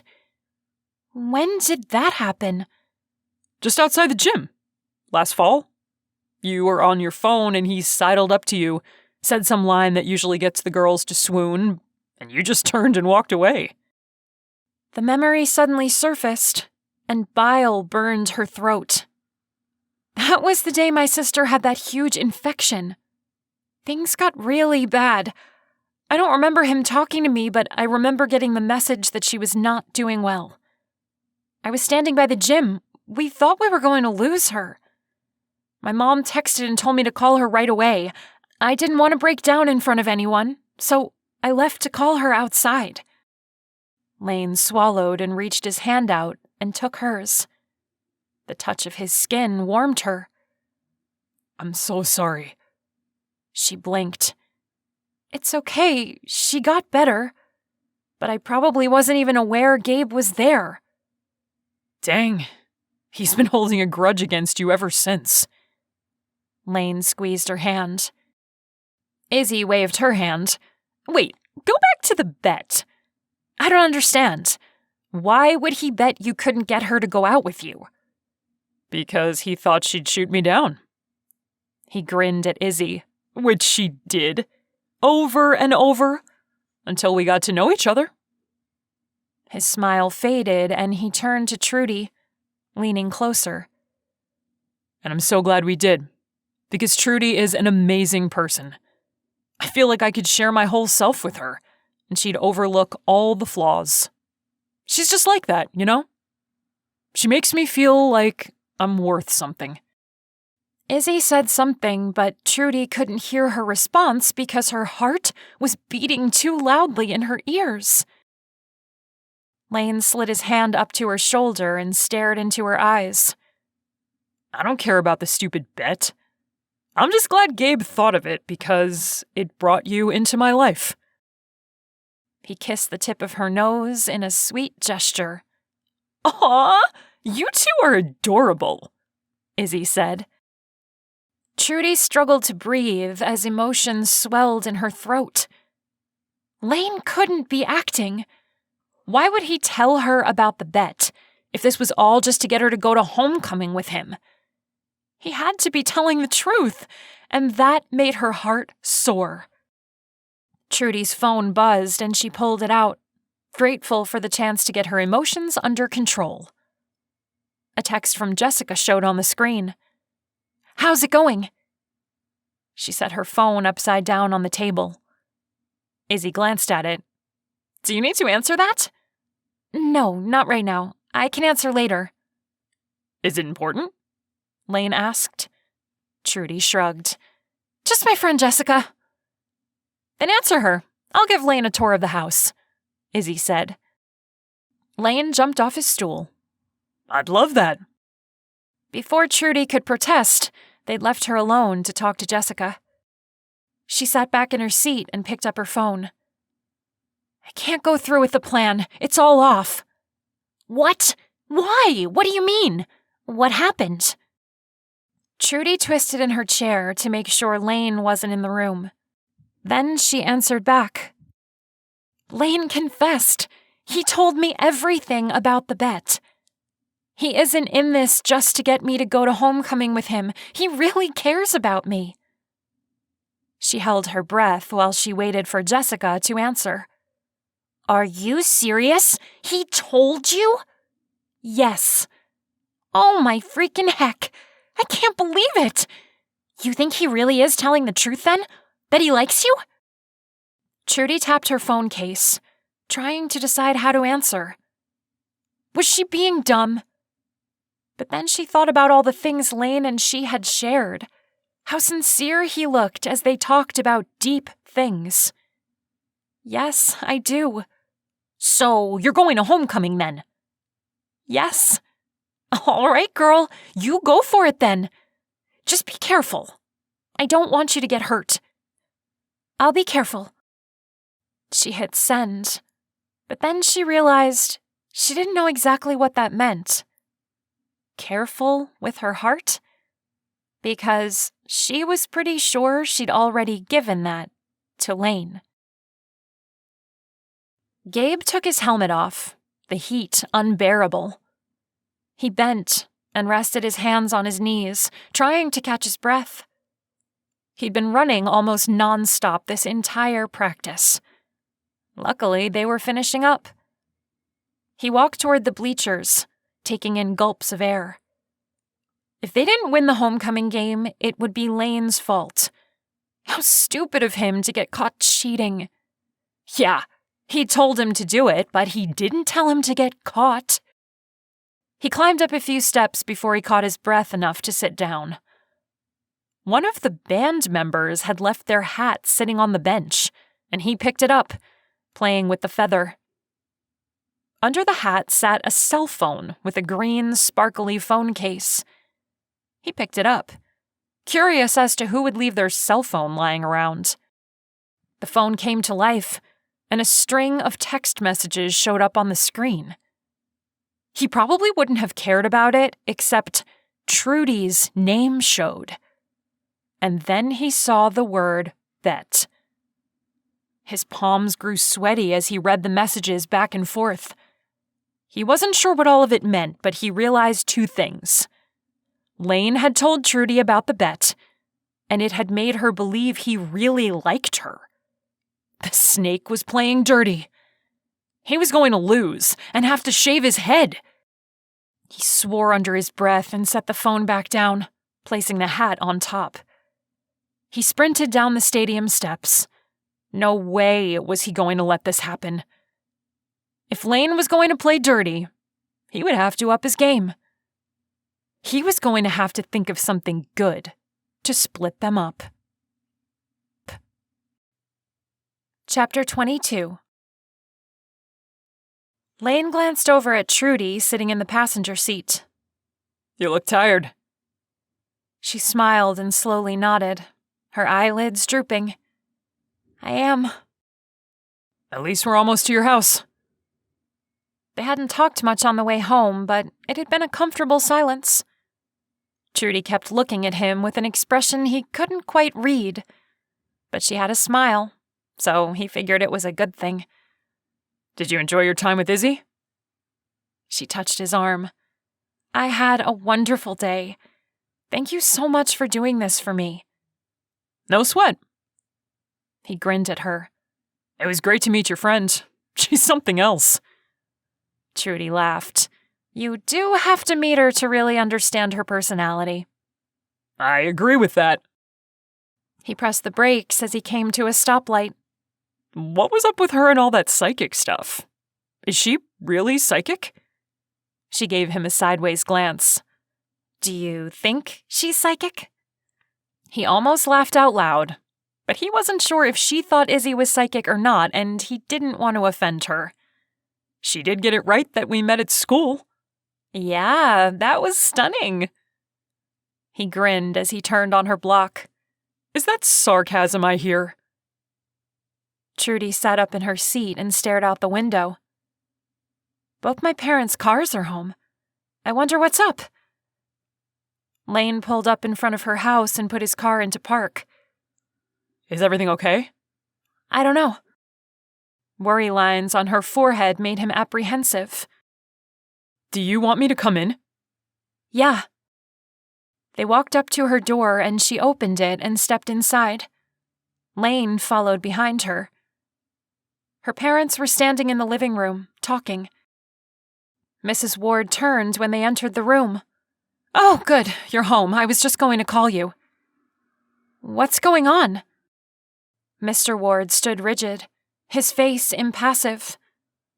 Mrs. Ward looked like she was tired and emotionally spent. She took a step toward Trudy. Honey, they're releasing your sister from the hospital. She's coming home tonight. Trudy gasped. Are you serious? That's incredible. Is she better? She glanced between her parents, neither one answering right away. Lane's stomach clenched, and he put his hand on Trudy's shoulder. Mrs. Ward shook her head. No, she whispered, tears filling her eyes. Mr. Ward cleared his throat. She's being sent home because there's nothing more they can do. Trudy's smile faded as understanding filled her gaze. Oh. Hospice will be coming to the house twice a day to help with things, her father said. Trudy blinked, and a tear slid down her cheek. So, that's it? They can't do anything else? Can we take her to another doctor? Get another opinion? Mrs. Ward shook her head. No, honey, I'm sorry. That's not possible. Trudy fisted her hands and her face flushed. Why not? Why aren't you guys doing anything?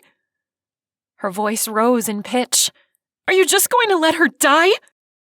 Her parents looked stunned, but before either could respond, Trudy turned and ran out of the house, leaving an uncomfortable silence behind. I'll go talk to her, Lane said. Okay. Mr. Ward crossed his arms. She might need some time to deal with this. You're right. She probably will. Lane pushed through the screen door and out into the dark night.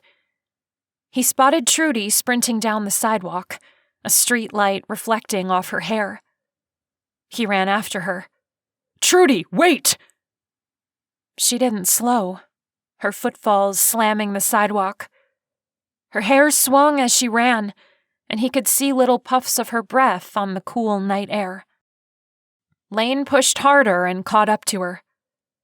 Trudy, he said as he grabbed her shoulder. Stop! She whirled around. Tears streamed down her cheeks. Let me go! Hey, it's okay. As soon as the words were out, he knew they weren't true. It wasn't going to be okay. Alison was dying, and there wasn't anything anyone could do. It's not okay! Trudy shouted, her voice breaking. You heard them! They're not doing what they should. They need to fight this. They're not being reasonable parents. She angrily wiped the tears from her cheeks. Lane wanted to take away her pain. He wanted to promise he would find a doctor who could cure her sister. But he knew no such person existed. He felt helpless. Trudy, he said quietly. They are just giving up. How can they do that? She's their daughter. He dissolved into more tears. Lane pulled her to him and wrapped his arms around her. He had no words to say, so he didn't say anything. His throat was tight anyway. She clung to him, sobbing. They can't do this to her. Hush now, it's all right. Lamest words ever. Trudy shook her head. No, it's not. He kissed her forehead. You're right. It's not all right. And I'm sorry. I wish... The rest of the words wouldn't come out. He swallowed, but The lump in his throat only grew bigger. She trembled, and he couldn't think of anything to do except hold her while they stood in the middle of the sidewalk. When her sobs finally subsided, she pulled back from him and wiped at her eyes. Why did she have to get sick? She was the one with all the friends, everything going for her. It should have been me. Her heartbroken words stabbed through him, and he sucked in a breath. Don't say that. Why not? It's true. I could disappear and no one would miss me.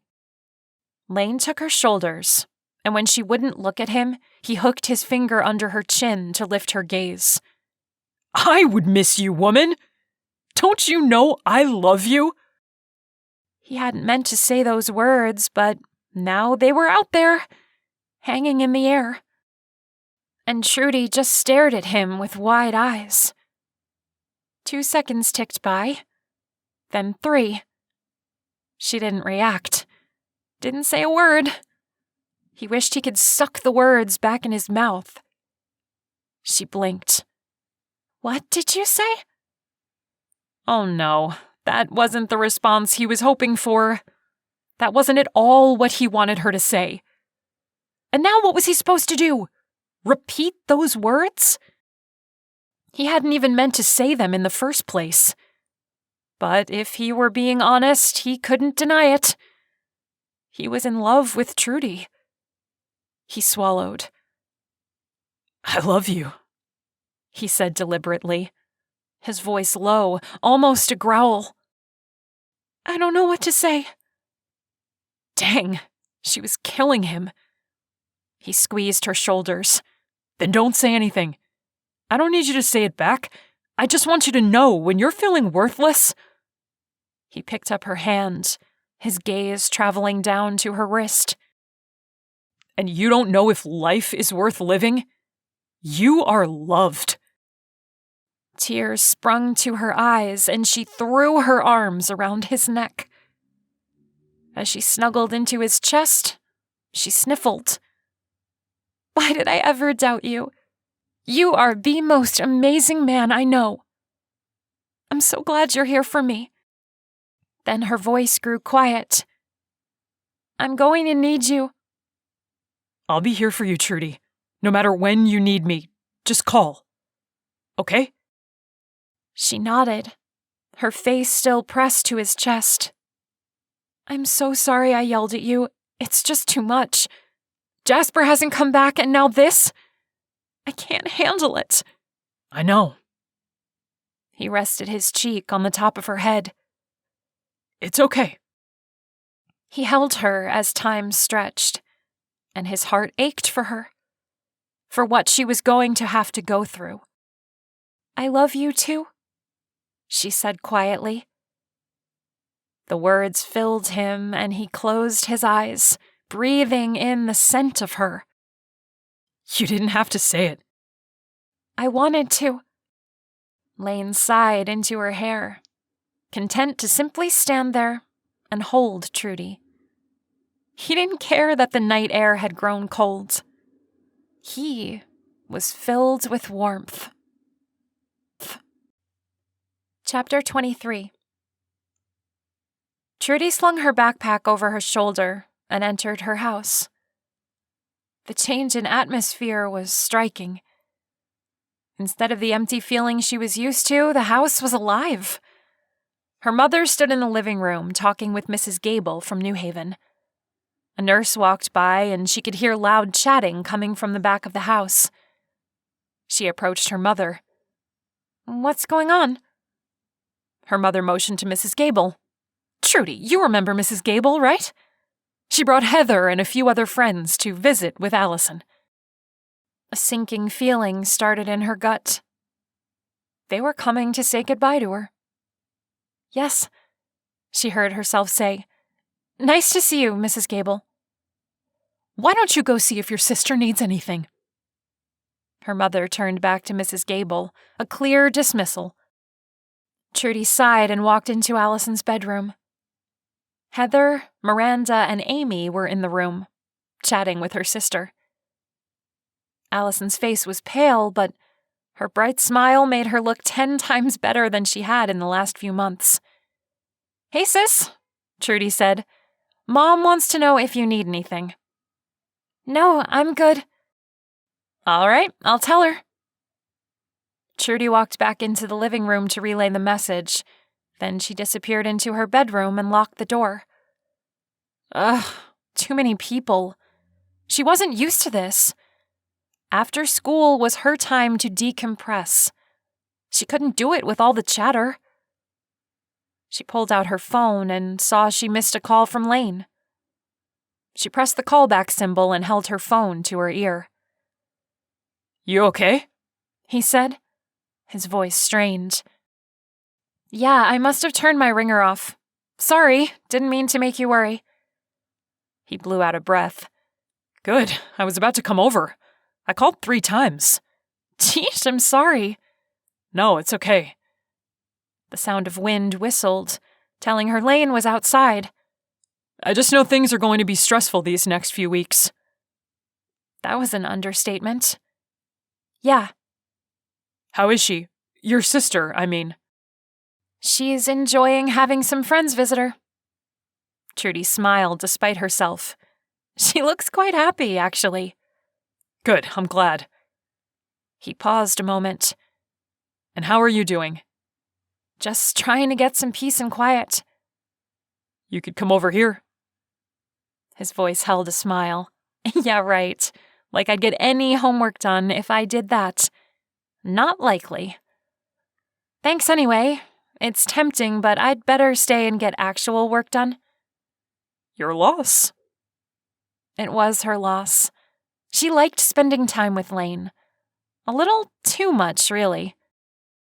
She had to focus on her grades or she'd slip up and lose her chance to get into Harvard. "You caught up from being suspended?" He chuckled. "No, but we're about to leave for our first family counseling session, and then I'll work on things when we get back." "What did your parents say about testing you for dyslexia?" "They think it's a good idea, actually." "Good." A paper rustled, and it sounded like Lane fumbled with his phone. "What are you doing?" "Nothing. Well, something, but I can't tell you about it yet." That was weird. "What is it?" He chuckled as more wind whistled into the receiver. "I just said I can't tell you about it." "Well, fine then. I have something I can't tell you either, so you'll just have to wait for me to reveal it. It's a big secret." "You're not a good liar." "Oh my gosh, you're so mean. Why can't you tell me?" Trudy unzipped her backpack and took out her books, setting them on the desk. "Because I can't. I want you to know whatever happens. You mean the world to me." Trudy's heart melted. "Then I forgive you." Lane hung up the phone with Trudy and slipped it into his pocket. He pulled another flyer out of his backpack and opened his stapler. He'd blown up the photograph Trudy had sent him of Jasper and printed the word "missing" in bold letters at the top. His phone number was at the bottom for people to call if they found him. He stapled it to the last lamppost on the street. He hoped he'd be able to get Jasper back before she noticed the flyers. He didn't want to get her hopes up, only to wait for a call that might not ever come. A noise came from his phone, and he pulled it out to look at who was texting him. It was from Gabe. "How's it going? I notice you and Trudy are pretty tight now. I think I might lose this bet." Lane stared at his phone, shocked. He thought Gabe would fight tooth and nail not to lose this bet, and now he was almost conceding? He fist-pumped the air, then texted him back. "Yes, I have this one in the bag. You better get your razor ready." "So you really like her?" Like was an understatement. Lane was so into her, it was difficult to be apart from her. He liked Trudy like he liked to breathe. It was a necessity. "Yes. That's cool, man. Do you think you successfully melted the Ice Queen?" He chuckled. "She told me she loved me." "Dude, that's awesome. Hey, Becky was talking smack about you today. How she's going to get you to dump Trudy because you really love her. What's that all about? Lane rolled his eyes. She's a freaking nutcase. Gabe's response came back quickly. I know, right? She was saying you made out with her at the game on Friday, and you weren't even there. Becky was spreading lies about him? Lane tossed his stapler into his backpack. He texted Gabe back as he walked back to his house. I'm going to be glad when homecoming's all done. Then she'll see who I really like. I hate that she's so into me. It gives me the creeps. For sure. Well, see you around. Lane shook his head as he sprinted up his front steps. Whatever Becky had in her crazy brain was all imaginary. He was so not into her. And hopefully seeing him with Trudy would fix this mess. Gabe handed his phone to Randy. Okay, I did what you said. Now, can you use these texts to make it look like Lane is lying to Trudy? Randy was the team's water boy. He was a #1 nerd, but he wanted to be with the in crowd so badly, he'd do anything Gabe said. Randy nodded enthusiastically. Yeah, this is perfect. I'm sending screenshots to my phone right now. I'll manipulate them in Photoshop. When I'm done, this girl will hate him. I'm talking supernova level hate. Yeah, whatever. Just have it all to me by Thursday. Randy pushed up his glasses with one finger and handed his phone back to him. This won't take long. I can get it back to you by tomorrow. Brilliant. You're the best. He clapped Randy on the shoulder and headed toward the showers. This was going to be one sweet revenge. Chapter 24. Trudy picked up her slice of pizza, not really seeing it. It had been 3 days since her sister came home, and things weren't good. She'd taken a turn for the worse last night, and Trudy knew it wouldn't be long. Her mother had tried to get her to stay home from school, but Trudy couldn't bear to spend the day staring at Alison, waiting for her to... She couldn't even think the word. Jessica sat down and set a bowl of salad on the table. She'd dyed her hair a deep purple over the weekend. It suited her. She put an arm around Trudy. "You doing all right?" Trudy nodded, although inside she felt hollow. "Yeah." Jessica squeezed her in a one-arm side hug. "You can talk to me anytime you need to. You know that, right?"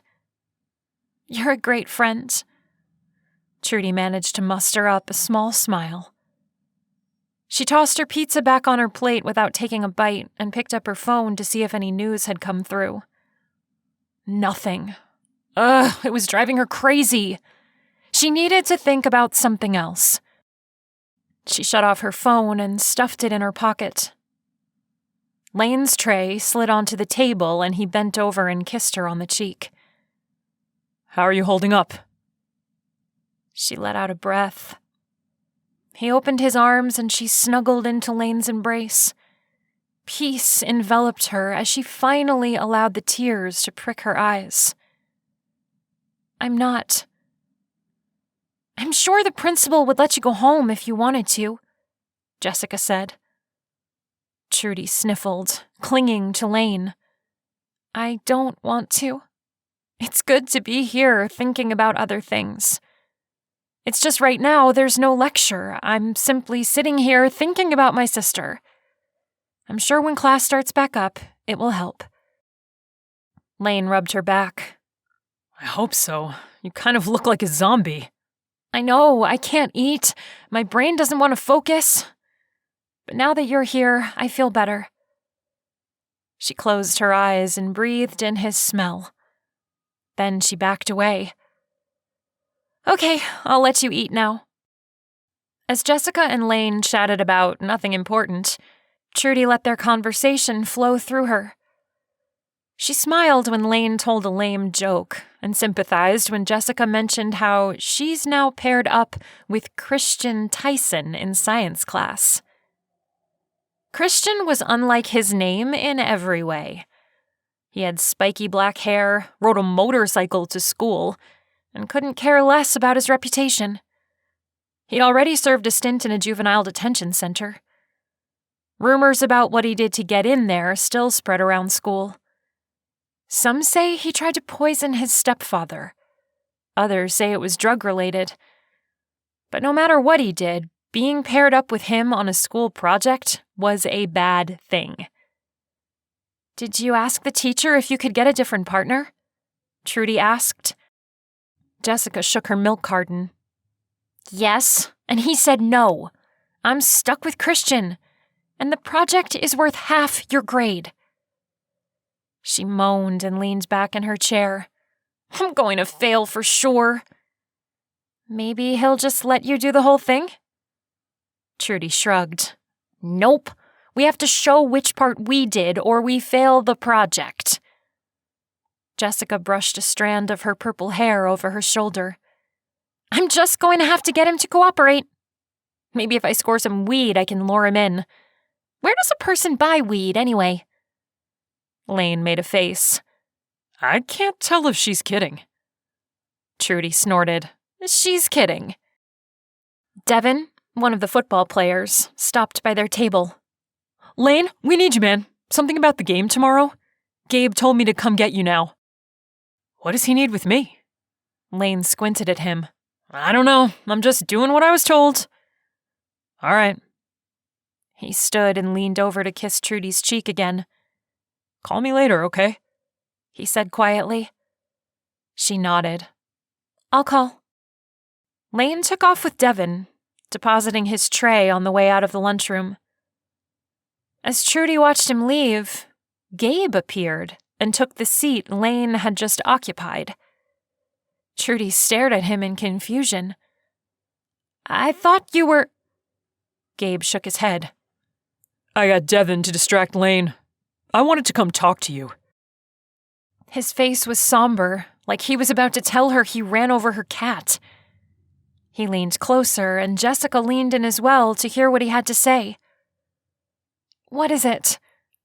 Trudy didn't need any more bad news. Today was already a suckfest. Lane's been lying to you. He's only been going out with you to win a bet. Trudy didn't want Lane to get into trouble for telling her about the bet, so she just slowly sat back. "Really?" Jessica shot her a meaningful glance, but she ignored her. Jessica didn't know Lane like she did. Gabe nodded, his mouth pulling down into a frown. It was all fun and games at first, but now I'm afraid he's taking it too far. I just don't feel right about it anymore. "What do you mean?" Jessica asked. He pulled out his phone and handed it to them. Trudy squinted at it. At first, she was confused. Why was Gabe showing her texts?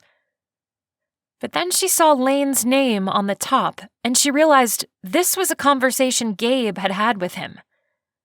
She took the phone to read closer. Jessica leaned over her shoulder. Hey, how's it going? You and Trudy look pretty cozy. What's going on with you guys? She's a freaking nutcase. Trudy's heart skipped a beat. This couldn't be Lane talking about her, could it? She read on. What? I thought you liked her. You mean all this is an act to win the bet? Yes. His one-word response sent a stabbing pain through her chest. You are cruel. Is it working? Yes, I have this one in the bag. You'd better get your razor ready. Are you sure all this was just to win a bet? I'm going to be glad when homecoming's all done. Then she'll see who I really like. I hate that she's so into me. It gives me the creeps. How do you know she's so into you?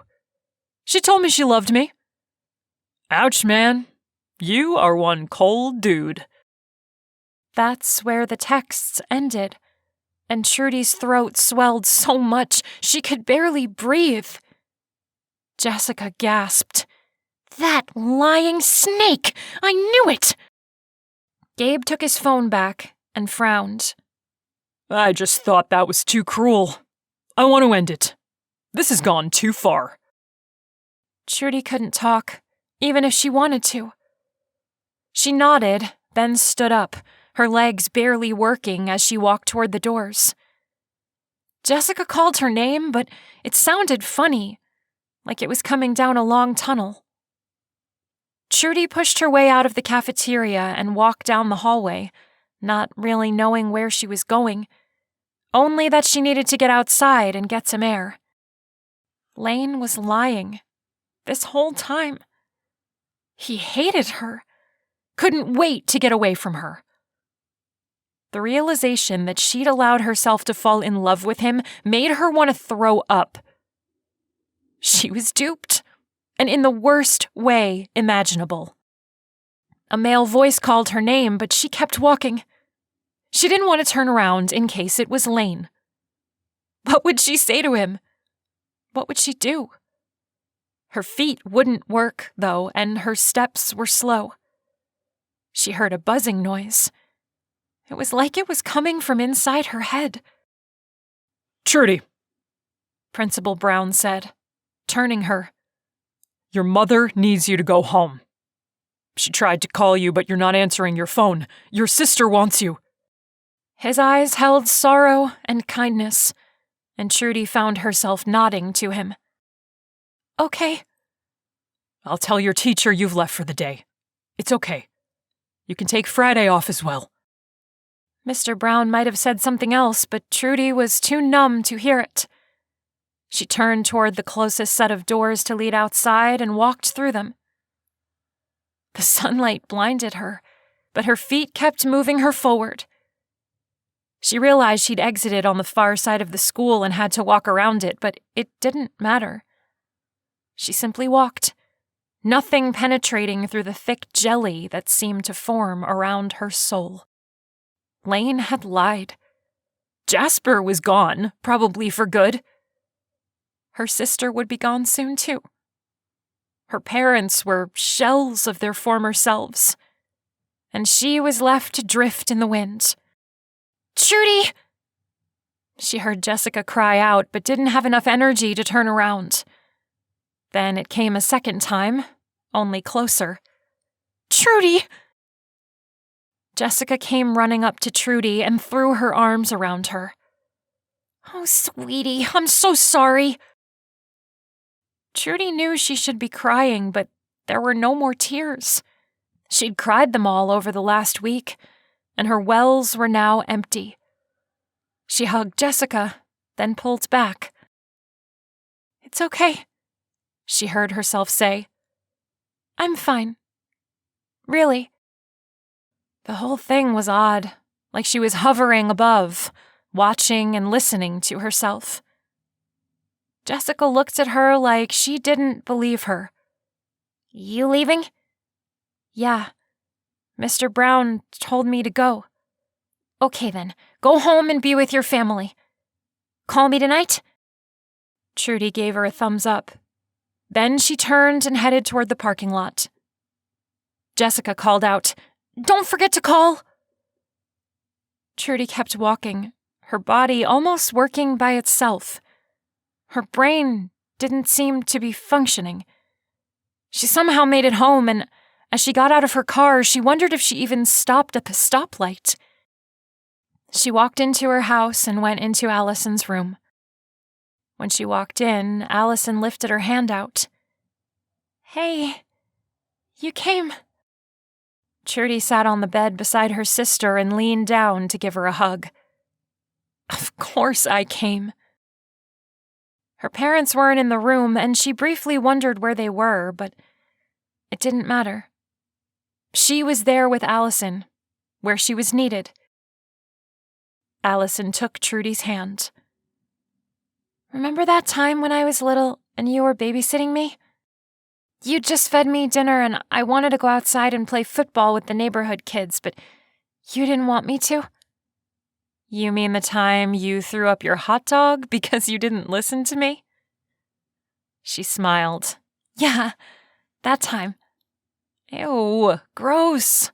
Why are you thinking of that? You ate that hot dog so fast it came up in only 2 pieces. I was so grossed out I wouldn't eat hot dogs for years after that." Alison chuckled. "I know. That was funny." "It so was not funny. You're disgusting." "You're disgusting. Remember that time you spilled those potato chips and Izzy bet you that you wouldn't eat them off the floor like a dog?" Trudy shifted on the bed to get more comfortable. "It was one chip. That's it. All I ate was one, and you guys freaked out. It's not like they landed in mud or something. It was the kitchen tile, and I won that bet, so there." "What about the pudding eating contest we had?" "The one where we couldn't use spoons? That was your idea, twerp." "I got it from some TV show. We had pudding all over our faces." She giggled, and Trudy let out a laugh. "You even had it in your hair." She suddenly couldn't control her laughter, and the two of them dissolved in a fit of giggles. Her laughter released something inside her. She wasn't sure what, but it was like a pressure valve was open, and relief came. When she finally composed herself, she said, "I haven't thought about that in a long time." Alison sobered. "We've had some good times together." She squeezed Trudy's hand even though she had no energy left. "I'm glad." "Me too." "Will you do something for me? You know, after?" Trudy thought she had no tears left, so she was surprised when they sprang to her eyes. "What?" "Help Mom and Dad. They are going to need you." "Yeah." Alison looked up at her. "No, I mean it. They've drifted apart. I'm afraid the strain will split them in two." Trudy's tongue stuck to the roof of her mouth. How was Alison so observant when she hadn't even seen it herself? She'd been so stuck on what she was going through that she hadn't thought about what her parents were dealing with. She patted Alison's arm. "I promise. I'll make sure they don't split." "Thank you." Alison closed her eyes. "I'm tired. You can tell Mom and Dad to come back in now." "You banished them?" "Yeah. They're in the kitchen. I wanted to talk to you alone." Trudy chuckled. "Okay. I'll tell them." Chapter 25. Lane didn't see Trudy in calculus class, but it was almost a relief. She had been like the walking dead. She needed to be with her family at a time like this. He hid his phone in his lap and texted her. "I hope you're doing okay." When no answer came, he slid his phone back into his backpack. He checked for a text back during his next 2 classes, but still no answer. It was okay. She was probably with Alison, right where she needed to be. After school got out, he debated if he should go to Trudy's house, but decided they were having a family moment and that shouldn't be interrupted by him. So he went home. He texted her again after dinner and he still hadn't heard anything. "Thinking of you. Call me later, okay?" No response. Lane strapped on his running shoes and went out for a jog. He was too anxious just sitting at home, waiting for news. Of course, Trudy was dealing with a lot right now, so he didn't expect her to be waiting by her phone for him.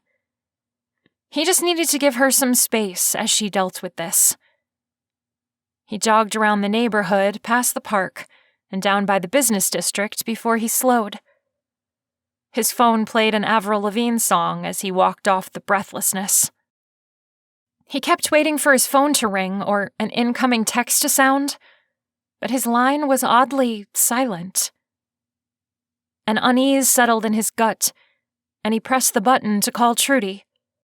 He knew he should be patient, but she'd been in a bad place before. He didn't want her to get to that point again. Her phone rang until voicemail picked up. "Hey, Trudy, I just thought I'd check in with you. I'm worried about you. Call me when you get a chance, okay?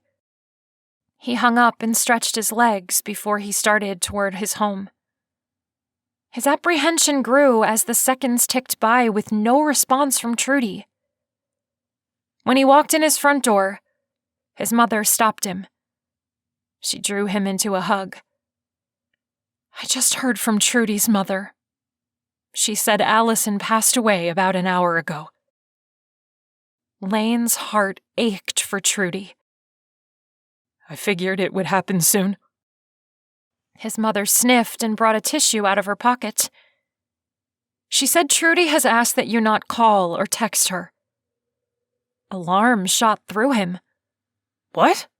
Why? His mother shook her head. "I don't know, honey. We all deal with grief in different ways. She might just need this time to herself." His unease grew, but he nodded. All right. "I'm sure she will call you when she's ready to talk." What about homecoming? It's tomorrow. His mother frowned. She just lost her sister. Give her some time. Lane ran his hand over the back of his neck. Something felt off about this. Trudy would have wanted him there to comfort her, he was sure of it. But maybe she was in shock and not thinking clearly. Okay. His mom patted his shoulder. "You're a good young man. I'm sure she'll be contacting you soon when she's dealt with some of her grief." He nodded and went into his room to change and shower, his mind reeling. Trudy's sister had died, and she didn't want to talk to him? His gut told him something was wrong, but he loved her enough to respect her wishes. He turned his phone off and set it on the charger. Maybe tomorrow she'd call, and they could talk it out. Chapter 26. Trudy hugged her pillow as she listened to pentatonics belt out harmonies in her earbuds. She hadn't felt like eating breakfast, and her mother wasn't pushing getting dressed either. So, still in her pajamas, Trudy sat cross-legged on her bed and tried to drown out the dark mood, covering her body like a greasy film. Her sister was gone. Her parents were in the other room talking funeral plans, and she was left to sit alone and think about what Lane had done. Disgust and anger bubbled up inside her as she remembered all of the things he'd said to her. The things she'd thought they had shared. And it was all a lie. She wanted to punch him. No. She wanted to forget him. To bury her feelings for him so deep the pain would go away. She wanted to erase him from her mind and from her life. But she had no idea how to do that. He'd crawled up into her brain and was taking up residence there. She'd allowed him in and now couldn't kick him out. Her body ached for him, and she hated it. A text came in from Jessica. "How are you doing?" "I'm okay." "I heard about your sister. I'm sorry." Trudy wiped at her nose with a tissue. She'd cried her last tears yesterday. Now all that was left was the empty hole inside her. "Thanks. I saw Lane this morning before school. I wanted to kick him in the nards." Despite her sober mood, Trudy chuckled at the mental image. "I would pay good money to see that." "Yeah, well, he deserves to suffer. I can't believe what he did to you." Trudy sighed and looked out her window. The leaves were starting to turn orange and red. She didn't want to think about Lane anymore. She was so done with him. "I just want to forget about it all." "I understand. But if my foot connects with his family jewels, just know that I didn't do it for you. I did it for all females." I can't argue with that logic. Her mother opened the door and came into her room. Trudy took her earbuds out so she could hear. "You talking with Lane?" Irritation rose in her. "No! I told you I don't want to talk to him. Her mother sat on the end of her bed. I know you're dealing with a lot right now. Sheesh, Mom. It's not that. He lied to me, okay? We're not friends anymore. The end. She really didn't want to explain the whole awful truth, so she held her breath, hoping her mother would let it go. Oh? Her eyebrows rose. I see. She seemed to think about the situation for a few moments. Does he know this? Trudy picked at her bedspread and chose her words carefully. He obviously knows he lied. He just doesn't know I know about it yet. Her mother seemed to be choosing her words carefully as well. Don't you think you should talk it out with him? That was the last thing she wanted to do. In fact, she'd rather eat her toenail clippings than talk to Lane. But how was she supposed to portray that to her mother? All she had was a lame, I don't want to talk to him. You'll have to say something soon. Tonight's the homecoming dance. Shoot. Homecoming. She'd forgotten about it with everything going on. She put on her best pained face. Can't you call his mom back? Tell her I'm not feeling up to going? Her mother pinched her lips together, and Trudy knew what that meant. No. This is something you need to do on your own. She patted her knee. It's best if you talk to him. Things usually look better on the other side of a conversation. Even if that conversation is, hey Lane, I hate your guts. Don't ever talk to me again. Trudy drew in a breath and let it out. All right. It will all work out. I know it. Yeah, she knew how it would work out. She'd tell him off, the gig would be up, and he'd never talk to her again. Maybe she could do it in a text. Her mother stood and then leaned down and kissed the top of Trudy's head. She hadn't done that in years. Are you doing okay? Emotionally? What she really was asking was, are you having suicidal thoughts again? Trudy shrugged off the question. I'm okay.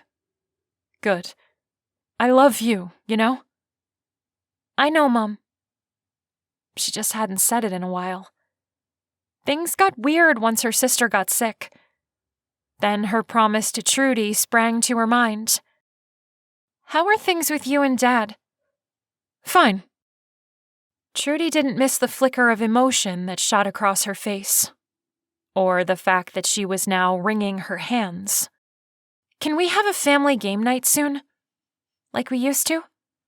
I miss those. Her mother smiled. When Trudy was young, they would have family game nights almost once a week. They'd pop popcorn and get out their favorite board games, and it was one of her fondest memories. Yes, let's do. That sounds like a good idea. Thanks, Mom. Her mom left her bedroom, and she leaned against her pillows, putting her earbuds back in. She turned up the volume so the music could drown out any residual thoughts of Lane that her mother had caused.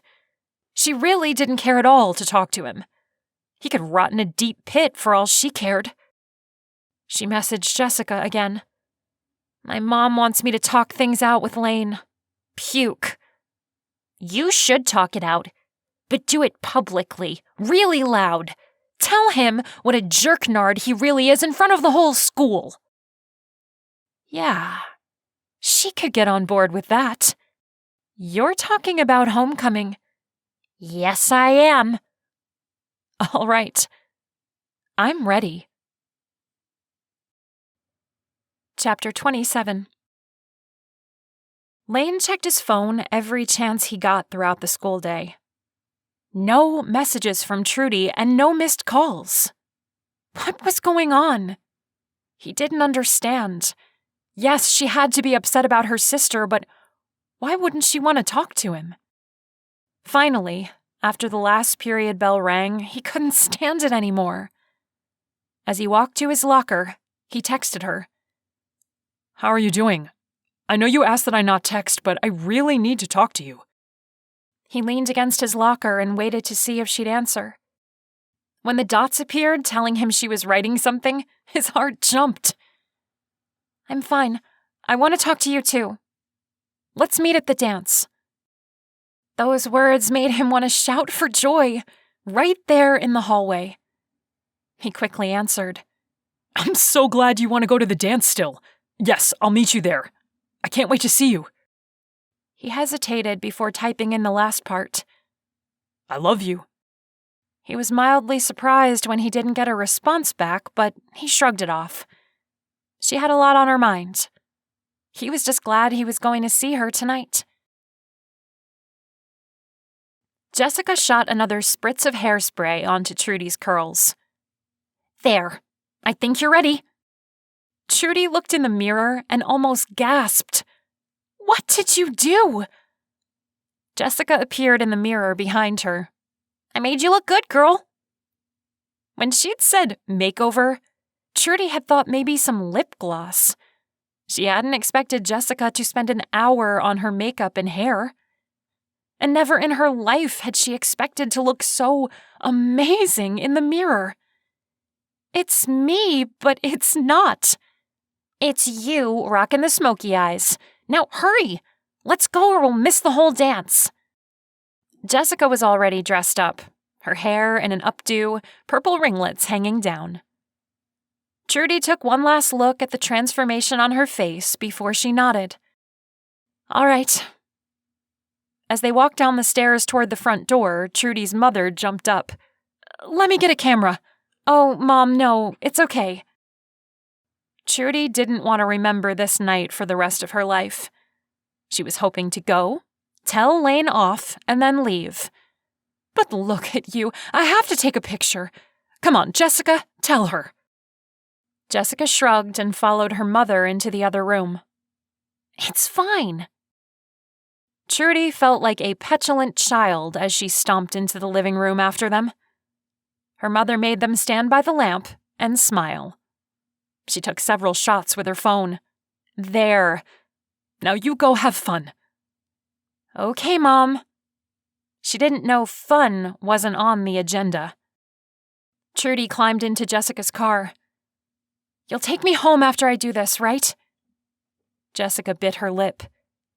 "I thought maybe we could stay a bit, dance some." "Jess, I don't want to stay. I told you that I'd do this only if you let me tell him off and then leave. Just for a little while. You're all dressed up." "Because you made me." Trudy huffed and folded her arms. "But you look so good. It would be a shame to waste it."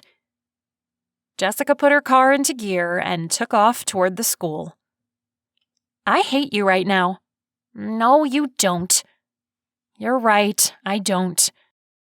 She stared out of the window as the houses and trees sped by. Finally, she sighed. "All right, we can stay a little bit." "I knew you'd say that," Jessica said in a sing-song voice. "But only for a dance or two. And if Lane sticks around, I'm gone. I'll wait for you outside." "Deal." Dread pooled in Trudy's stomach as they pulled into the school's parking lot. She didn't want to see Lane. Didn't want to do this at all. She was all about running from her problems. Facing them head-on was not her style. But then she saw Gabe walking into the building, and all the hurt and anger from the day before surfaced, and she slammed Jessica's car door. "Let's do this." Jessica hurried to catch up to her as she marched toward the building. "You go, girl. You get mad, and you tell him off." Trudy wore a white cropped cardigan over her dress, and she pulled it closed as the fall air picked up around her. She practically sprinted into the building. From down the hallway, she could hear the loud music playing in the gym. Gabe opened the door, and the music blared louder before he disappeared inside. The door clicked shut. Jessica shifted. "You ready?" "As ready as I'll ever be." Trudy started toward the doors. The song ended as she entered the gym, and a slow song started up. Trudy waited for her eyes to adjust to the low lighting. Before she could spot Lane, he appeared at her side. He wore a suit jacket and his hair was styled, a few strands falling on his forehead. He didn't look good. He looked fantastic. His eyebrows knit together as her gaze met his. Trudy, He said it reverently, almost like a prayer. you look amazing. He pulled her into a hug before she could speak. The way he smelled, the feel of being in his arms, it brought everything back. Every feeling that had swelled within her. Every skitter of electricity across her skin. Every racing heartbeat. He had made her experience them all. And for what? A bet? She shoved him back. "Let go of me!" she yelled. Lane looked confused. Why? What's wrong? "You know what's wrong. How can you not know? After what you did to me?" Lane leaned forward and put his hand to his ear. What? I can't hear you. Frustration bubbled up inside her. This wasn't going to work. The music was too loud. She couldn't tell him off in front of everyone. He wouldn't have the humiliation she wanted him to experience. No one would know what he had done to her. He would get away with it. Heat rose to her face. In desperation, she glanced around the room and her gaze connected with the microphone on the stage. Before she could think about it, she ran toward the front of the gym. Jessica must have seen where she was headed because she yelled, "Do it!" Trudy stomped up the steps, her anger growing. He'd manipulated her in the worst way. And now he had to pay for it. She grabbed the microphone and a loud feedback noise filled the gym. Everyone stopped dancing as the DJ turned down the music. "Sorry to interrupt," Trudy said, her voice coming loudly through the speakers. A sudden nervousness shot through her, but she was too angry about what Lane had done to listen to it. She pressed on. "This won't take long. I just wanted to let you all know what a nice young man Lane Collins is." Heads turned around until the group spotted him near the back. His gaze connected with hers, and she could see the question in his eyes. "Let's give a round of applause for him, shall we?" No one knew what was going on, but a few people obliged, and a polite smattering of applause rose up, and then died down. "You see, Gabe made a bet that Lane couldn't get me to go to homecoming with him. And being the adventurous type, Lane took that bet and spent the last 2 weeks bending over backwards, asking me on dates and being quite chivalrous." More people sent curious glances his way. Lane raised an eyebrow at her. "And he thought he'd won that bet because here I am. But guess what, folks? That joke's on him. Because I knew about the bet all along." Murmurs rose from the crowd. Trudy put the microphone closer to her lips. "And I've been playing along." Trudy spotted Mr. Brown weaving his way through the dance floor to get to the stage, and she knew she had to hurry. "But now it's time to tell Lane Collins that I didn't come to the dance with him. That's right. He loses this bet. I came to tell him to go suck rotten eggs because he's a cheating, lying snake." The last word didn't come through because someone had unplugged the microphone. But it didn't matter. The dance floor erupted in hoots and hollers. Her gaze once again connected with Lane's. His eyes were shadowed, his posture stiff, and for a split second she thought she saw a look of hurt flash across his features. Oh yes, he was the best actor she'd ever known. She even felt sorry for him for a breath in time before she reminded herself what he'd done to her. Trudy turned and ran down the steps and out the door. She continued down the hallway, not really knowing where she was going, only that she couldn't face Lane right now. If she saw him face to face, she wasn't sure what she'd do. She found an open classroom and she rushed inside. The lights were out, but she knew it was the chemistry lab. She plopped down on the floor and leaned against the cabinet doors near the sink. Suddenly, all the emotions she'd been trying to shove away rushed at her, and she burst into tears. She sat there, tears running down her cheeks as she listened to the booming bass coming from the gym. Mr. Brown was probably trying to find her so he could lecture her. Lane was, well, she wasn't sure what he was doing. Was he mourning his loss of the bet? What would he have to do? She wasn't even sure, and she didn't care either. Well, okay, she cared a little. What humiliating thing had Gabe and he worked up? Maybe whatever he had to do would make her feel better. The door opened, and for a fraction of a second she wondered if Lane had found her. But then she saw Jessica's shadow and breathed out relief. "You in here?" she asked. "Yeah," Trudy said. Jessica wound her way in the dark until she found where Trudy was sitting and sat next to her. "Loser brain left." Trudy assumed she meant Lane. "Good. And I told Mr. Brown you were suffering from extreme grief over what's happened in your life, and he said he understood. He's not going to punish you." She hadn't expected that. "Really?" "Yeah. I guess you get a free pass when, well, you know. When your sister dies?" This was the first time Trudy had said it out loud since it had happened, and for some reason, it lessened the pain a little. "Yeah." Jessica nudged her. "What you said was great." "You think?" "Well, I might have sprinkled a few choice words in there, but I think what you said did the trick." Lane looked absolutely devastated. I guess he had no idea he was going to lose the bet. Trudy thought this news would make her feel better, but it soured in her stomach. "Yeah, I guess." "Come on, what you need is to go in there and shake your booty." "I don't dance." Jessica scoffed. "You so can't use that excuse with me." "I know Lane taught you." The last thing Trudy wanted to think about was how Lane had held her and they swayed to the music. "All right, I'll come dance," she said to get Jessica off her back. "Just give me a few minutes alone, okay?" "Okay."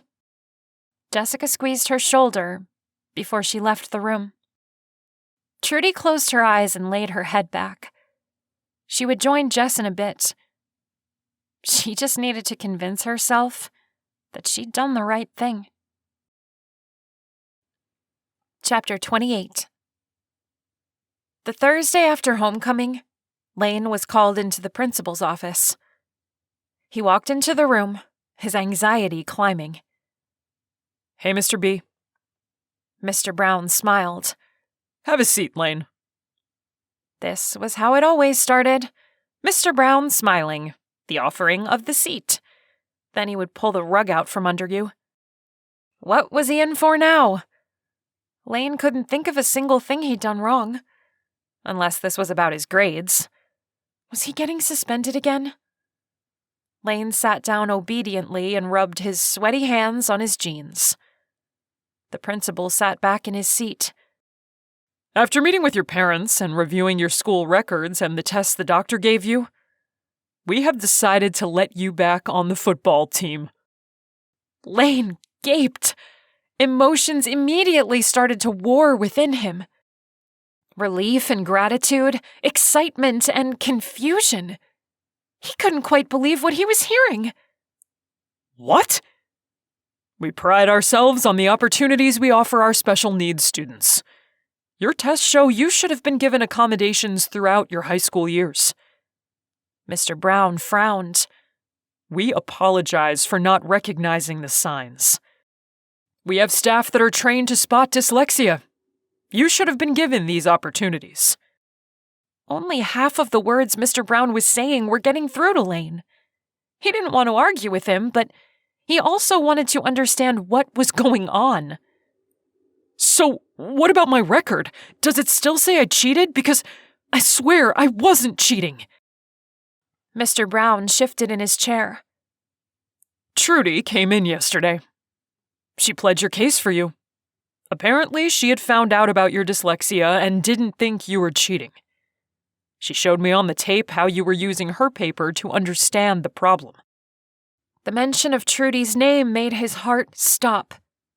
He'd spent the last week trying to forget he'd ever known her, which was hard because he was still in the same calculus class. He'd changed seats, but it was still hard to sit in the same room, feeling her presence from several rows down. What she'd said into the microphone at the dance had blindsided him and crushed him. She sure showed her true colors. He hadn't expected that at all. But what Mr. Brown was saying confused him. Trudy came in? He nodded. I don't know how she found out about your dyslexia, but she wanted us to know she didn't think you had cheated. Why would she have done that? She hated him. She'd been lying to him this whole time, pretending to like him. Her talking to Mr. Brown on his behalf didn't make sense. Lane, I know you're a good kid. I want you to succeed here at Rockford High. Lane didn't know what to say. I want to as well. We are going to set up a meeting so your parents can come in. We'll have all your teachers there. We'd like to set up an individualized education plan for you. We want you to get the help and accommodations you need to graduate this spring. Relief rose in his chest. Thank you. Mr. Brown stood and extended his hand. Lane shook it. Go talk to Coach. I will, sir. Lane left his office, not quite sure what had happened, but he knew his life had changed. He was back on the team. He could barely believe it. His dream was back. He walked down the hallway, energy building inside him. He would get to practice with the team now. He opened his locker and shoved his books inside. Gabe came around the corner with Randy, the team's water boy. They were laughing about something. Lane stared at him. What was he doing hanging out with Randy? He hated that kid. Oh, hey, man, Gabe said, slapping Lane on the shoulder. When are you going to pay up? Lane groaned inwardly. Gabe had been bugging him all week about the bet. However he'd done it, Lane wasn't sure, but he'd procured a cheerleading outfit for him. Lane just had to wear it to school. Tomorrow. I'll do it tomorrow. Gabe pointed to him. No backing out. You lost, fair and square. He exchanged a look with Randy, and then they both snickered. Lane squinted at them. What's so funny? Gabe waved away the question. Nothing. Something was up, but Lane didn't have time to figure it out. He had to go talk to Coach. Whatever. Lane slammed his locker shut. Principal Brown just told me I'm back on the team. Gabe fist-pumped the air. Yes! We're going to slay East High on Friday. Randy pumped the air as well. Yes! As Lane suited up for practice, thoughts of Trudy slipped back into his mind. He'd been so devastated by what she'd done that he hadn't allowed himself to think about her all week. But now he wasn't sure what was going on. If she hated him, why was she taking the time out of her day to do something to help him? What would be the point? Did she have an ulterior motive? Lane couldn't figure it out. Trudy had said she was acting like she liked him when she hadn't, really. But did he believe that? He had his doubts about the whole thing. How could she have responded to his kiss like she did when she was just pretending to like him? That felt real. And what about their talks and how she shared with him personal things? A person who was pretending wouldn't do that. It bothered Lane the entire time he practiced. Something wasn't right about the whole situation, and he needed to figure out what it was. After practice, he showered and headed home. His phone rang as he walked in the door. It was a number he didn't recognize. Hello? Yes, my neighbor said I should call. Her voice sounded elderly. I found a cat in my yard a few weeks ago. I think he might belong to you. Lane gripped the phone and pressed it hard to his ear. You have Jasper? Well, I don't know if he's the same cat, so I don't want to get your hopes up. There was an easy way to tell. Lane crossed his fingers. Does he have 3 legs? Yes, the poor thing is missing a hind leg. This is your cat, then? Well, not my cat, but I know whose cat it is, and she really needs him back. Can I come get him from you? Of course, dear. The woman gave him her address, and Lane hung up the phone. He put her address in his GPS and got in his car, his heart suddenly hammering in his chest. He'd found Jasper. Trudy was going to be so happy. She'd been so distraught after he ran away. All Lane could think about was reuniting Trudy with her cat. He knocked on the door, and the woman opened it. Her gray hair and wrinkled hands were about what Lane had expected from her voice. Come on in. He followed her into a living room that looked like it had been decorated in the 1950s. She crossed the room and entered a kitchen which was in desperate need of a new linoleum floor. Come here, kitty, she said, bending down. A white cat raced into the room, but Jasper quickly followed after. The woman picked up Jasper. He's been a very good boy. He loves the food I bought him. She walked to Lane and handed him over. Jasper snuggled into his arms. The woman picked up a cat carrier. You can take him home in this and then bring it back later. She opened the door and helped him get Jasper into the cage. When the door was locked, Lane said, Thank you for taking good care of him. His owner will be ecstatic to see him again. The woman nodded. I'm glad my neighbor saw one of your flyers. Me too.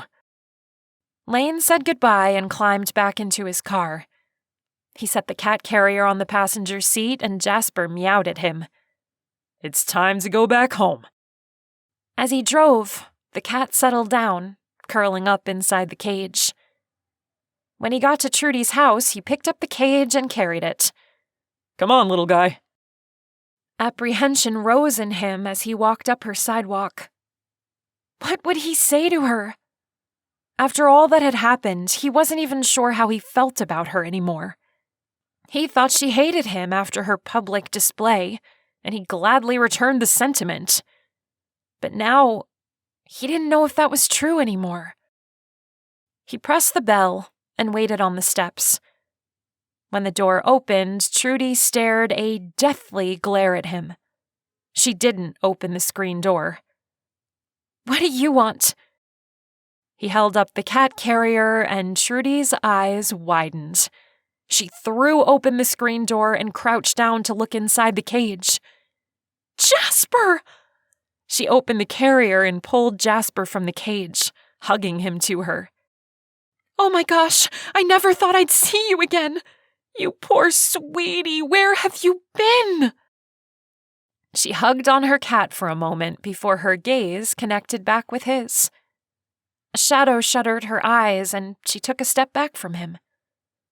Conflicting emotions played across her features. Where did you find him? She asked, her voice betraying her strong emotions. How was he supposed to answer that? He looked down at the pavement. A woman called me. She'd found him. Confusion pulled her eyebrows together. How did she know to call you? He shrugged. I used that photo you sent me to make flyers. I hung them around the neighborhood. I guess someone saw one and recognized Jasper. Trudy stood there frozen, holding her cat and staring at him. You did that for me? A sudden awkwardness settled on Lane, and he set the cat carrier down and shoved his hands into his pockets. Yeah? Why? She whispered. Her brown eyes shone with unshed tears. She was hurting, and Lane's arms ached to hold her, to pull her close and breathe in the smell of her coconut shampoo that was always on her hair.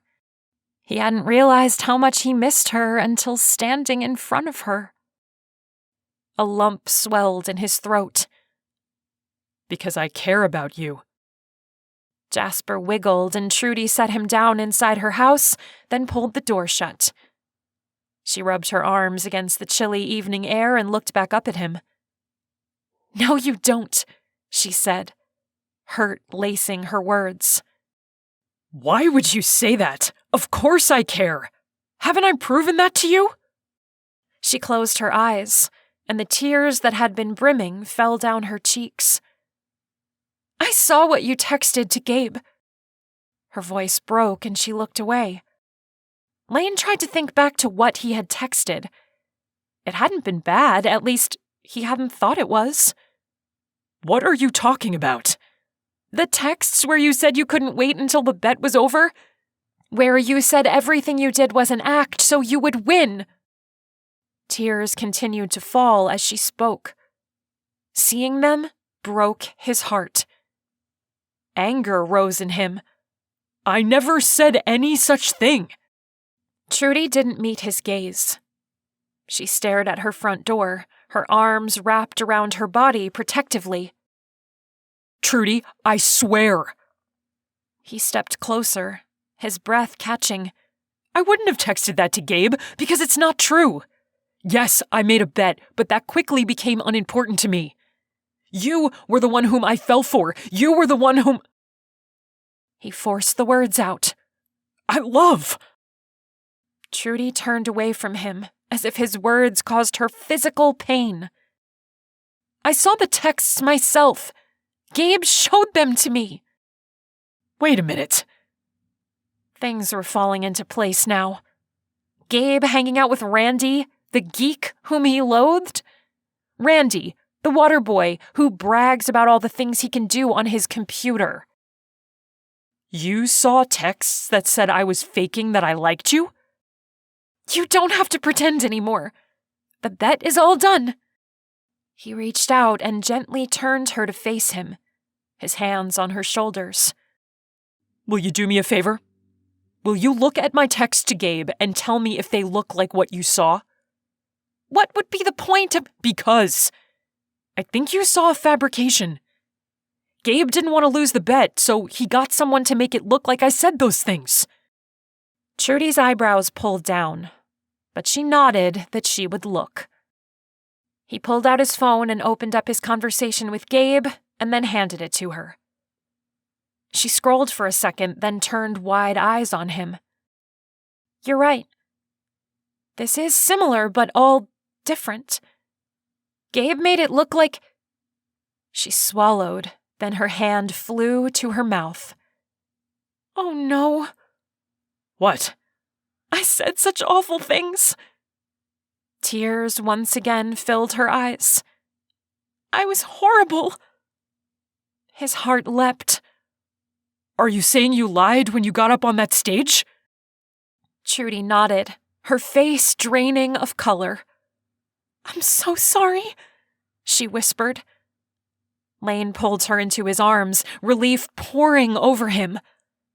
I am happy to hear that. Oh, Lane, I was terribly mean. She buried her face into his chest. I can't believe I did that. After telling you what a jerk move it is to bully someone. Her voice fell. I did it to you. You were hurt. He clung to her, reveling in the feeling of her in his arms once again.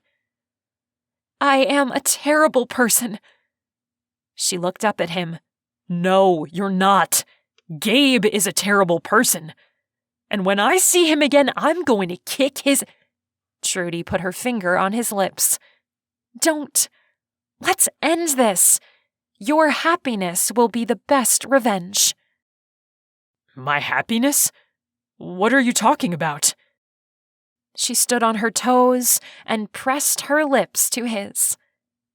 The kiss was urgent, passionate. All his feelings surged in him at once, and he closed his eyes and deepened the kiss. She made him feel alive, free. And she was right. Happy. When the kiss ended, he put his forehead on hers. Now I see what you mean about happiness. Let's forget about Gabe.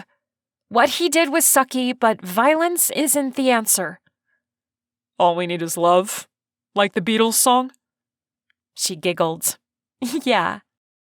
He rubbed her back as she snuggled into him.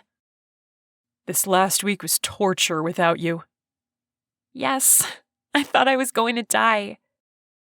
Promise me you'll never believe another bad thing about me. He touched her cheek with the backs of his fingers. I promise. I love you. She blinked up at him, a smile forming on her lips. I love you too. Epilogue. Jessica picked up her banana and pinched the end so she could peel it. She longingly looked at Trudy's pizza. What she wouldn't give for a bite, but it would make her balloon out like a friggin' blowfish. Plus, the grease would give her pimples. She pulled apart the yellow peel and took a bite of the soft fruit. Trudy sat so close to Lane, she was practically on his lap. She leaned over and he kissed her. Jessica tried not to roll her eyes. You guys are disgusting. Trudy kissed Lane again, then sat up. You're just jealous you don't have your own man. Ha! That was so far off, Jessica had to smirk. That's the last thing I need right now. And what is it you need right now? Lane asked, his eyebrow quirked. She was about to answer when Christian walked into the cafeteria. He wore a black leather jacket and his dark eyes connected with hers for a brief moment before he scowled and looked away. Just a second, Jessica said, jumping up. Christian hadn't been in class all week, and she desperately needed to talk to him. She sprinted, curving to avoid tables. He must have seen her coming because he changed directions, but she was undeterred. She picked up speed and caught up to him just before he got to the doors. Christian, we need to talk about our science project. He turned to her, and her breath caught. His gaze was heavy, his brown eyes stunning with flecks of gray and gold. She felt pinned to that spot. His high cheekbones and strong jawline gave him a striking look. How had she not noticed before how good-looking he was? She struggled to take in a breath. He shuddered his gaze. What about it? We have to get together and plan our project? I'm busy. He turned as if to dismiss her, but she grabbed his arm. It was like grabbing onto a piece of granite rock. Dang, he was muscular. We have to, she said, trying to keep the whine out of her voice. This project is worth half my grade. I can't fail this class. He smirked. Then you do it. She yanked on his arm again, although she kind of felt like a mosquito compared to him. I can't. You have to work on it with me. If I don't prove we both contributed, I'll fail. He turned back toward her and stared at her, and she tried not to pass out from the intensity of his gaze. After a moment, he seemed to soften. All right. We can work on it after school. I'll come to your house. Christian? At her house? Jessica faltered a bit. If he stole something, her parents would freak. He pulled his phone out of his pocket. What's your address? How could she tell him she didn't want him to know where she lived? She grabbed a strand of her hair, twisting it around her finger. Can we work on the project at the library? Christian scowled. I'm not allowed in the library. Not allowed in the library? What was up with that? Why not? Restraining order. He looked like he was proud of that statement, which gave her a little chill. Jessica's mind reeled. Maybe she didn't want to do this after all. Maybe getting an F in the class was a better choice. But if she failed, she would never get into Juilliard. She weighed her options before she blurted out her address. His lips twitched before he shoved his fists into his coat pockets. See you after school. Jessica swallowed. What had she done? The end. Jessica's story continues in the second book of the Rockford High series, Don't Fall for Trouble. Be sure to subscribe to my channel. This has been Don't Bet on Love, Rockford High Series, Book 1. Written by Victorine E. Liskey, narrated by Liz Crane. Copyright 2019 by Victorine E. Liskey. Production copyright 2019 by Victorine E. Liskey.